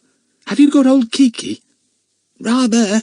She's been with me all the time," said Jack, longing to tell Philip what a success Kiki was at the circus. But Philip didn't know about that either, of course. He didn't even know how Jack had got to Tory Hessia. What a lot there would be to tell him and the others. Kiki began to whisper too. "Blow your nose. Shut the door. Ding-dong bell. Polly's got a cold. God save the king." Philip chuckled. "It's good to hear her again. Shall I get the girls now?" "No," said Jack. "I'd better go while it's safe. Goodbye, Philip." He went very quietly down the spiral stairway. He stood and listened. Where was the sentry? He must have gone down the passage again on his regular beat. Jack slipped across the anteroom and into the great ballroom. He stood there a moment, looking round the dimly lighted room. And then something caught his eye, and he jumped. On the far side was a great picture, and as Jack looked at it, it moved. It moved sideways across the hall, and behind it appeared a black hole. Good gracious! Whatever was happening now? Chapter 20. The Way Out. A man's face suddenly appeared in the hole. Jack would not have been able to recognize it, but for one thing. The man wore an eyeglass in one eye. "The Count!" thought Jack. "My word, what's he doing, popping up in secret places in the middle of the night?" The man jumped down to the floor. A door at once opened near him, and a woman came out. Jack recognized her, too. Madame Tatiosa, the pretty woman who had pretended to be ill at Quarry Cottage. The wife of the Prime Minister. This was evidently a secret meeting between her and her brother. Where had he come from? Why was he so excited? The two of them spoke rapidly together, and Madame Tatiosa seemed very pleased. She kissed her brother on both cheeks and patted him on the back. "Her plans seem to be going well, whatever they are," thought Jack. "I bet it's something to do with the king. They've probably arranged to capture him soon. That means that Gussie will be hauled out of that room and made to sit on the throne. I don't like the look of Count Parrot. He's a nasty bit of work, and it's quite plain he's been up to something tonight." The brother and sister, still talking excitedly, went into the room from which Madame Tatiosa had appeared. The door shut. Jack heard the clink of glasses. They were going to celebrate something, perhaps. Things were obviously moving. Jack wished fervently that Bill was there with him. But Bill probably didn't even guess that the five of them were in Tory Hessia. He had no means of knowing that they had come over by plane. He was probably hunting for them all over the place in England. Jack looked at the hole in the wall. Where did it lead to? He felt impelled to go and look at it. He could still hear clinking and talking in the room nearby. He ran across to the hole, clambered on a chair and looked inside. He could see nothing, so he felt for his torch. Then he saw the door of the room opening. There was only one thing to do. He must tumble inside that hole and hope for the best. So in went Jack, almost falling over himself in his hurry. He found that there were steps there, and he slid down them, landing with a bump at the bottom. He sat there and listened, full of alarm. but it seemed as if the Count and his sister hadn't heard anything. He heard their voices in the distance, and then he heard something else. He heard a slight scraping noise, and the light that came into the hole where he was hiding was abruptly cut off. "Gosh! The picture's gone back into place! I'm trapped!" said Jack in alarm. He went up the steps and felt about at the back of the picture. The back was of stout wood and fitted tightly over the hole. It wouldn't move even when he pushed it. He didn't like to do anything violent in case the Count heard him. He put on his torch. He looked down the steps and saw a passage at the bottom. Well, it must lead to somewhere. It might even lead out of the castle. The only thing to do was to try it and see. So Jack went down the steps again and into the narrow little passage. He came to the conclusion that the passage must run just inside the walls of the room, at a little below the level of the floor. It went round at right angles quite suddenly. Then there were more steps, very steep indeed. Down them climbed Jack, thankful for his torch. It was very musty in the passage. He came to a place where there seemed to be a little light shining behind the left-hand wall. What was it? Jack soon discovered. It was a small hole made in the wooden panelling there, and through it he could see into a dimly lit room. A room where people apparently met to discuss things, for there was a round table with chairs pulled up to it, and blotting pads and papers were set out neatly. A nice little spy hole, thought Jack. Well, on we go. Wherever does this lead to, Kiki? Kiki didn't know. She only knew she was getting rather tired of this trip. She clung to Jack's shoulder and grumbled in his ear. The passage went downwards again, not by steps this time, but in a steep slope. Jack found himself in a much narrower, lower passage now. He had to bend his head down. Two people would have found it difficult to pass one another. Kiki protested because the ceiling kept brushing the top of her head. "I wish I knew where this is all leading to, Kiki," said Jack. "I don't like it any more than you do. Hello, here's a cellar or something."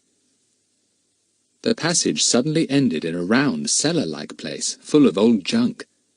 The entrance to this was only a round hole through which Jack climbed, glad he wasn't as fat as the old boss of the circus.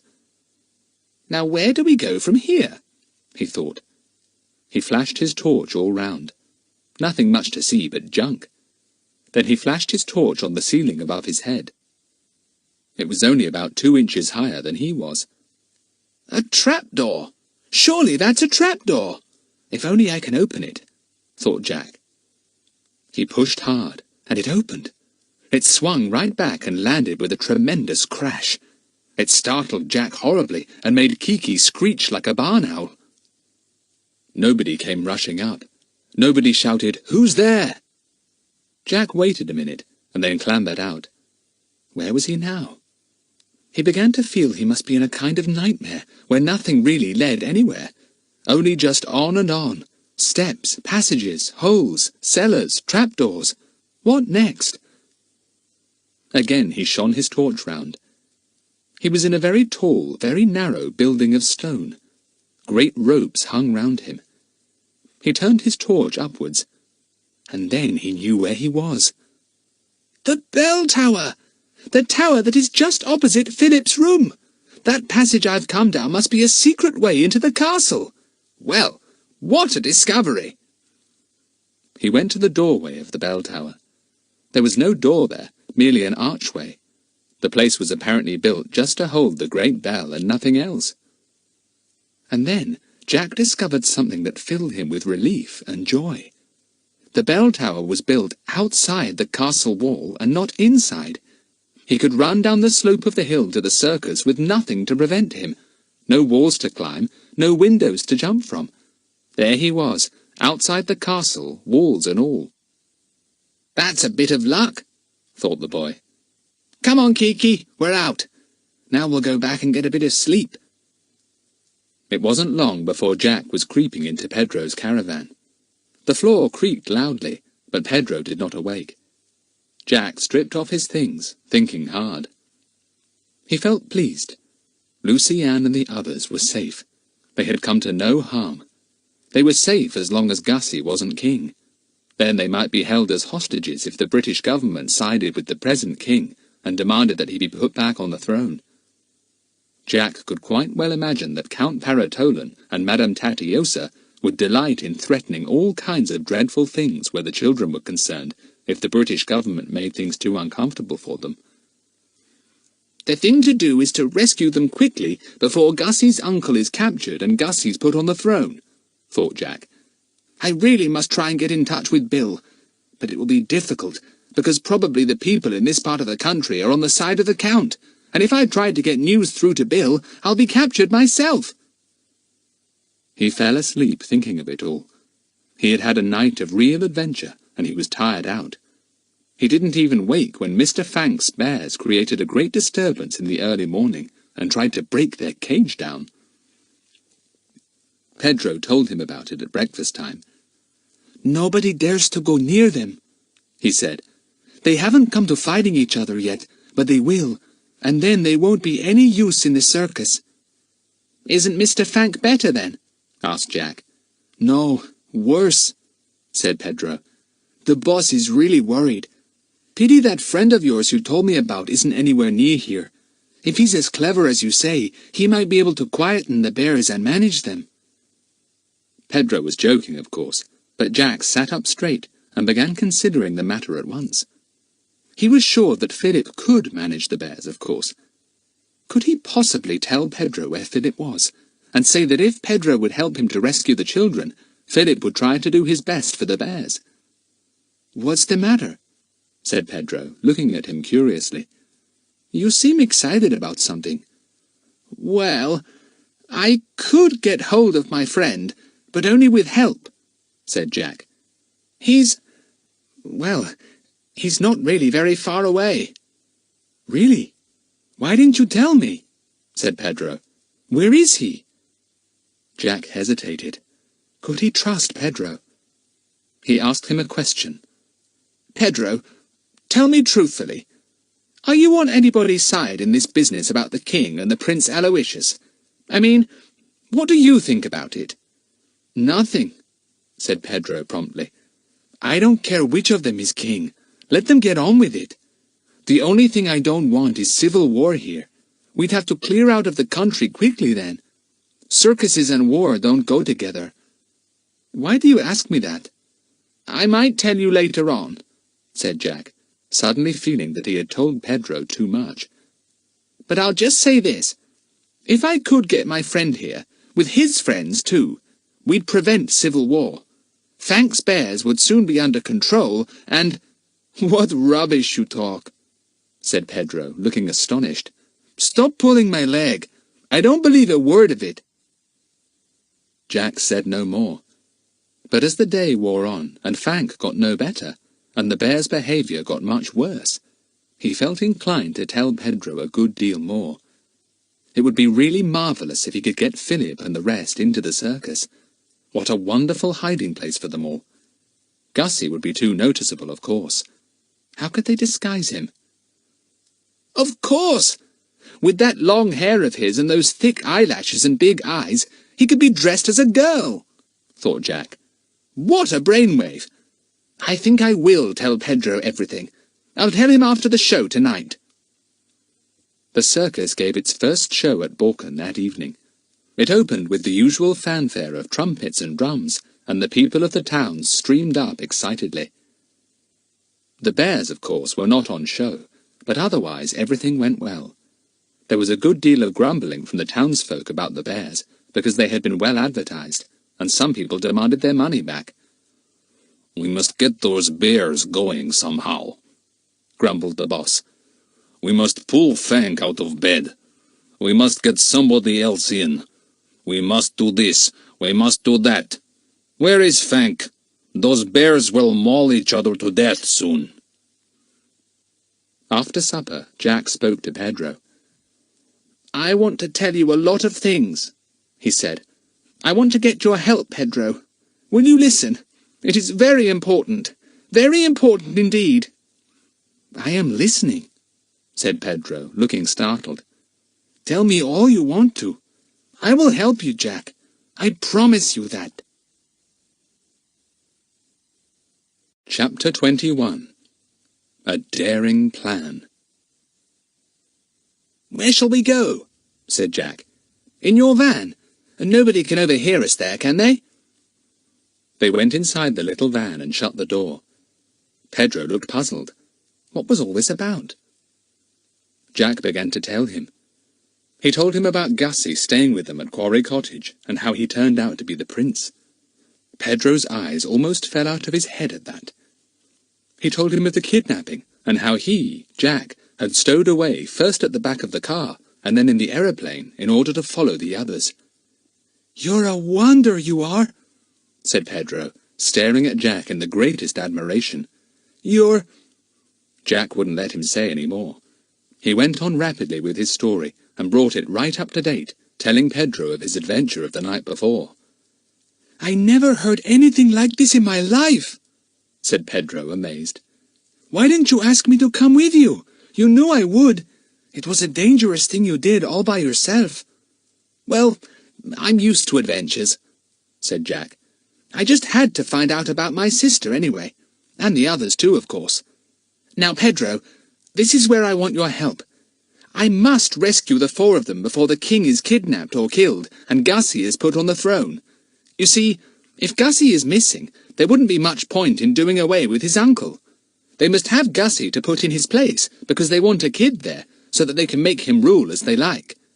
Count Parrot and his sister, Madame Tatiosa, and the Prime Minister will be in power then. Do you understand?" "Yes, I understand," said Pedro. "But I'm not used to seeing history happening before my eyes like this. I can't think it's real somehow." "It is real," said Jack urgently. "Very, very real. And Pedro, if we can get Philip here, in the circus, he could manage those bears as easily as Fank. I tell you, he's a wizard with animals. It doesn't matter what they are. Why, once, in an adventure we had, a crowd of Alsatian dogs chased us. We thought they were wolves, actually, and Philip turned them all into his friends as soon as they came up to him." Pedro listened to all this with a solemn face. He was much impressed. He had guessed, of course, that there was something unusual about Jack, but the story he had to tell was so extraordinary that he could hardly believe it all. He did believe it, though. He was sure that Jack would never lie about anything. "Well, what do you want me to do?" he asked at last. "I'll do anything, of course. But honestly, Jack, I don't see how we can rescue your 4 friends from the tower room of Borkland Castle, locked in with a sentry at the foot of the stairs. It's impossible." Jack sat and frowned. He was beginning to think it was impossible too. Plans had gone round and round in his head for hours, but none of them was any good. He couldn't get in through that window over the wash-house again, he was sure. The ladder would have been discovered by now and taken away. Also, even if he did get in that way, how could he let Philip and the others out of that locked room? He didn't even know where the key was. And to go in the other way wouldn't be any good either, he thought. Down that trapdoor and all through those passages. I'd only come up against the back of that big picture, and I've no idea how to make it move away from its place. And then again, I'm no better off if I do. I still don't know where the key to that tower room is." Pedro sat and frowned too. To think that he and Jack could perhaps save the starting up of a horrible civil war, and they couldn't think of even one sensible thing to do. "Jack," he said at last, "do you mind if we tell someone else about this? My 2 best friends here are Tony and Bingo, the acrobats. They might be able to think of some plan. It's their job to think of good ideas." Jack looked doubtful. "Would they give my secrets away, though?" he said. "It's important that nobody else should know what we know. Once the Count suspected that anyone was trying to rescue the 4 prisoners he holds, he would spirit them away somewhere else, and probably hurry his plans on so that we couldn't possibly stop them." "You needn't worry about Tony and Bingo," said Pedro. "They're the best pals I ever had, and ready for anything. This is the kind of job they jump at. It's right up their street. I'll go and fetch them now." He went off across the field, and Jack sat and worried. He wasn't happy about telling anyone else. Soon the van door opened, and in came Pedro with Tony and Bingo. They didn't look in the least like acrobats in their ordinary clothes. They were slim, lithe young men, with shocks of hair and cheerful faces. "What for you want us?" said Tony the rope-walker, in broken English. "It is trouble with the boss." "No," said Pedro. "Look here, Jack. Shall I tell them? I can speak to them in Italian, which they know best, and it'll be quicker." "Right," said Jack, wishing that he could use half a dozen languages as easily as this much-travelled circus boy. He didn't understand a word of what followed. Pedro spoke rapidly, using his hands excitedly, just as all the Spaniards, French, and Italian people did in the circus. Bingo and Tony listened, their eyes almost falling out of their heads. What a story! Then they too began to chatter in excitement, and Jack could hardly contain himself in his impatience to find out what they were saying. Pedro turned to him at last, grinning broadly. "I have told them everything," he said, "and it pleases them. They have an idea for rescue, a surprising idea, Jack, but a very, very good one." "What?" asked Jack, thrilled. "Not too impossible a one, I hope." "Shall I tell him?" said Pedro, turning to Tony.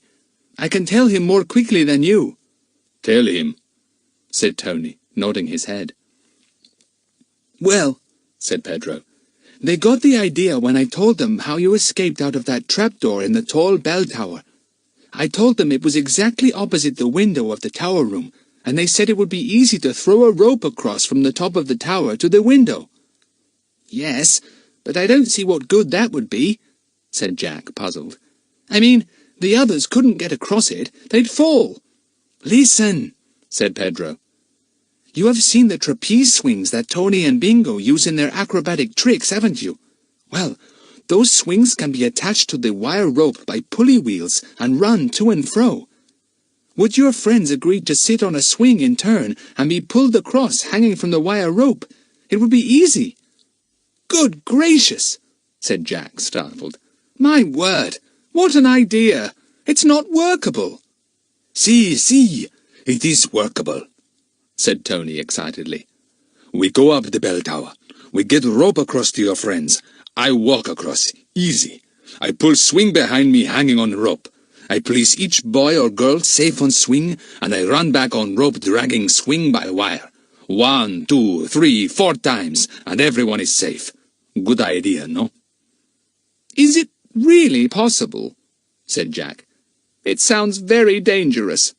"Ah, no. It is simple this way," said Tony. "I do it all. I, Tony." Bingo nodded his head. He apparently agreed with Tony that it was a good and perfectly possible idea. It would certainly only have been thought of by wire walkers or acrobats, Jack was sure. "And then this boy, how you call him, Philip, he will take Frank's bears and make them good," said Tony. "Everybody pleased." "Everybody pleased," agreed Jack, getting excited too.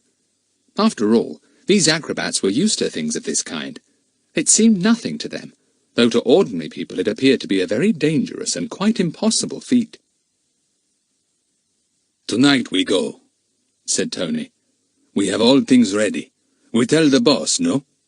"No, not yet," said Pedro, considering. "And not very much when we do tell him. Nothing about the prince or anything like that. Only just that we've got a friend of Jack's to help with the bears. I'll have to think up some way of explaining the other three, but I'm not worrying about that yet." Tony and Bingo went off to their van, talking 19 to the dozen. This was evidently something they were going to enjoy very much. Jack could hardly keep still now. He kept on and on thinking about Tony's plan. Would it be all right? Would Lucy-Ann be too afraid to swing across on a trapeze perch and be caught at the other end of the rope by Bingo? What about Gussie? His hair would stand on end. And yet what better way was there? There wasn't any other way at all. The circus opened as usual, and again there were grumbles about the non-appearance of the bears. Frank tried to get up, but it was no use. He couldn't even stand. The bears, hearing the circus beginning and the shouts of the sideshows, became restless and excited.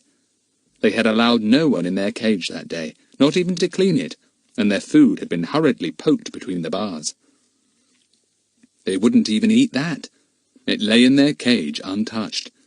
They padded up and down the floor, heads down, grunting and growling all the time.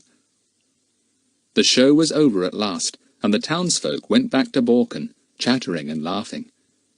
Jack helped Pedro to clear up the litter, pick up the fallen benches, and sweep the big circus ring. "Thinking about tonight?" whispered Pedro as he passed him.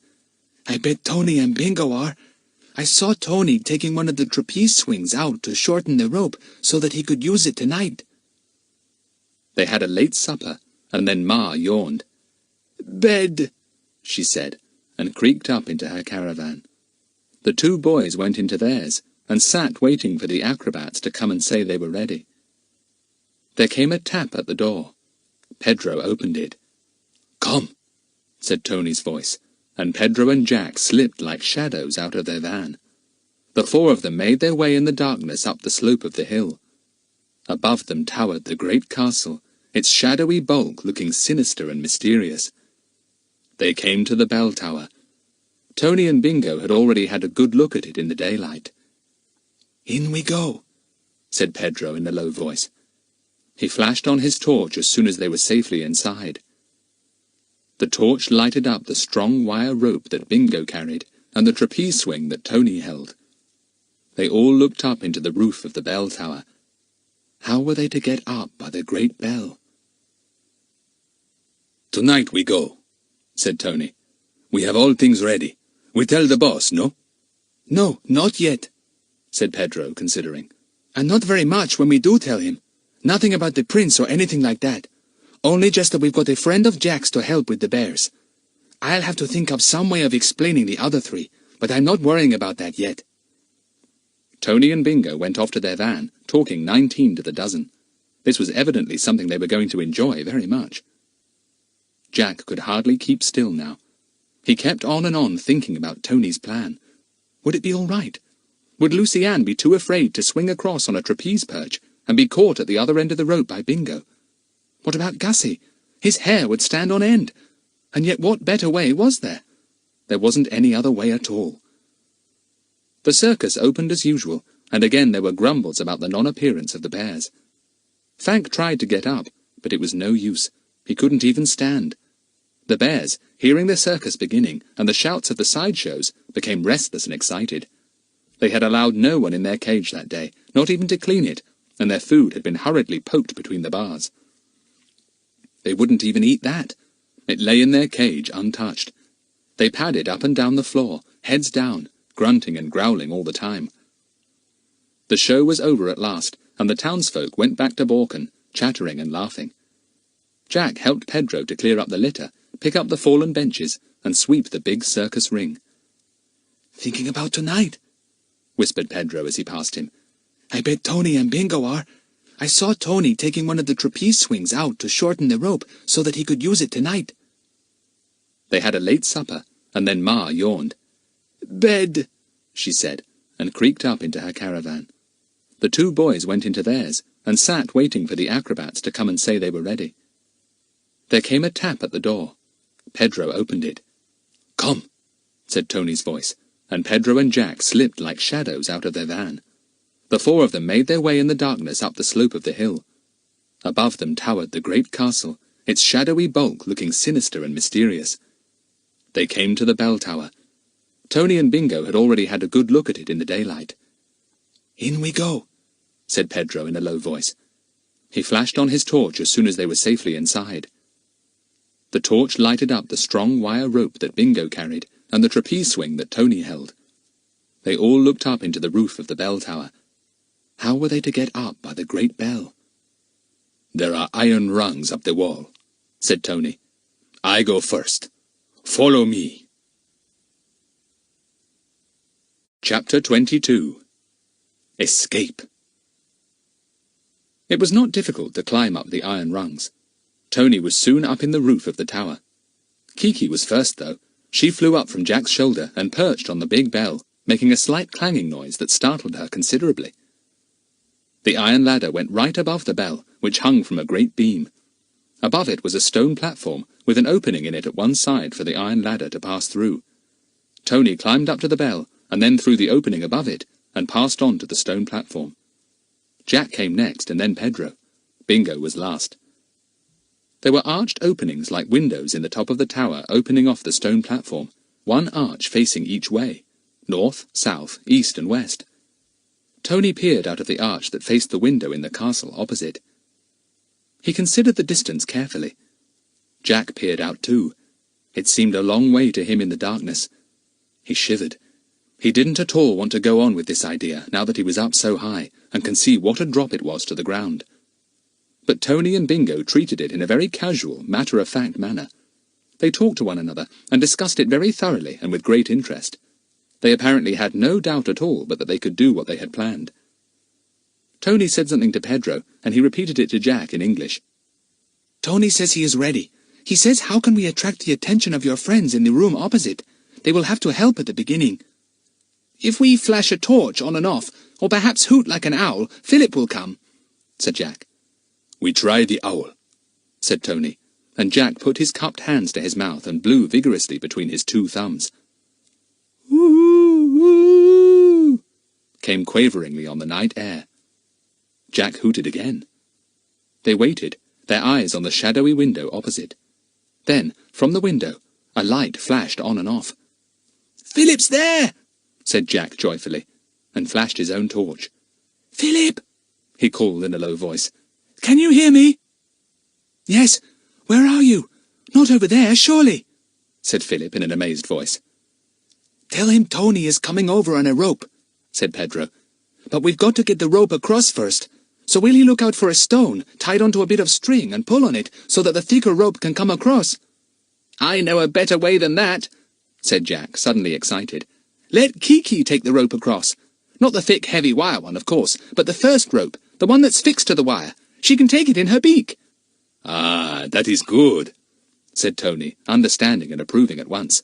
It will save time. Philip, Kiki's coming across with a rope, called Jack cautiously. Look out for her. Take the rope and pull hard. It will bring across a wire rope. Can you find something to loop it to? It has a strong ring at the end. See that it is made fast. Right, but how will... I say, I don't understand, said Philip, bewildered. Call Kiki, said Jack. Kiki had now been given the end of the rope in her beak. She was pulling at it with interest. Take it to Philip, said Jack. Kiki, called Philip. Kiki! Kiki flew straight across to him, carrying the end of the rope in her strong beak. She knew she had to take it to Philip, of course, but she had no idea that behind her came a whole length, paid out quickly by Tony. She landed on Philip's shoulder and let go the rope to nibble his ear. Philip just caught it in time. He wasted no time but pulled on it hard. More and more rope came in, and then, joined to the ordinary rope, came the strong wire rope, heavy but flexible. Philip hauled on that too until a tug warned him to stop. Now he had to fasten it securely to something. But what? He had a lamp in his room, and he lighted it to see better. He kept it turned low and held it up to see where he could fasten the ring that was on the end of the wire rope. His bed had strong iron feet. Philip dragged the bed to the window, waking Gussie up with a jump as he did so, and then slipped the iron ring under one foot, pulling it up about 12 inches. Now it should be held fast. The bed was by the window, the iron foot against the stone wall. Neither bed nor foot could move. The rope should be safe for anyone to use. What is it? What's happening? said Gussie, sitting up in bed in surprise, unable to see much in the dim light of the lamp. Be quiet, said Philip, who was now almost too excited to speak. Jack's out there. Go and wake the girls, but for goodness sake, don't make a noise. Over in the bell tower, Tony pulled on his end of the wire rope. He pulled as hard as he could, and Bingo pulled with him. Was the other end quite fast, safe enough for Tony to walk across on it? He had to be quite certain of that before he tried to walk the rope. It's fast enough, said Bingo in his own language. It will hold you. Tony wasted no time. He got out of the stone archway and stood upright on the narrow sill. Bingo held a torch to light up the wire stretching in front, from the bell tower to the window away opposite.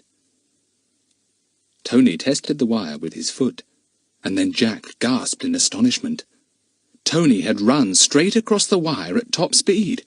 There were his legs and feet, clearly lighted in the beam of the torch, running easily over the taut wire.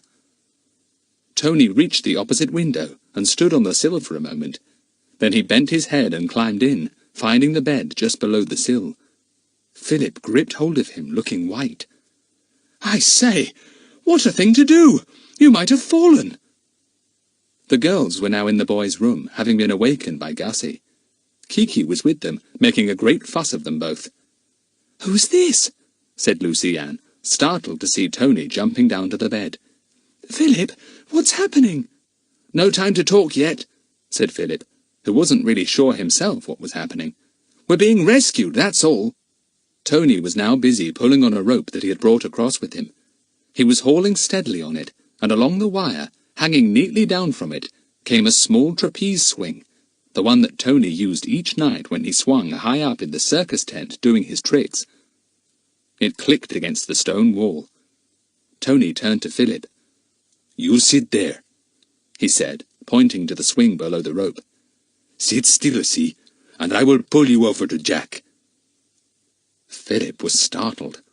He looked at the trapeze swinging below the wire rope, running along it on a pulley wheel. So that was the idea.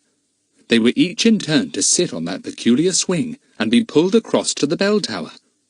Well, "Hurry," said Tony impatiently. "You first?" "Yes," said Philip, thinking perhaps that if the others saw him going across quite easily, they wouldn't be afraid. He turned to Gussie and the startled girls. "I'll go first, and you watch me," he said. "Then Lucy-Ann, then you, Gussie, and you last, Dinah." He stood on the bed, and then swung himself up on the stone windowsill. He held on to the rope outside, and suddenly felt Tony's strong hands under his armpits. It really wasn't very difficult to sit on the trapeze. "I come," said Tony to the anxious watchers opposite, and he ran over the wire once more, pulling the trapeze back to the bell tower. Philip arrived there on the swing almost before he knew it. He was pulled off and dragged into the tower in safety. Jack found his hand and shook it hard. He found that he suddenly couldn't say a word. Neither could Philip. Tony ran across again, pulling back the trapeze. Lucy-Ann was scared, almost stiff with fright, but she was brave and managed to get onto the swing quite well with Tony's help.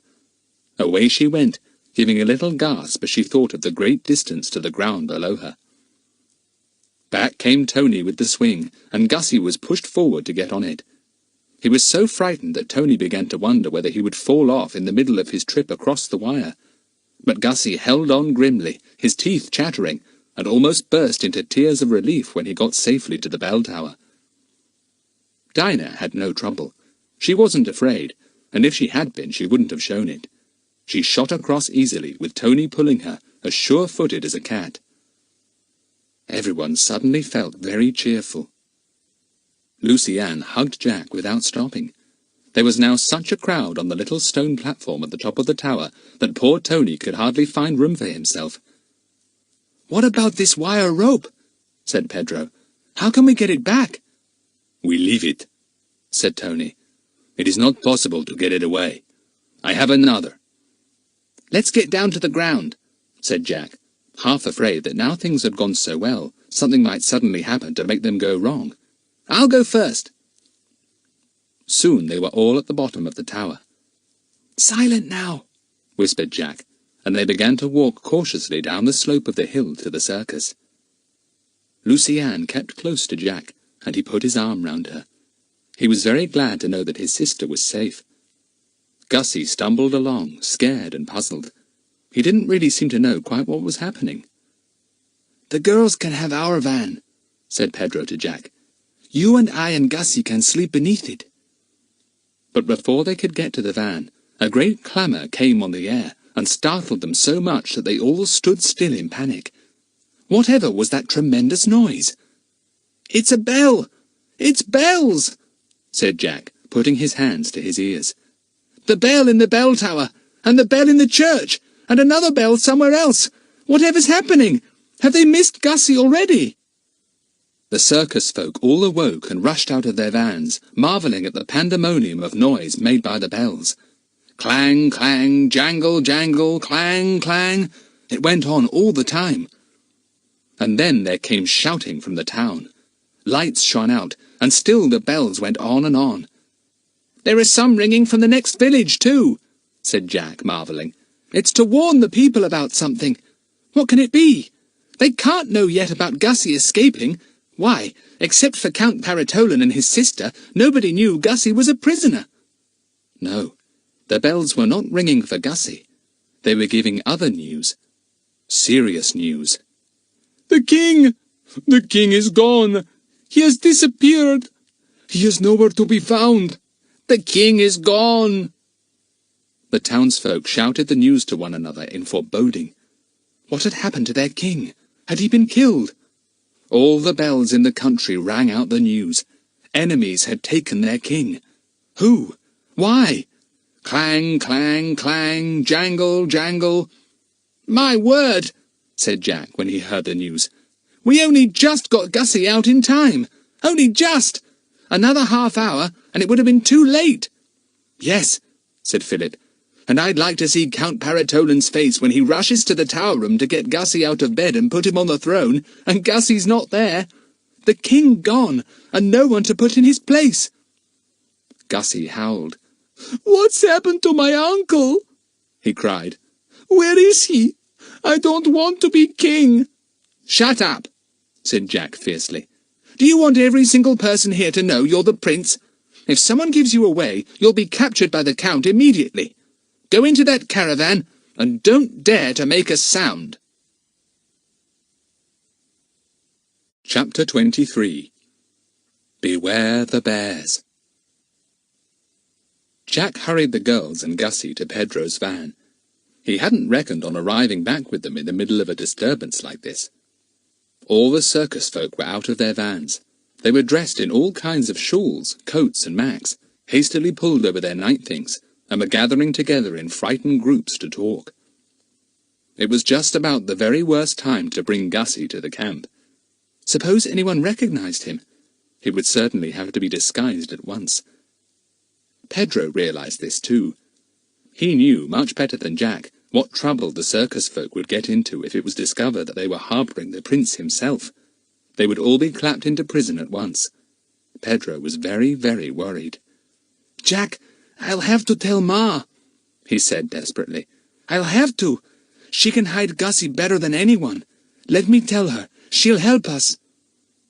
There was nothing for it but to say yes.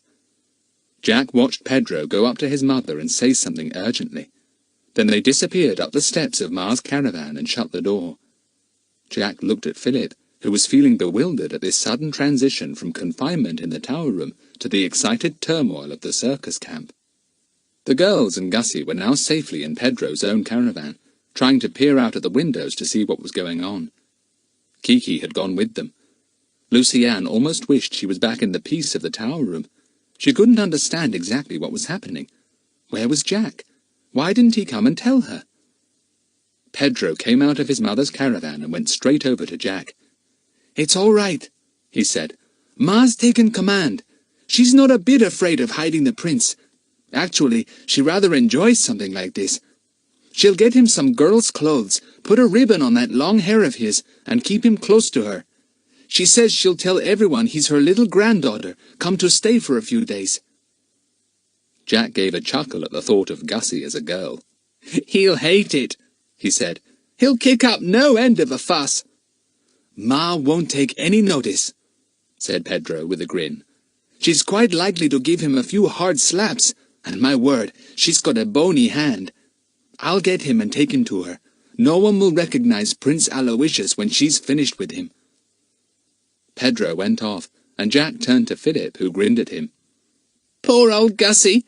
That's a wonderful idea, though. Gussie will make a beautiful girl."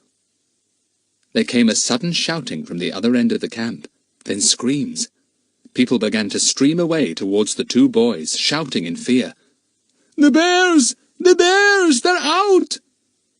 Tony came bounding up to Jack. "Where's that friend of yours you said could manage animals?" "Oh, there he is. The bears are loose. They've broken 3 of the bars of their cage. See if your friend can help. Fank can't even get out of bed." Philip knew nothing about the bears, of course, and Jack hurriedly told him the details as they ran to the other end of the field.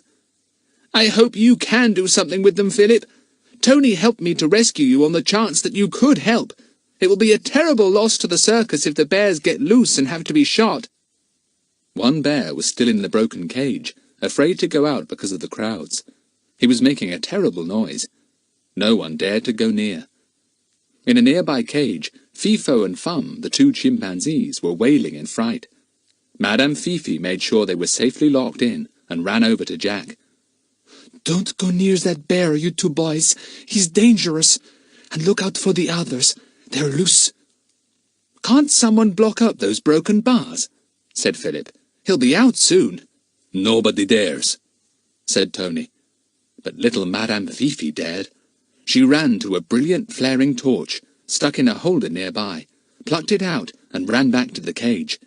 She thrust the pointed bottom end of the torch into the ground just in front of the cage.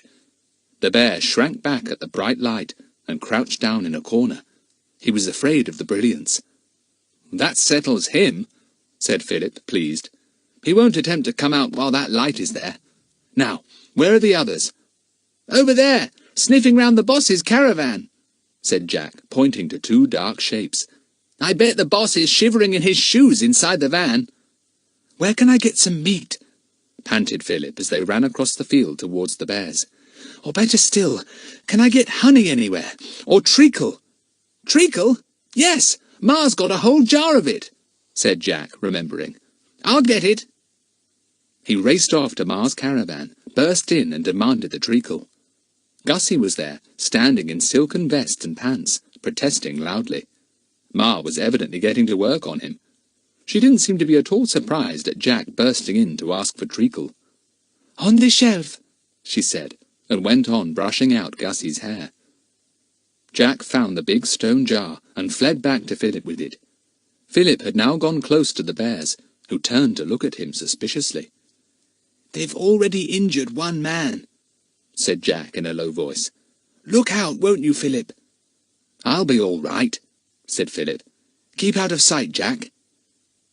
He took the jar of treacle, dipped his hands in it, and smeared them up to the wrists with the thick, sweet syrup. Then he walked towards the bears, pouring a little of the syrup out on the grass as he went. The bears growled warningly. Philip turned and went back again. He sat down with the jar of treacle and waited. By now, many people were watching. Who was this boy? What was he doing, meddling with 2 dangerous bears? They watched in fearful curiosity, ready to run at any moment. Jack stood out of sight, but near enough to run to Philip's help if necessary. He didn't think it would be necessary. He had absolute faith in Philip's ability to manage any animal. The bears soon smelt the syrup that Philip had spilled here and there on the grass. They loved the sweetness of treacle. Fank sometimes gave it to them for a treat, and there was nothing they liked better than to have an empty syrup tin given to them and to be allowed to lick it and put their great paws inside. They sniffed and went towards the first spots of treacle on the ground. One bear found them and licked eagerly. The second bear growled at him and tried to push him aside, but suddenly smelt another few spots of treacle further on. He lumbered on clumsily and licked eagerly. As soon as the bears realized that there was treacle about, they began to grunt excitedly. They had refused food for 2 days now, and they were hungry. They sniffed eagerly for more treacle. The watching people held their breath as they saw the 2 great clumsy creatures getting nearer and nearer to the boy sitting on the ground. Surely he was in danger. "Who is he? He ought to be warned," they said, but Tony and Bingo hushed them. "Be quiet. He is Jack's friend, a wanderer with animals. Give him a chance. He can run if the bears threaten him." The first bear was now quite near Philip, his head close to the ground as he sniffed about for more treacle. Philip put his hand into the jar he held and took it out, waving it slowly in the air so that the bear could get the full scent of it. The bear raised his head and saw Philip. He backed away a little and gave an angry grunt. Who was that sitting on the ground? His eyes gleamed an angry red in the light from a nearby lamp. A little sigh of fear went through the anxious crowd. And then Philip spoke. He spoke in what Jack called his special voice, the voice he always kept for animals. It was a low, monotonous voice, a gentle, kindly voice, but somehow it was a voice that had to be listened to. A sort of hypnotizing voice, thought Jack as he stood watching. The bear listened. He grunted again and backed away, bumping into the second bear. But still Philip's voice went on. What was he saying? Jack couldn't hear. How did he know how to talk to animals like this? And why did they all listen? The watching circus folk knew that most animal trainers used a special tone of voice when they petted their animals. But here was a strange boy talking to frightened and suspicious bears. And yet they listened. The second bear came a little nearer, his ears pricked. He sniffed. He sniffed not only the treacle, but Philip's own particular smell. He liked it. It was a friendly smell. The bears always sorted out people into two kinds, those whose smell they liked, and those they didn't. He lumbered right up to Philip and sniffed at him, ready to strike if the boy moved. A little scream came from someone in the crowd, but the bear took no notice. Philip went on talking, and now his voice was so honeyed and persuasive that even the crowd began to feel his spell. The bear licked Philip's hand, which was covered in treacle. Philip did not move. The bear went on licking, quite unafraid. The other bear came up, and seeing how unafraid his brother was, he took a quick lick at Philip's other hand. In 2 or 3 seconds, both bears were grunting in delight at so much treacle. This boy was a friend. They didn't know who he was, but they were quite sure he was a friend. Philip talked all the time, monotonously and kindly.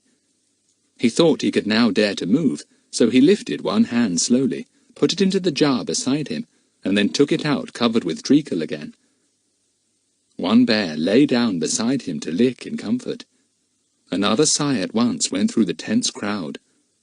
Philip gave the jar to the other bear, and then with his free hand began to fondle the bear lying beside him. It grunted in pleasure. Now the bears were happy and at peace. They had found someone they liked and trusted. Philip knew that he had them under control. If only the crowd didn't do something silly, make a sudden noise or come surging towards him. But the circus folk knew better than that. They were used to animals. Philip stood up, doing nothing quickly. All his movements were smooth and slow. He picked up the jar, and with his other hand on one bear's neck, began to walk to the cage. The bears followed, shambling along quietly, licking their lips. Philip took them right to the cage, undid the door and let them shuffle in. He put the treacle jar inside, shut the door, and went quietly outside. And then how the people cheered.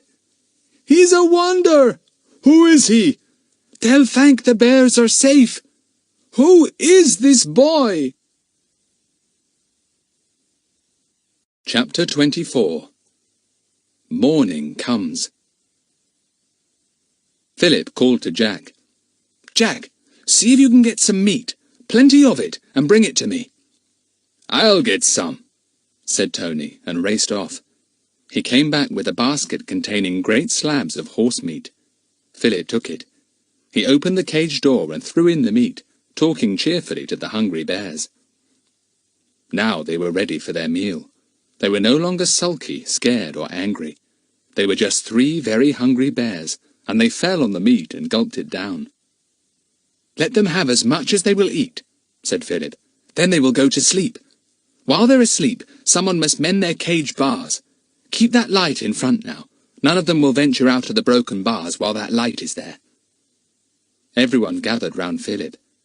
"He's a friend of Jack," they said to one another. "He fetched him here because he is good with bears. He must have come from another circus. Look, the boss wants him." The boss had watched everything from his caravan window.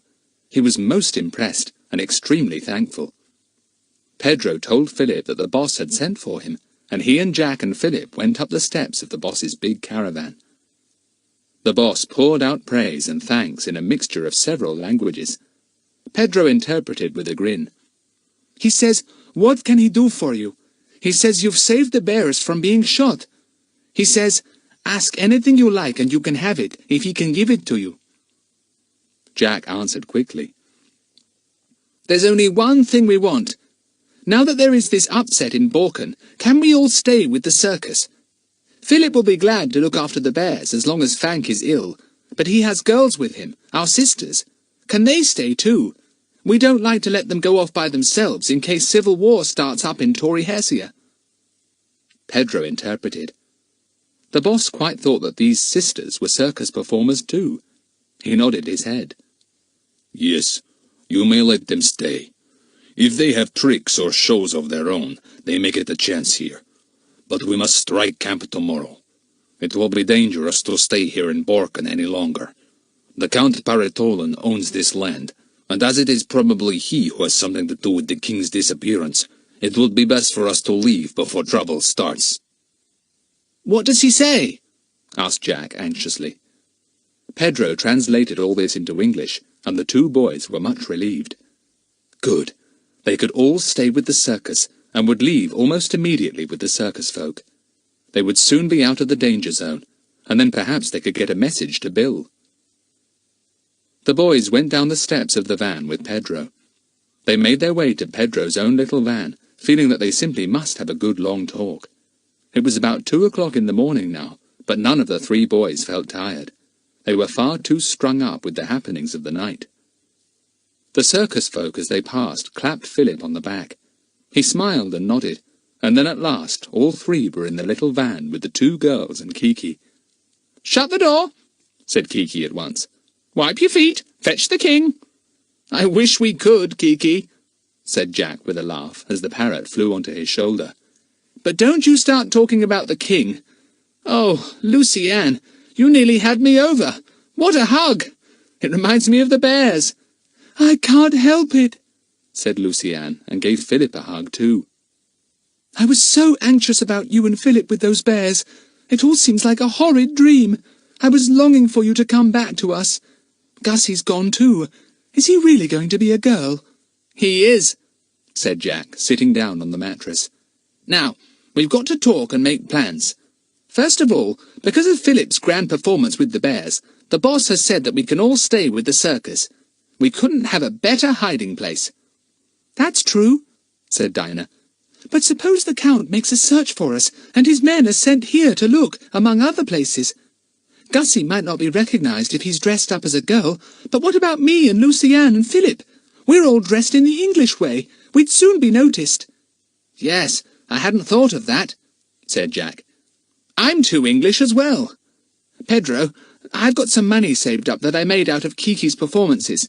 Could you buy some Hessian clothes for us early today?" "Ma will fix you all up," said Pedro. "She's a wonder with a needle. She'll get some cloth from old Lucia, the woman who's in charge of the circus clothes, and we'll borrow some grease paint from Tony and give you all tanned Tory Hessian faces. But don't go speaking English." "No, we won't. We'll talk a wonderful gibberish of our own," said Philip with a laugh. "We'll come from Jabberwocky and talk the Jabberwock language. It goes like this: Goonanali Pondicherry Tapulaka Wunati." Everyone laughed. "Good," said Pedro. "I'll tell any searchers that you are Jabberwockians, and then you can talk like that if they ask you anything. By the way, where is Jabberwocky?" Kiki suddenly launched with delight into the Jabberwockian language. They all listened to her and roared. "You're a very fine specimen of a Jabberwockian parrot," said Jack, stroking her. "Go to the top of the class." Dinah gave an enormous yawn, at once copied by Kiki. It made everyone begin to feel terribly sleepy. "Come on, we'll be striking camp fairly early," said Pedro, getting up. "Sleep in peace, girls. We three boys will be just under the van on a couple of rugs. As for Gussie, I expect he's snoring in Ma's extra bunk, looking like a beautiful little girl." Gussie was not asleep, however. He lay in the small bunk, listening to Ma's deep breathing and sudden snorts. He was very angry and very humiliated. Ma had seen to him properly. She had tried his hair this way and that, and had finally decided that he looked more like a girl with a small bow at each side rather than with one big one on top. She had also looked out some clothes. A longish skirt, rather large, very highly coloured, and decidedly ragged, and a small red blouse with a green scarf tied skittishly round the waist. Gussie could have cried with shame.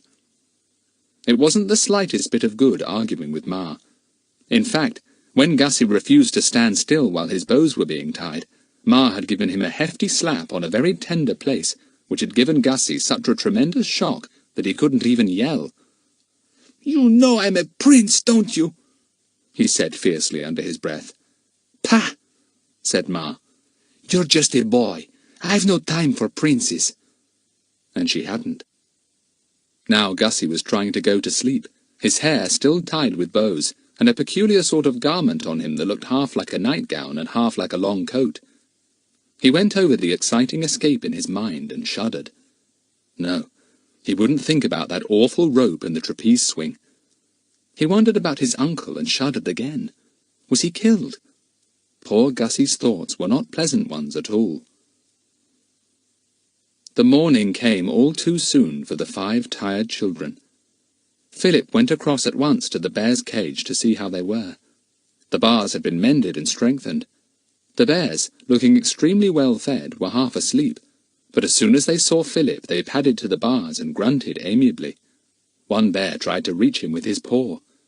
"Good, they're quite all right," said Philip, and gave them a little talk to which they listened entranced, as if they understood every word. Frank was better, but still could not stand up. Philip went to see him, and the little man took his hand and poured out a stream of completely unintelligible words. Philip knew what he was saying, though. Here was a grateful man, if ever there was one. Frank loved his bears as if they were his brothers, and he had been almost mad with anxiety the night before when he heard they had escaped. "I'll take them on till you're well," said Philip, and Frank understood, and shook Philip's hand fervently. The next thing was clothes. The camp was to set off in 3 hours, so Ma had got to hurry if she was going to get the 4 of them clothes that would disguise the fact that they were English. She went to Lucia, an old bent woman who kept the clothes of the circus folk in order. Not the ordinary ones they wore every day, but their fine ones worn in the ring, their glittering capes and skirts, their silken shirts and magnificent cloaks. These were valuable, and old Lucia's needle was always busy. So was her iron. Nobody could press fine clothes as well or as carefully as Lucia. By the time the circus folk were ready to strike camp, nobody would have recognized Dinah, Lucy-Ann, Philip and Jack. Tony had lent them grease paint, and each of them was tanned and looked like a Tory Hessian. Face, neck, legs and hands. The girls wore the Tory Hessian dress, long skirts and shawls, and bright ribbons in their hair. The boys looked just like normally brought-up boys of the country, and seemed to have grown older all of a sudden. Lucy-Ann stared at Jack in surprise, hardly recognizing this brown youth, whose teeth gleamed suddenly white in his tanned face. Ma was pleased with her efforts, but most of all she was delighted with Gussie. Nobody could possibly think that Gussie was anything but a girl. He looked really pretty. All 5 of them, Pedro too, roared with laughter when poor Gussie came down Ma's caravan steps, looking very red in the face, very angry, and very ashamed. "This is my little grandchild, Anna Maria," said Ma with a broad smile. "Be kind to her, please." Gussie looked as if he was about to burst into tears. "Yes, go on, cry," said Philip, teasing him. "That'll show people you aren't Anna Maria." Dinah gave him a punch. "Some girls do cry," she said. "Oh dear, doesn't Anna Maria, look priceless?" "Smashing," said Jack. "Honestly, he's as pretty as a picture. Thank goodness for his long hair. That's what helps him look like a girl more than anything." "I cut it short soon, said poor Gussie furiously. "Snip, snip, like that." "You can't. You told us that princes of this country have to wear it long, like you do," said Dinah. "I will not be a prince then," said Gussie. He looked suddenly very forlorn, and gazed at Lucy-Ann beseechingly, feeling that she had the kindest heart of the lot. "Do not tease me," he begged. "I hate this. I am full of shamefulness." "All right, Gussie, Anna Maria," said Jack. "We won't tiz you. Cheer up. You'll be a prince again before long, I'm sure." "If my uncle is alive, I will be," said Gussie soberly. "If he is dead, I must be king." "God save the king," said Kiki devoutly, and raised her crest impressively. "Fetch the doctor, and save the king." Chapter 25. The camp is searched. Soon a long procession of vans was going down the winding road that led away from Borken. The two girls and Gussie were in Pedro's little van, and he was driving the small skewbald horse that belonged to him. Jack was driving Ma's van for her, and the old lady looked really happy. She loved a bit of excitement, and she roared with laughter whenever she caught sight of poor Gussie. Philip, of course, was driving the van in which the bear's cage was built. Tony was driving Fank's little living van, whistling cheerfully. Fank lay on his mattress inside, glad to feel better, and to know that that wonder boy Philip had got his bears in charge. He felt full of gratitude to Philip, and to Tony too, for so cheerfully driving his van for him. The circus folk were always ready to help one another. That was one of the nicest things about them. The vans rumbled along the road, going very slowly, for neither the bears nor the chimpanzees liked going fast. They were all excited at being on the move again. Fifo and Fum chatted away together, looking through the window of their van. "Where are we going?" Dinah asked Pedro, through the open window of the van. Pedro shrugged his shoulders. He had no idea. "We must get away from Borken, where a lot of trouble may start," he said, "and try to find somewhere more peaceful. We shall probably make for some country road and keep away from all the main roads. Soldiers will use those if trouble starts." Dinah went back into the van. The Tory Hessian dress suited her well, and she looked exactly right in it. "We're making for some country road," she told Lucy-Ann. "It's a pity we still can't get in touch with Mother or Bill. They really will be dreadfully worried about us by now. I suppose the police will have been told and will be hunting everywhere for us, but in England instead of here," said Lucy-Ann. "Well, anyway, we're safe for the moment, and out of that tower room. I was getting tired of that. Nothing to do all day but to play games with those funny cards they brought us."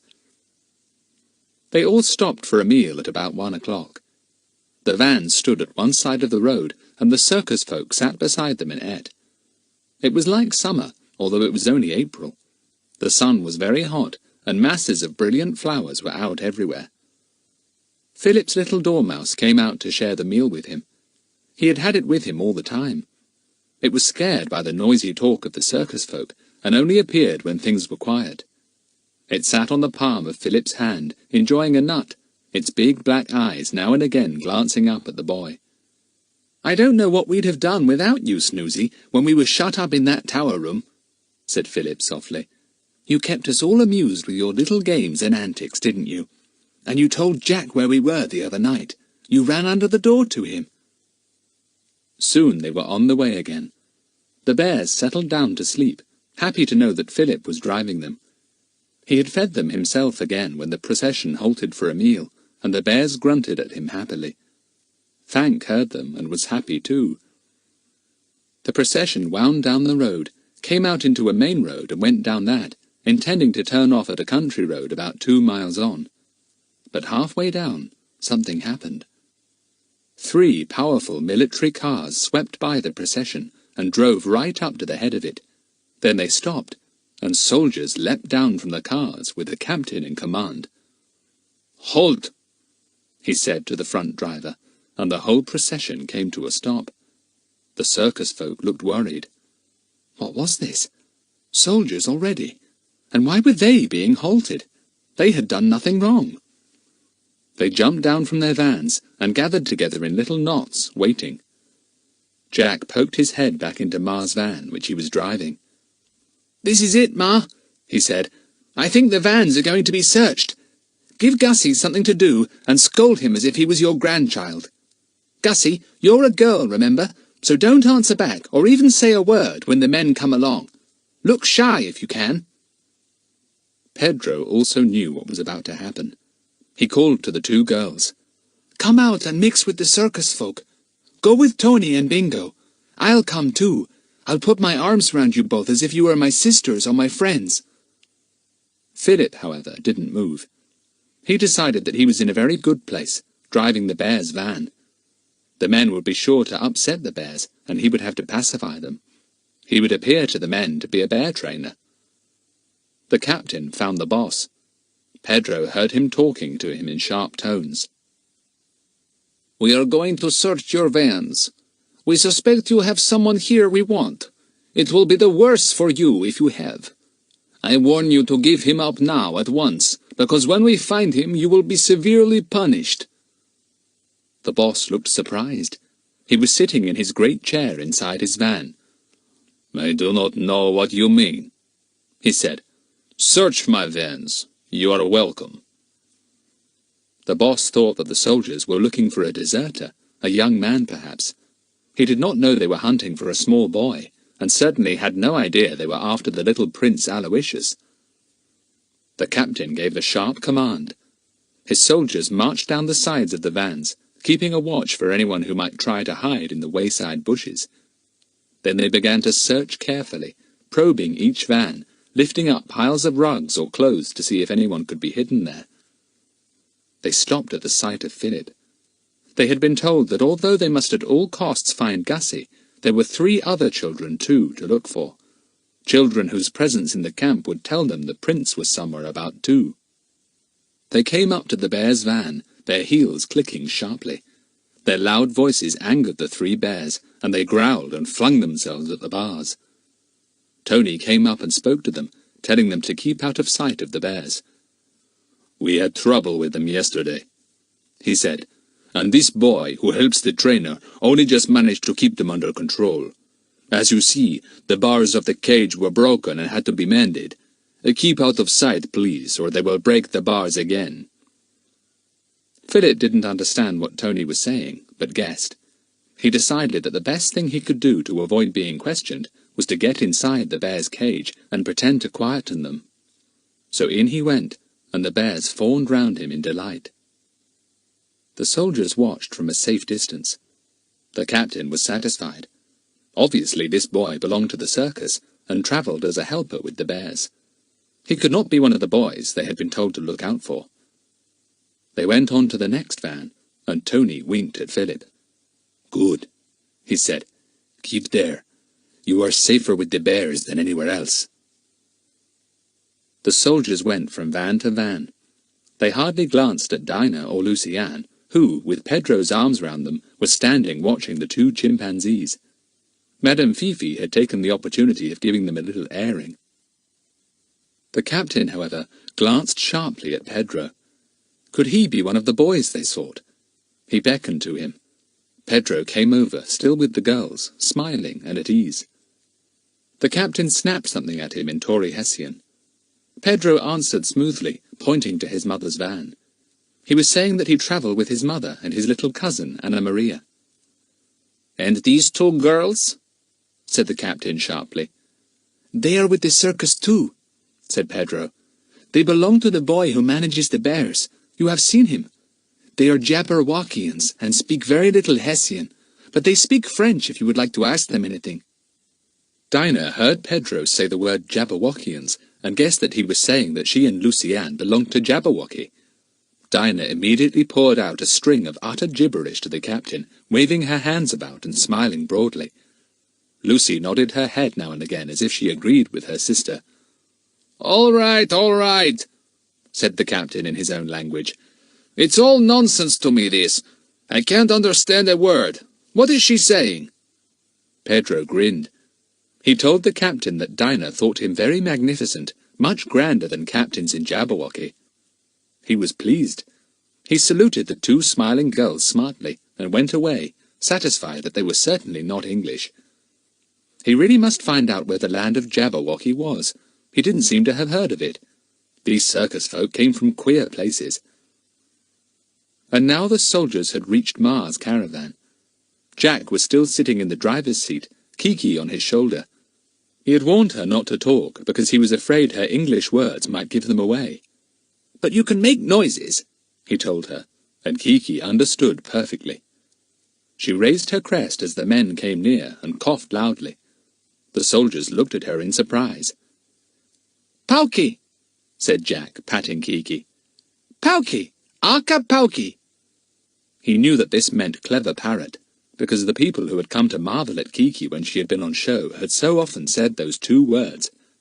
"Aka Pauki," clever parrot. Kiki gave a loud hiccup, and then another. The soldiers were tickled and roared with laughter. Then Kiki clucked like a hen laying eggs, and that amused them even more. This was the kind of thing Kiki liked. It gave her a wonderful opportunity for showing off. She put down her head, looked wickedly at the soldiers, and gave them the full benefit of her aeroplane in trouble noise. They were extremely startled and stepped back at once. Kiki cackled idiotically, laughing till the soldiers and Jack were laughing helplessly too. A sharp voice came from behind them.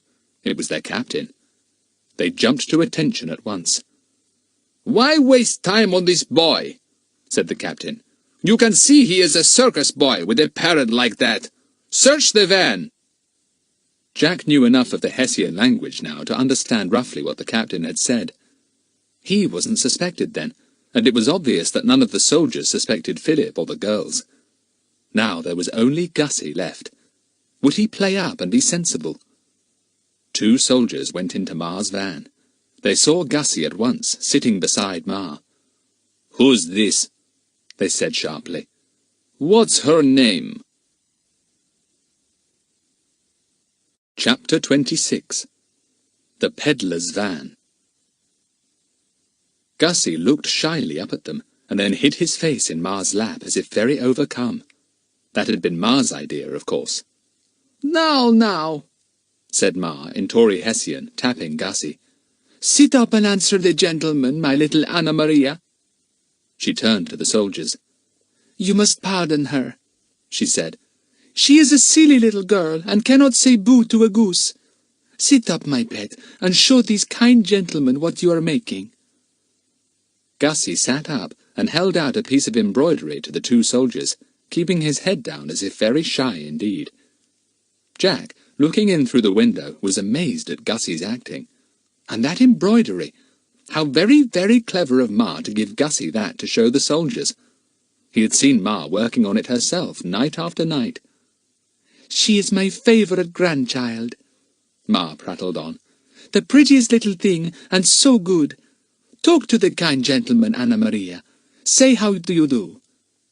"I cannot," said Gussie, and hid his face in Ma's lap again.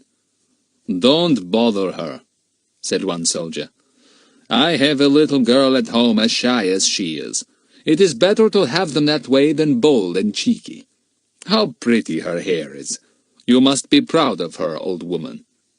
"She is such a good little needlewoman," said Ma proudly, and patted Gussie's head. "Sit up, my pet. The gentleman won't eat you." "We're going," said the first soldier. "Here, give her this to spend. She really does remind me of my little girl at home." He threw a coin to Ma, and she caught it deftly, and pocketed it at once. Jack heaved an enormous sigh of relief when he saw the 2 men walking away. He poked his head in at the window. "It's all right, they've gone. Gussie, you were absolutely marvellous. Talk about an actor. Why, you're a born actor. A shy little girl to the life." Gussie lifted his head from Ma's lap. His eyes were bright and his face was red. He was laughing. "It was Ma's idea to behave like that," he said. "She said I must not show my face at all. I must be shy and put it into her lap." "A really good idea," said Jack, and grinned at Ma's smiling face. "Honestly, Gussie, I congratulate you. I never imagined you could act like that." "I like acting," said Gussie, "but not in girls' clothes. I feel silly. Still, it was a very good idea. Now, I am safe, is it not so?" "I think so," said Jack, looking up the road. "The men are going back to their cars. They're getting into them. Yes, the first car is going off. Phew! I was in a stew when those two fellows walked into your van." As soon as 3 military cars had shot off down the road, Philip left the bear's van and came running over to the others, grinning. They all collected round Ma's van and heard Jack's recital of Gussie's marvellous performance. Gussie was pleased. He was not often praised by the others, and it was very pleasant to have them admiring him for once in a way. Then he caught sight of himself in Ma's mirror, ribbons and all, and his face clouded. "I do not like myself," he said, staring in the mirror. "I will now dress in my own things again." "Oh, no, not yet," said Jack quickly. "You don't know who might recognize you suddenly if you did. You'll have to be a girl until we get you to safety somewhere. Go on now, Gussie. You like acting. You'll give a marvellous performance." The vans went on again. The excitement quickly died down, and everyone grew silent. They were tired with their short night and the disturbances they had had. They stopped for a snack about 6 o'clock, and then went on again. They were now on a lonely country road. The surface was bad, and the vans had to go slowly. Nobody minded that. Circus folk were never in a hurry, except when their show was about to begin. Then everyone fell into a tremendous rush and raced about in excitement. They camped that night in the hills. They all slept very soundly to make up for the lack of sleep the night before. Then they set out again, jogging on slowly, not really very certain where they were going. The boss suddenly decided that they had taken a wrong turning a few miles back. The vans were turned round, and back they all went, grumbling hard. They passed few people on the road, for they were now in a very lonely part. "I want shops," grumbled Ma. "I need to buy things. We all need to buy things. We must go to some place where there are shops. I will go tell the boss." But she didn't, because she was afraid of him. She just went on grumbling. She wanted new cotton reels. She wanted some tinned fruit. She wanted hairpins. "Cheer up, Ma. We may meet the travelling peddler van," said Pedro, getting tired of Ma's grumbling. "What's that?" asked Jack. "Oh, a van that takes all kinds of things to lonely villages," said Pedro. "I don't expect we shall meet one, but I've got to say something to keep Ma quiet." The boss gave the order to camp early that night, and everyone was thankful. Soon fires were burning by the roadside, and good smells came on the air. Just as it was getting dusk, a small van came labouring up the hill on the slope of which the camp had been pitched. Madame Fifi saw it first and gave a shout. Everyone looked up. "Ma, you're in luck!" called Pedro. "Here's a peddler's van!" The little black van drew up at the sight of the circus camp. 2 men sat in the front of it, in the usual Tory Hessian clothes, sunburnt fellows, one small, one big and burly. "Better keep out of sight, Gussie," said Jack suddenly.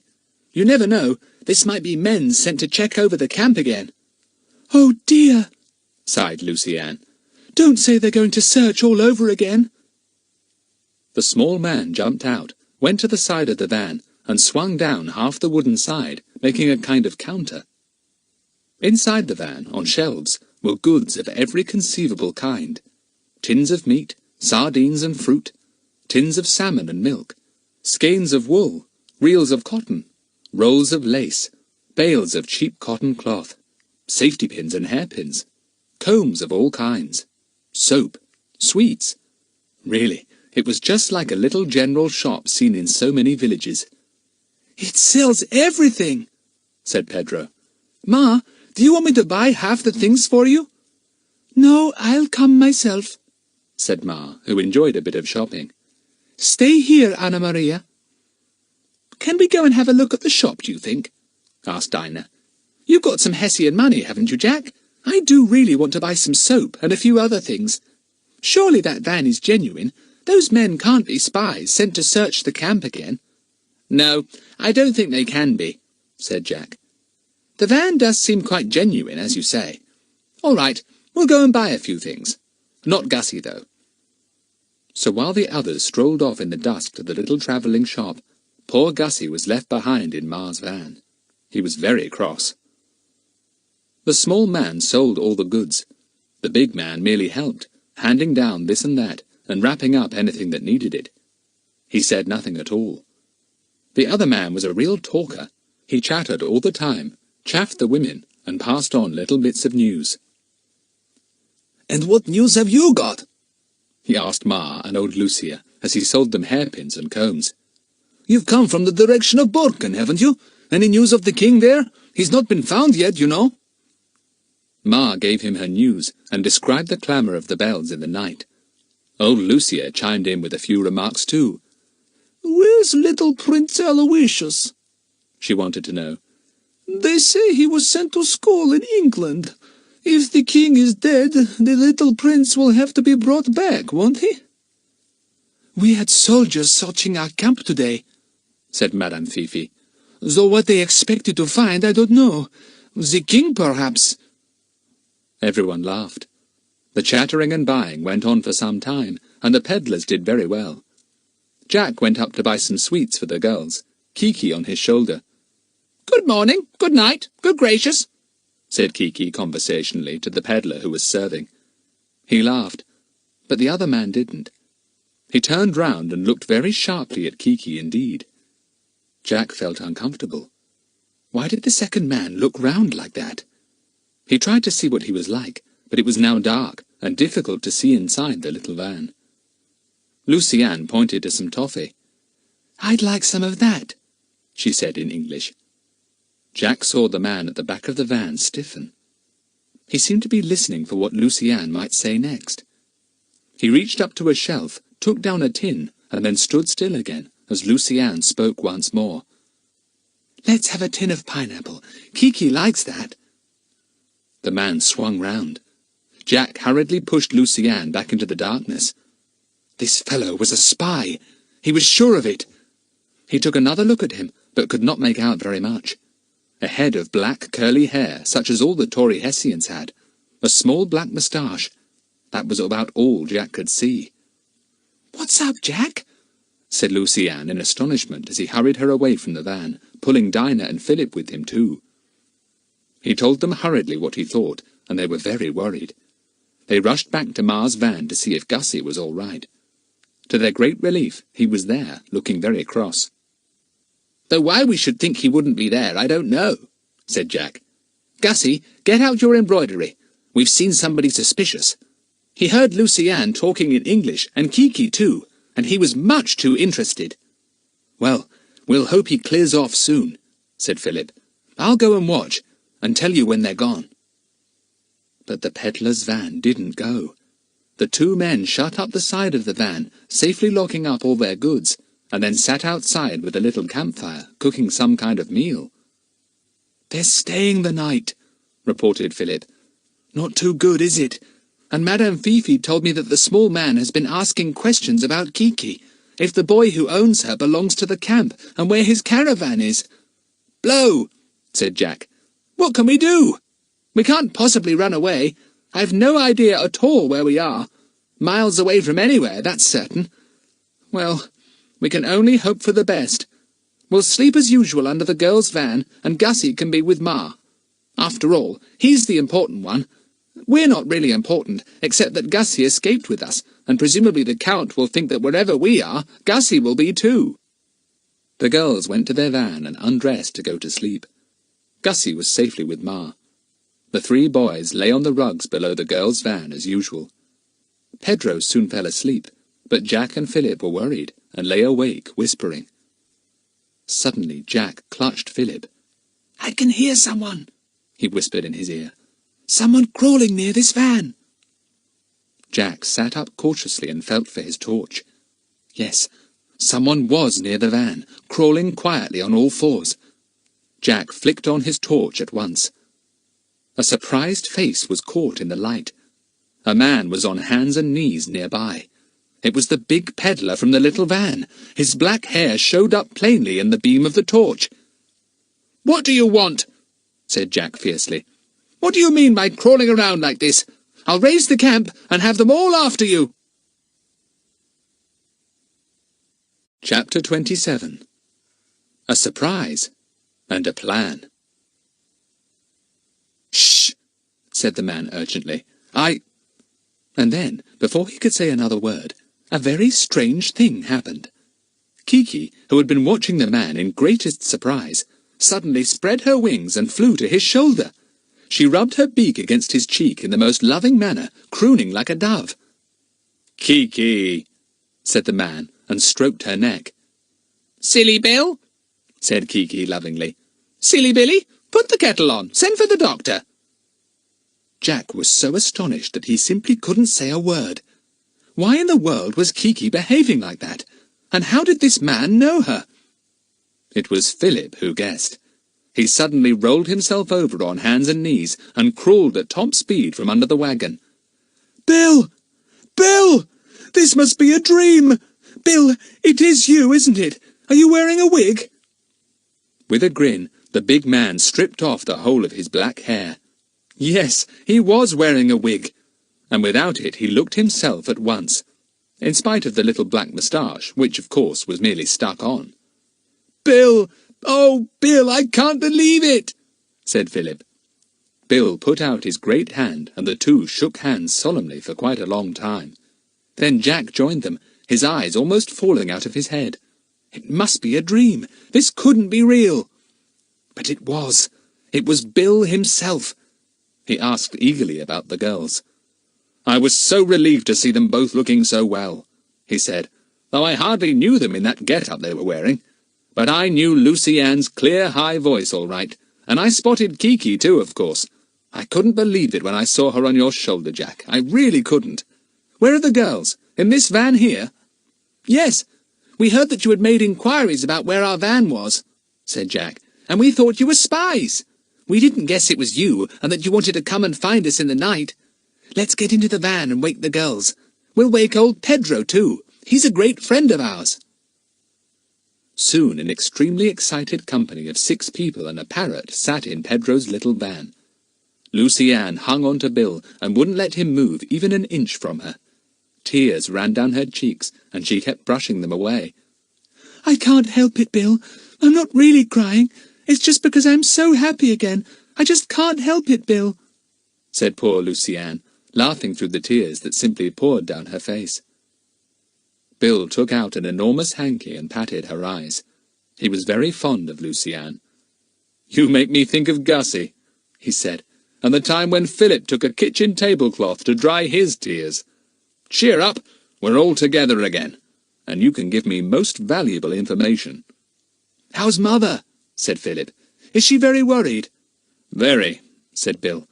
"She and I were caught and tied up in the night you were kidnapped. We couldn't get free. We had to wait till Mrs. Gump came along the road next morning on her way to the cottage and call out to her. By that time, of course, all trace of you had been lost. We've had the police hunting every county in England for you. We didn't dare to say Gussie had gone too, because we didn't want the news to get to the Tory Hessians." "We went off in a plane after a car had taken us away," said Philip. "Jack hid in the boot of the car and then stowed away in the plane, so he knew where we had gone. We were imprisoned in Borken Castle with Gussie, and Jack managed to rescue us." "I joined this circus with Kiki," explained Jack. "Pedro was a brick. He helped me no end. We got Tony and Bingo the acrobats to help in the rescue. It was pretty dangerous." He told Bill all about it. Bill listened in amazement. These children, the things that happened to them, the way they tackled everything that came along and never turned a hair. And now they had got Gussie safely with them, disguised as a girl. "But, Bill, you haven't told us what you're doing here," said Jack. "Fancy you coming along in a peddler's van, all dressed up as a Tory Hessian. Really, it's too amazing to be true." "Well, it's true all right," said Bill. "You see, when our government learned that the King of Tory Hessia had been captured, or killed for all we know, it was essential that we should find out whether this was true or not. And it was essential we should find Gussie, too, if possible. So, as the Tory Hessian government had put Gussie into my charge, as you know, it was decided that I should be the one to come out and make inquiries." "I see. Spy round to see how the land lay," said Philip. "Did you think we might all be in Tory Hessia?" "Yes. I came to the conclusion that wherever Gussie had been taken, you should be there too, to be held as hostages if our own government made any trouble about Gussie," said Bill. "And as soon as the news came that the king had disappeared, we felt sure that Gussie would be somewhere in Borken, Count Paratolan's own territory, and possibly the king might be held prisoner there too. So I and another man, who speaks Tory Hessian well, flew over straight away to do a spot of spying. Hence the peddler's van." "Mother will be feeling awfully worried with you gone too," said Dinah. "I'll get a message through to her sometime tomorrow," said Bill. "Now, I wonder if you can tell me something. Have you any sort of an idea at all where the king might be hidden?" "In Borken Castle," said Jack promptly. "I'm sure of it. I'll tell you why." He told Bill of how he had explored the castle, and how he had overheard the Count and Madame Tatiosa talking excitedly together. "That was the night before the king was known to have disappeared," said Jack. "I think their plans were going well. Probably they even had him a prisoner somewhere then. And the obvious place to take him would be the Count's own castle. He would then have Gussie there, and the king too, right under his hand. He could bargain with both if he wanted to." Bill listened to this long speech with the greatest interest. "I think you're right," he said. "I wish we could get into the castle and find out something. Ronald, the fellow who is with me, speaks the language fluently. I wonder if he could bluff his way in. Say he's a tradesman come to do a repair or something." "I know what he could do," said Jack with a sudden surge of excitement. "I know a way in, Bill. The way I got out the first night I was there. It leads through secret passages up to the big ballroom. There's a way into the ballroom from behind a great picture. I don't know how to move the picture away, though, so as to get into the ballroom. That's the snag." "We'll find out," said Bill. "Jack, this is great. Are you game to come with me, and Ronald too, my pal, and show us the way into the castle? If only we could find out whether the king is alive or not, or whether he's a prisoner, it would be a great help.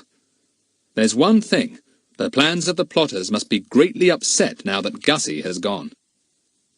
No king for the country, and no prince to set in his place. Very difficult for them." "I'll come, Bill," said Jack, his face red with excitement. "I'll come too," said Philip. "No, you must stay and keep an eye on the girls," said Bill. "I must have one of you with them. Keep an eye on Gussie, too. Pedro can help there."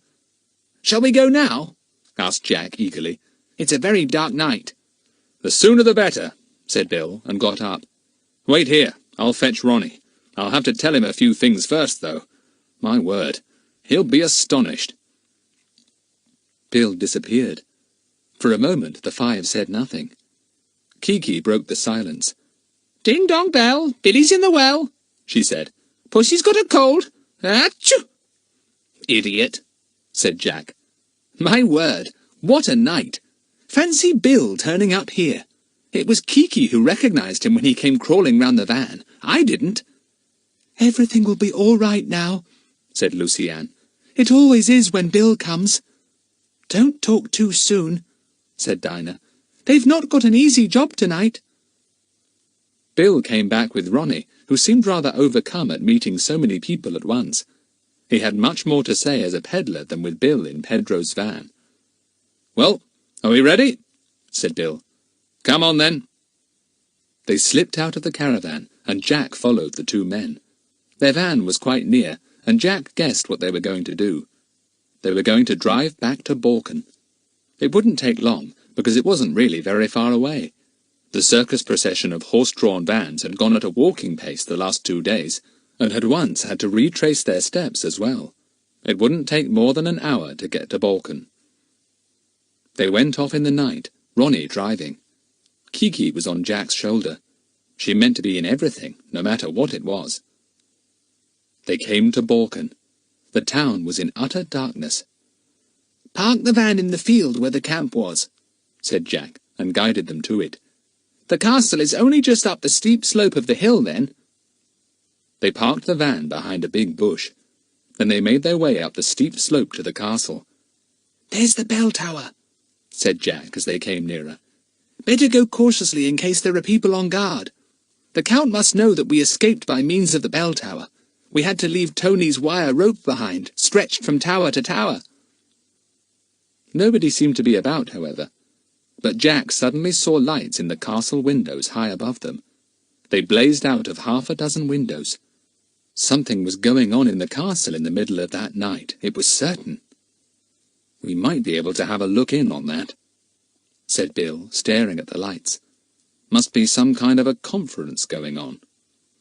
"There's a hole in one of the walls of the conference room. At least, I think it must be a conference room," said Jack, suddenly excited. "I saw a round table and chairs and writing pads and pencils all set out. If we could get up to that room and look through the hole, we might see something interesting, and hear something too." "We might," agreed Bill. "Come on, let's get going. Into the bell tower we go. Where's that trapdoor you told us about?" They were soon in the bell tower. Jack searched about for the trapdoor. He found it, and Bill pulled it open. Down they went into the little cellar below. Bill pulled the trapdoor shut behind him. "Lead the way, Jack," he said, and flashed on an extremely powerful torch. With a jump, Jack saw that both men now carried revolvers too. Gosh, this might be a serious business then. "This way," said Jack, and stepped over the junk in the underground hole. "Better be as quiet as we can. Now, through here." Chapter 28. To Borken Castle again. Jack clambered through the round hole at the other end of the little cellar. He was now in the very narrow, low-roofed passage he remembered so well, because he had had to walk through it with his head well bent. He led Bill and Ronnie up the steeply sloping way, lit by Bill's powerful torch. Jack stopped when they came to the top of the long, sloping passage. "We're very near the room where the spy hole is," he whispered. "If there is a conference being held, or some sort of meeting, we'll be able to look through the hole at it. Or you will, Bill, because as far as I know, there's only one hole." "Let me know when we come to it," whispered Bill, and they went on again. In a short while, Jack saw a little beam of light coming from the side of the right-hand wall. "That must be the spy hole," he whispered to Bill. Bill saw the beam of light and nodded.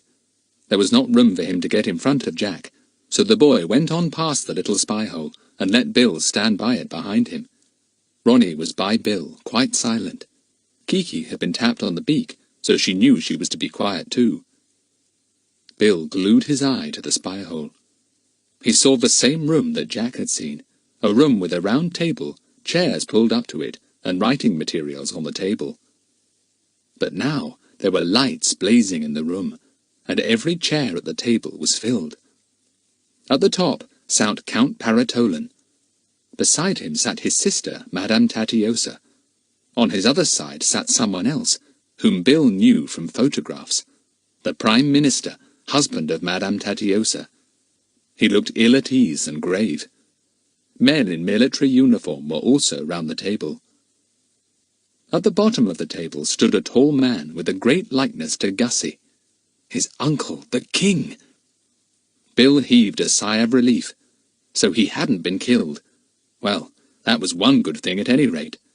If only he could be got away, things could be put right very quickly, and civil war would be avoided. Bill strained his ears to hear what was going on. He could not hear very well behind the wooden panelling, but he heard enough to know what was happening.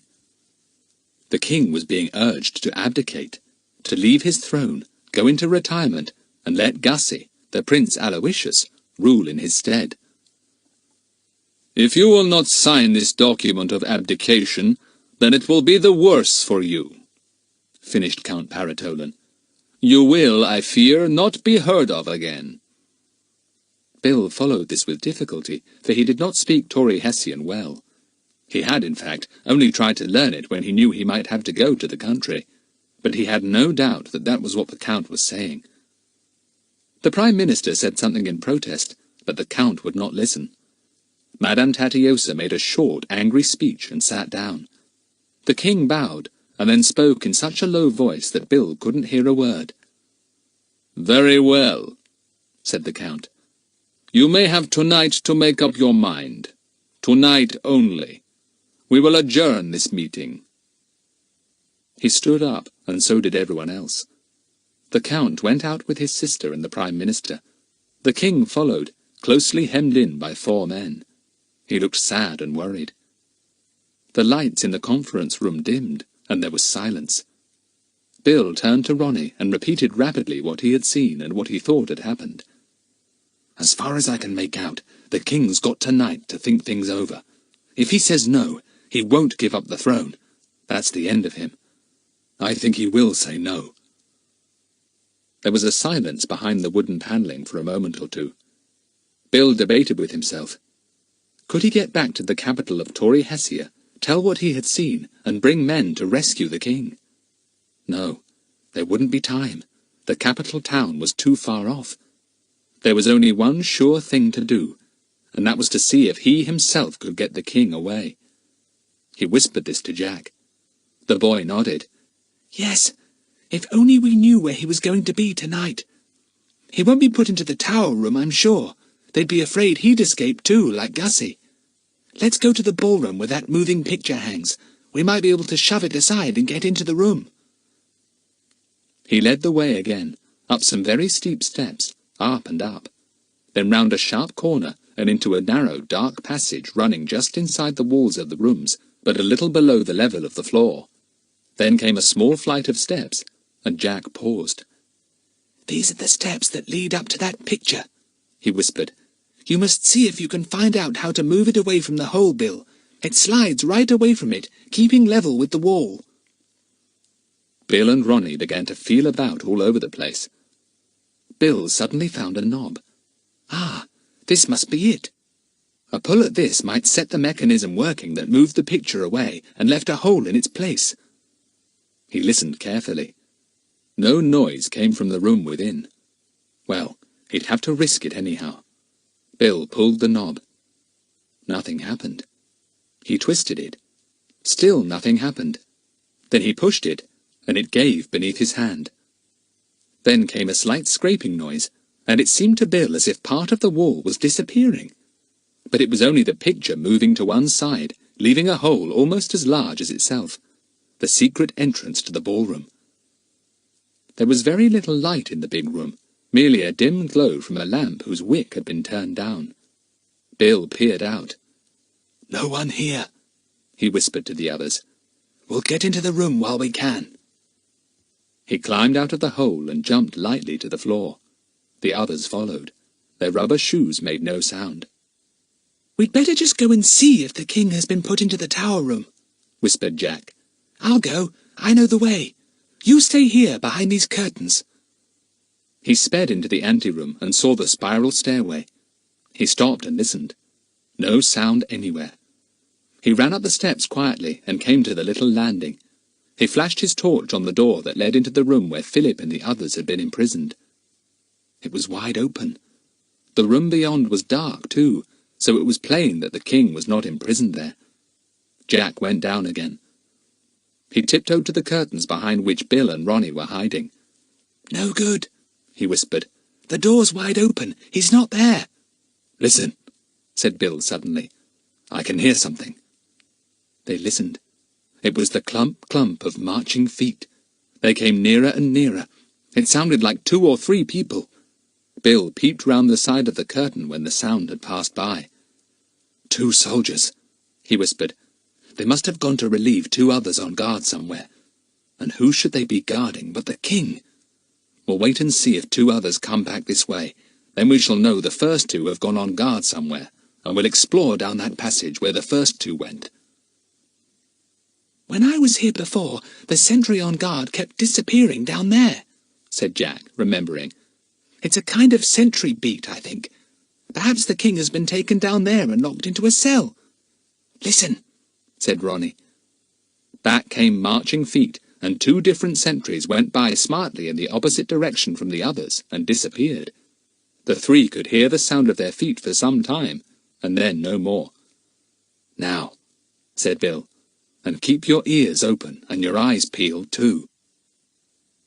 They all went down the dark passage where the first 2 sentries had gone. Right down to the end, round a sharp-angled turn and down a few steps, along a narrower passage and round another turn. but here they stopped.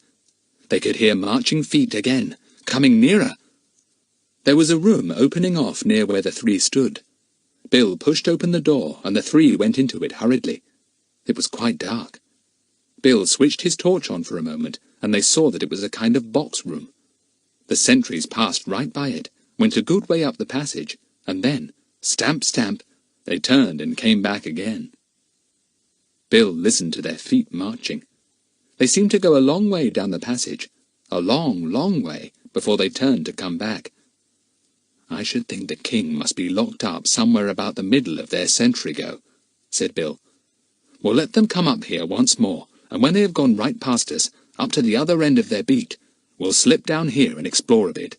We can always go and hide behind the other end of their walk if we hear them coming back."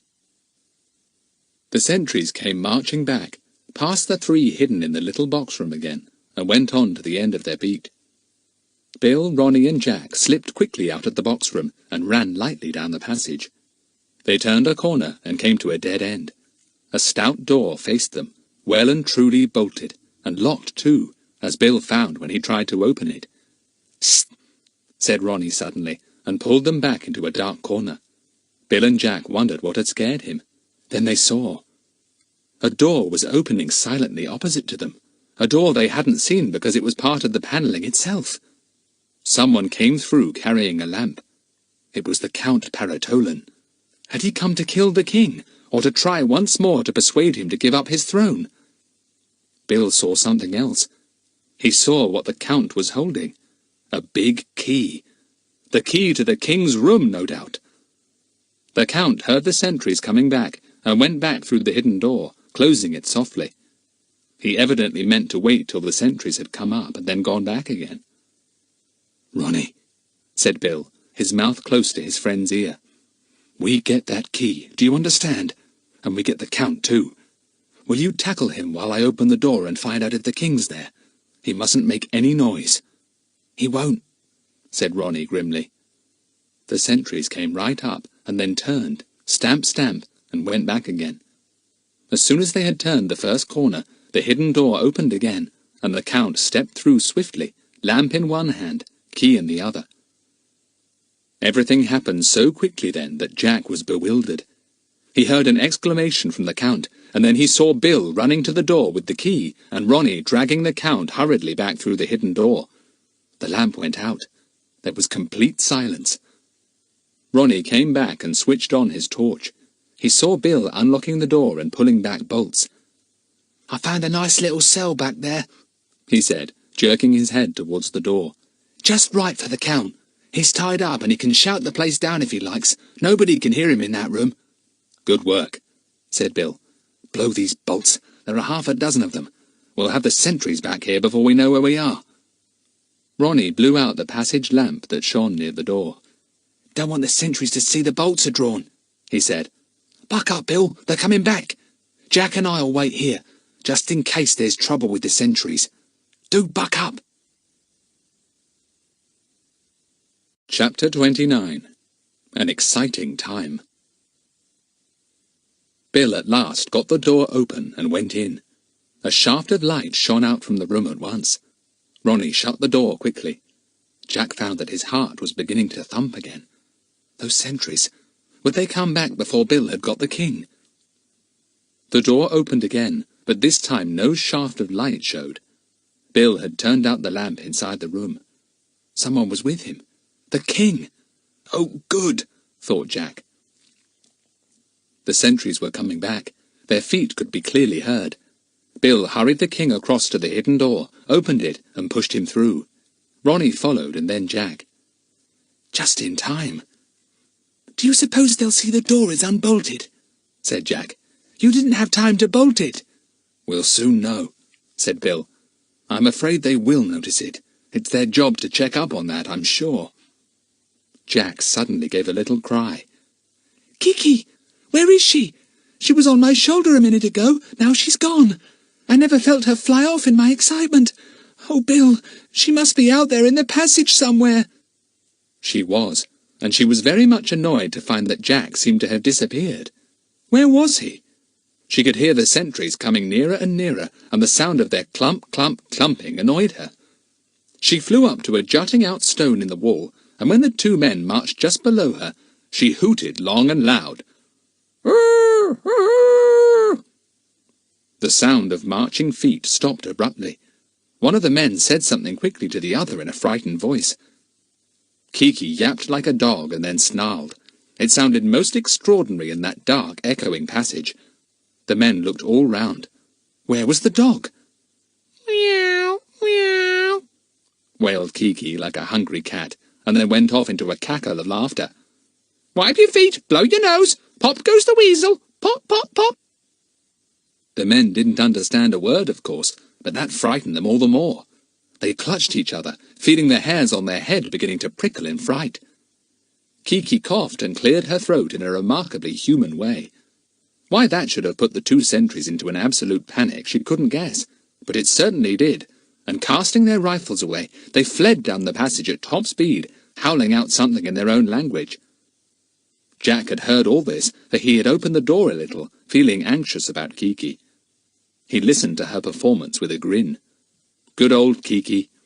He called her softly, and she flew down to his shoulder in delight. Bill wondered what would be the best thing to do now. It would be dangerous to go back the way they had come, because the scared sentries would certainly arrive back with others to probe into the mystery of the hooting and barking and mewing and coughing. "I wonder if the passage behind this hidden door leads anywhere except to the room you put the Count in," said Bill to Ronnie. "We'll go and ask him," said Ronnie cheerfully. "I'll poke this in his ribs and see if he'll talk." This was his revolver. Bill laughed. "You won't need that. He'll talk all right when he sees the king here.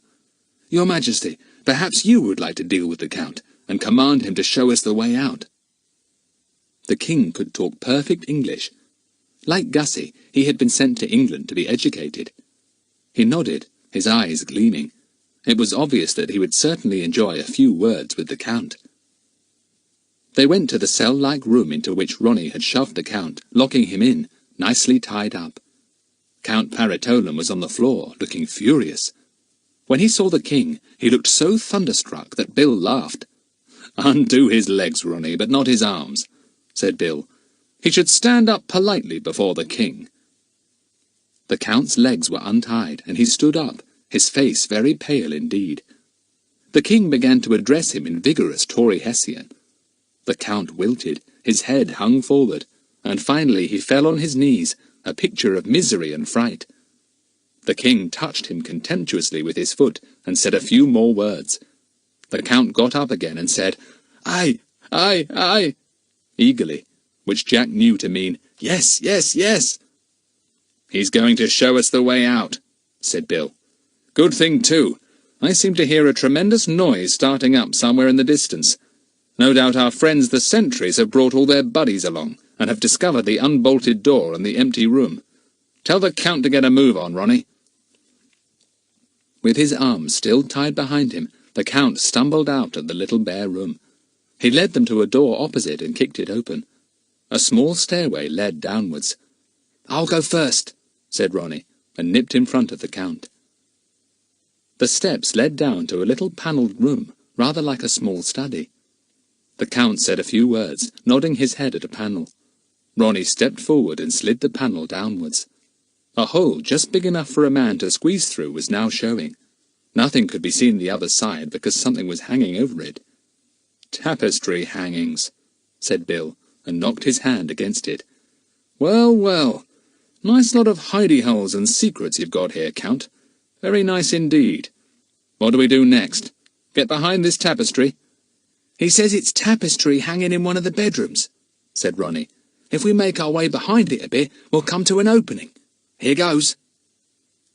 He went through the hole and made his way behind endless tapestry that hung loose from ceiling to floor. At last he came to where, as the Count had said, there was an opening. It was where two different pieces of tapestry met. Ronnie poked his way between them and found himself in a bedroom. He saw beautiful furniture and carpets as he flashed his torch round. The room was quite empty. The others came out into the room too, having made their way behind the tapestry. Jack sneezed because it was full of dust. Kiki promptly sneezed too, much to the Count's amazement. He had not met Kiki before. "Now where?"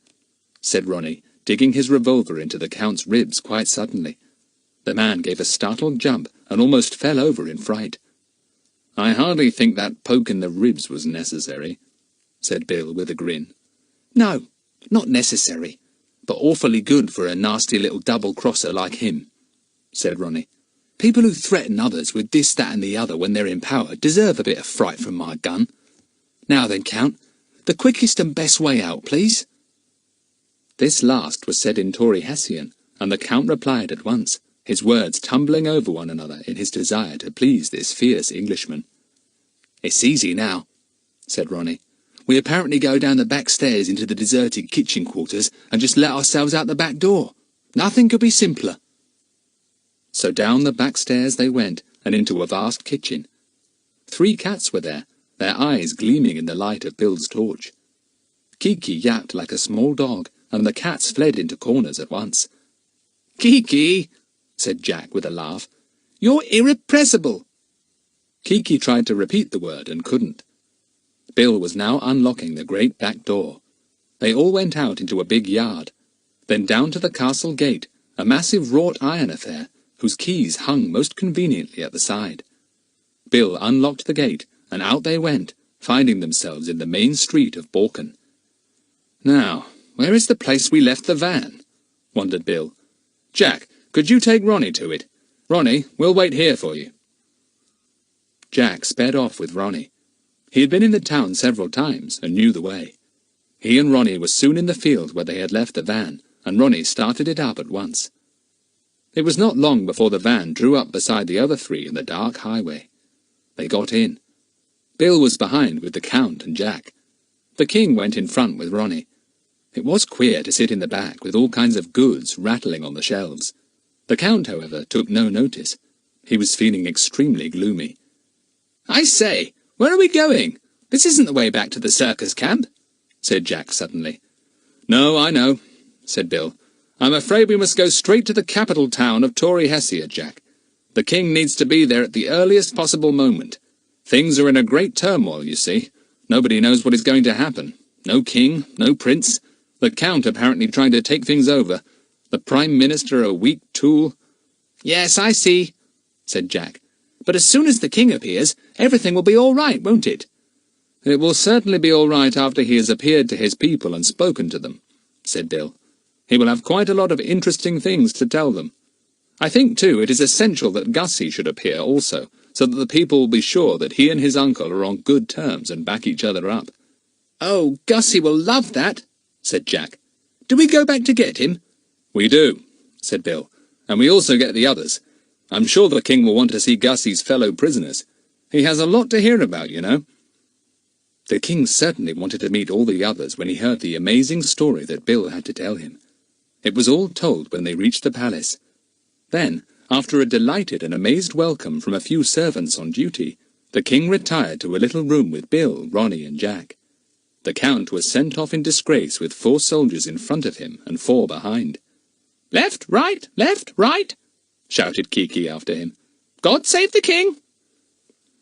It was still dark, for the sun was not due to rise for another hour. Jack suddenly yawned. He really couldn't help it. "You'd better have a snooze," said Bill. "The King is sending his state car to fetch the others first thing in the morning. He will lend you some of Gussie's clothes, he says, if you want to look decent. The others are being sent clothes too, especially, of course, Gussie. He couldn't possibly appear in his girls' things."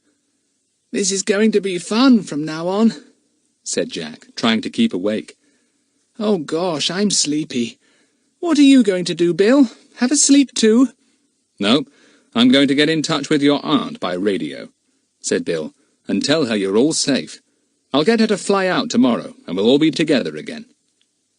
Jack fell onto a sofa, feeling that he couldn't keep awake one moment longer. "Good old Bill," he said. "Everything comes right when you're here. Good morning. Good night." And in half a second more he was fast asleep. What a night he had had. Chapter 30. God Save the King. Jack awoke to find a pretty Tory Hessian maid bringing him a most magnificent breakfast. Somebody had undressed him, put silk pyjamas on him, and popped him into a luxurious bed. He was amazed. "To think they did all that and I never woke up," he thought. "I must have been tired. Gosh, what a breakfast! Kiki, look here! The biggest, juiciest grapefruit I ever did see in my life. And 2 halves, not 1. You can have one for yourself if you don't make too much mess." Kiki approved of the grapefruit. She settled down to it, and for once in a way didn't say a word. Jack ate every scrap of the generous breakfast, and then lay back, thinking of the happenings of the night before. "I bet the Count isn't eating a breakfast like this," he told Kiki. "What do you think?" "The doctor's got a cold. Fetch the king," said Kiki, looking to see if Jack had left any of his grapefruit. "1, 2, how do you do?" "Buckle my shoe, you mean," said Jack. "I say, look, do you suppose those princely clothes are for me to put on, Kiki, old bird? Goodness, the Tory Hessians won't know if I'm the prince or Gussie." Bill came in, looking much smartened up. "Oh, you're awake at last," he said. "My word, you don't mean to say you ate all that breakfast?" "Kiki helped me," said Jack with a grin. "Have the others been sent for yet, Bill?" "Yes. I'd like to see their faces when the King's state car rolls up, complete with clothes for them all," said Bill. "The King's a great sport. He's asked Pedro, Tony, Bingo, and old Ma, too, and sent clothes for them all." "Goodness," said Jack. "Old Ma! She'll have the time of her life. But if it hadn't been for her looking after Gussie, he'd certainly have been caught. I say, this is going to be quite a party, isn't it?" "Oh, quite," said Bill. "And your aunt is arriving today, too." "It's just like a pantomime ending," said Jack, delighted. "Everyone on the stage at the end." "You'd better get up," said Bill. "The King is making his speech to the people at 12 o'clock, and it's now 11. After that there is a really splendid luncheon laid on, and you'll be sorry you ate so much breakfast, I can tell you." Jack leapt out of bed. "Is it really 11 o'clock? Gosh, I'll never be ready. I don't know how to put all these clothes on. Buckles, sashes, ruffles. Good gracious, is it royal dress?" "No, ordinary Tory Hessian festival wear," said Bill. "I don't feel able to cope with it myself, nor does Ronnie. We feel a bit more at ease in our own things, but you and the others will look fine." Jack was ready at 11:45. He looked at himself in the glass. "Gracious, I'm like a theatrical prince. I really must have my photograph taken to show the boys at school. They'll be amazed." There came the sound of cheering in the street below. Jack opened his window and looked out. A very grand state car was being driven slowly up the street, followed by yet another. The people were cheering each one as it went by. Jack nearly fell out of the window, and Kiki gave a loud screech. "Look, Kiki! Do you see who's in the first car?" cried Jack. "Lucy-Ann, Philip, Gussie, and Dinah. Did you ever see anyone looking so grand? And look in the second car. Pedro, Ma, Tony, and Bingo. They look as fine as if they were just going to perform in the circus ring." So they did. Ma especially looked magnificent, and she had a sudden unexpected dignity that made Pedro look at her with surprise and great pride. His mother, old Ma, riding in a state car, wearing silk clothes right down to her skin. Pedro couldn't believe it. He looked very grand himself, and enjoyed it. He knew that nothing like this would ever happen to him again in his life, and he meant to enjoy every moment of it. Tony and Bingo looked grand but subdued. They were not in the least nervous when they went into the circus ring, but they couldn't help feeling nervous now. All this cheering and shouting when they weren't even performing. The cars turned in at the gates, and Jack leaned out of the window and yelled, quite forgetting that he was in a king's palace. "Lucy-Ann! I'm up here!" Kiki squawked too. "Hip, hip, hip, hip, hurrah! Send for the doctor!" 12 o'clock came. The king went out on the balcony of his palace to show himself to his people, and to make a speech to explain all that had happened. There was dead silence as the loudspeakers relayed the simple, vigorous speech. Bill thought that Tory Hessia had a very fine king. He was glad that the Count had not dethroned him and put Gussie up as king himself. Gussie was just a timid little boy at present, but perhaps, When he had learned all that his good school had to teach him, at lessons and at games, he would make as fine a king as his uncle. Gussie had a tremendous reception when his uncle called him to his side and presented him to the people. After all the scares of the last few days, they needed to see not only the king, but the little prince too. Gussie looked every inch a prince as he saluted stiffly, and then bowed in every direction. He wore magnificent clothes, and his cloak blew out in the wind, showing its scarlet lining. Jack grinned as he thought how Gussie had looked when he had seen him last, dressed as a girl, with his long hair tied up in bows. Poor Gussie! Nobody must ever learn of that, or he would be teased about it for the rest of his life, and Gussie did not like teasing. The next thing was the luncheon. The children had all been put at a table together, with Gussie and Pedro as well. Ma, Tony and Bingo were at a side table too, very conscious of their fine clothes. They used fine manners to match, and ate everything with knives, forks or spoons, instead of using only their fingers half the time, as they usually did. The 6 children talked eagerly together, exchanging news. "Frank is up and about again," said Philip. "Thank goodness he is, or I couldn't have come." "Hello, Snoozy, do you want to join us at last? He's seen those almonds, Dinah. Do look at him, holding one and nibbling it." "I don't like him on the table," said Dinah, but she was much too happy to make a fuss. She told Jack of the excitement when the message came that they were all to dress in state clothes and be driven to the palace. "We just couldn't believe it," she said. "Tell us again about last night, Jack, and how you rescued the king and caught the count." Gussie was tremendously excited. His eyes sparkled, and he talked 19 to the dozen. He felt in his element now. He was a prince, the heir to the throne, Prince Aloysius Gramondy, not a timid little boy with a lot of long hair. "Here's Aunt Allie!" cried Lucy-Ann suddenly. She threw down her table napkin and flew across the luncheon-room, thinking of nothing but welcoming the person she loved so much. "Aunt Allie, you've come!" Mrs. Cunningham was being ushered into the great room by 2 servants, who called out her name. Bill went to her at once, and Dinah, Philip and Jack joined Lucy-Ann in her rush across the room. This was all that was needed to make things perfect. Bill's eyes were shining as he took his wife to introduce her to the king. A place had been left for her on his other side, for her aeroplane had been expected for the last half-hour. She was quite bewildered by everything, for she knew only half the story, of course. Gussie waited till the others had made enough fuss of her, and then went up himself. She held out her hand to him, and he bowed over it and kissed it politely, just as his uncle had done. Somehow it seemed right in Tory Hessia, quite a natural thing to do, and none of the children even thought of laughing.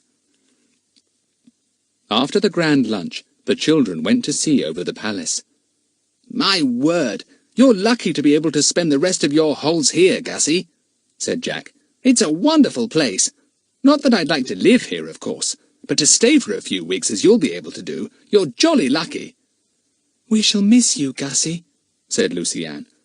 "I suppose we'll be leaving tomorrow, or sometime soon. I'm quite sorry this adventure is over." "But it isn't," said Gussie, his face beaming all over. "It isn't. I have asked my uncle to let me have you here as my guests. You will stay? Or do you not like me well enough? You have so often teased me, like when my finger bleeded." "Oh, Gussie, it doesn't mean we don't like people when we tease them," said Lucy-Ann. "Do you really mean that your uncle wants us to stay? All of us? I don't want to stay without Bill and Aunt Allie." "All of you," said Gussie, beaming again. "Kiki and Snoozy, too. But not Pedro and the others, because they must go with the circus, they say. Then you will stay with me till we go back to school together." "We'd love to," said Jack. "I could do with a couple of weeks in a palace. I'll take some pictures back to show the boys. They'll think I'm telling them fairy tales if I don't." Pedro, Ma, Tony and Bingo said goodbye to the 5 children that evening. They were still wearing their splendid clothes. "We've been told we can keep them," said Pedro, grinning. "I shall fancy myself when I go into the ring to help Tony and Bingo set up their wires now. The great and only Pedro the Magnificent." He bowed himself almost to the ground. Ma gave him a resounding slap. "Ha! You will peel potatoes for your old ma tonight," she said, and laughed loudly. Kiki imitated her and made her laugh all the more. The children were sorry when the circus folk had gone. They had been such good friends. "I hope we'll see them sometime again," said Lucy-Ann. "I like them all." "You will now come to my uncle and tell him you will stay, please?" begged Gussie, who seemed to think they might change their minds. "And I have to ask him something. You must help me with it." He dragged them off to his uncle's room. They all bowed politely. "Well, Aloysius," said the king, looking amused, "have you persuaded your friends to put up with you and stay for the rest of the holidays?" "They will stay," said Gussie. "And, sir, I have something else to beg of you. Beg of you, sir. These boys, they will tell you it is very, very important. You will grant it to me, sir." "I might, as I feel quite pleased with you at the moment," said his uncle, smiling. "But tell me what it is first." "It is my hair," said Gussie. "I want it short, snip, snip, like Philip's and Jack's. I will not look like a girl. I will not." "You're not supposed to wear it short, Aloysius," said his uncle. "But I know how you feel. I felt the same when I was a prince and went to school in England. Very well, you shall have it cut short." Gussie's face was "You're not supposed to wear it short, Aloysius," said his uncle. "But I know how you feel. I felt the same when I was a prince and went to school in England. Very well, you shall have it cut short." Gussie's face was a study. Nothing in the world could have pleased him more. "I go tomorrow," he said. "I go tomorrow at 7 o'clock in the morning. It will be so short that never will a ribbon sit on it again." "Thank you for asking us to stay, Your Majesty," said Jack, speaking for all the others. "We shall love it, and it's nice of Gussie to want us." "Fussy Gussie!" cried Kiki, saying quite the wrong thing. "Fussy Gussie! Your Majesty! Majesty! Majesty! Send for the doctor! Blow your nose!" "Kiki!" said Jack, shocked. Kiki looked at the king. She raised her crest to its fullest height and gave a little bow. "Your Majesty," she said. "God save the king!"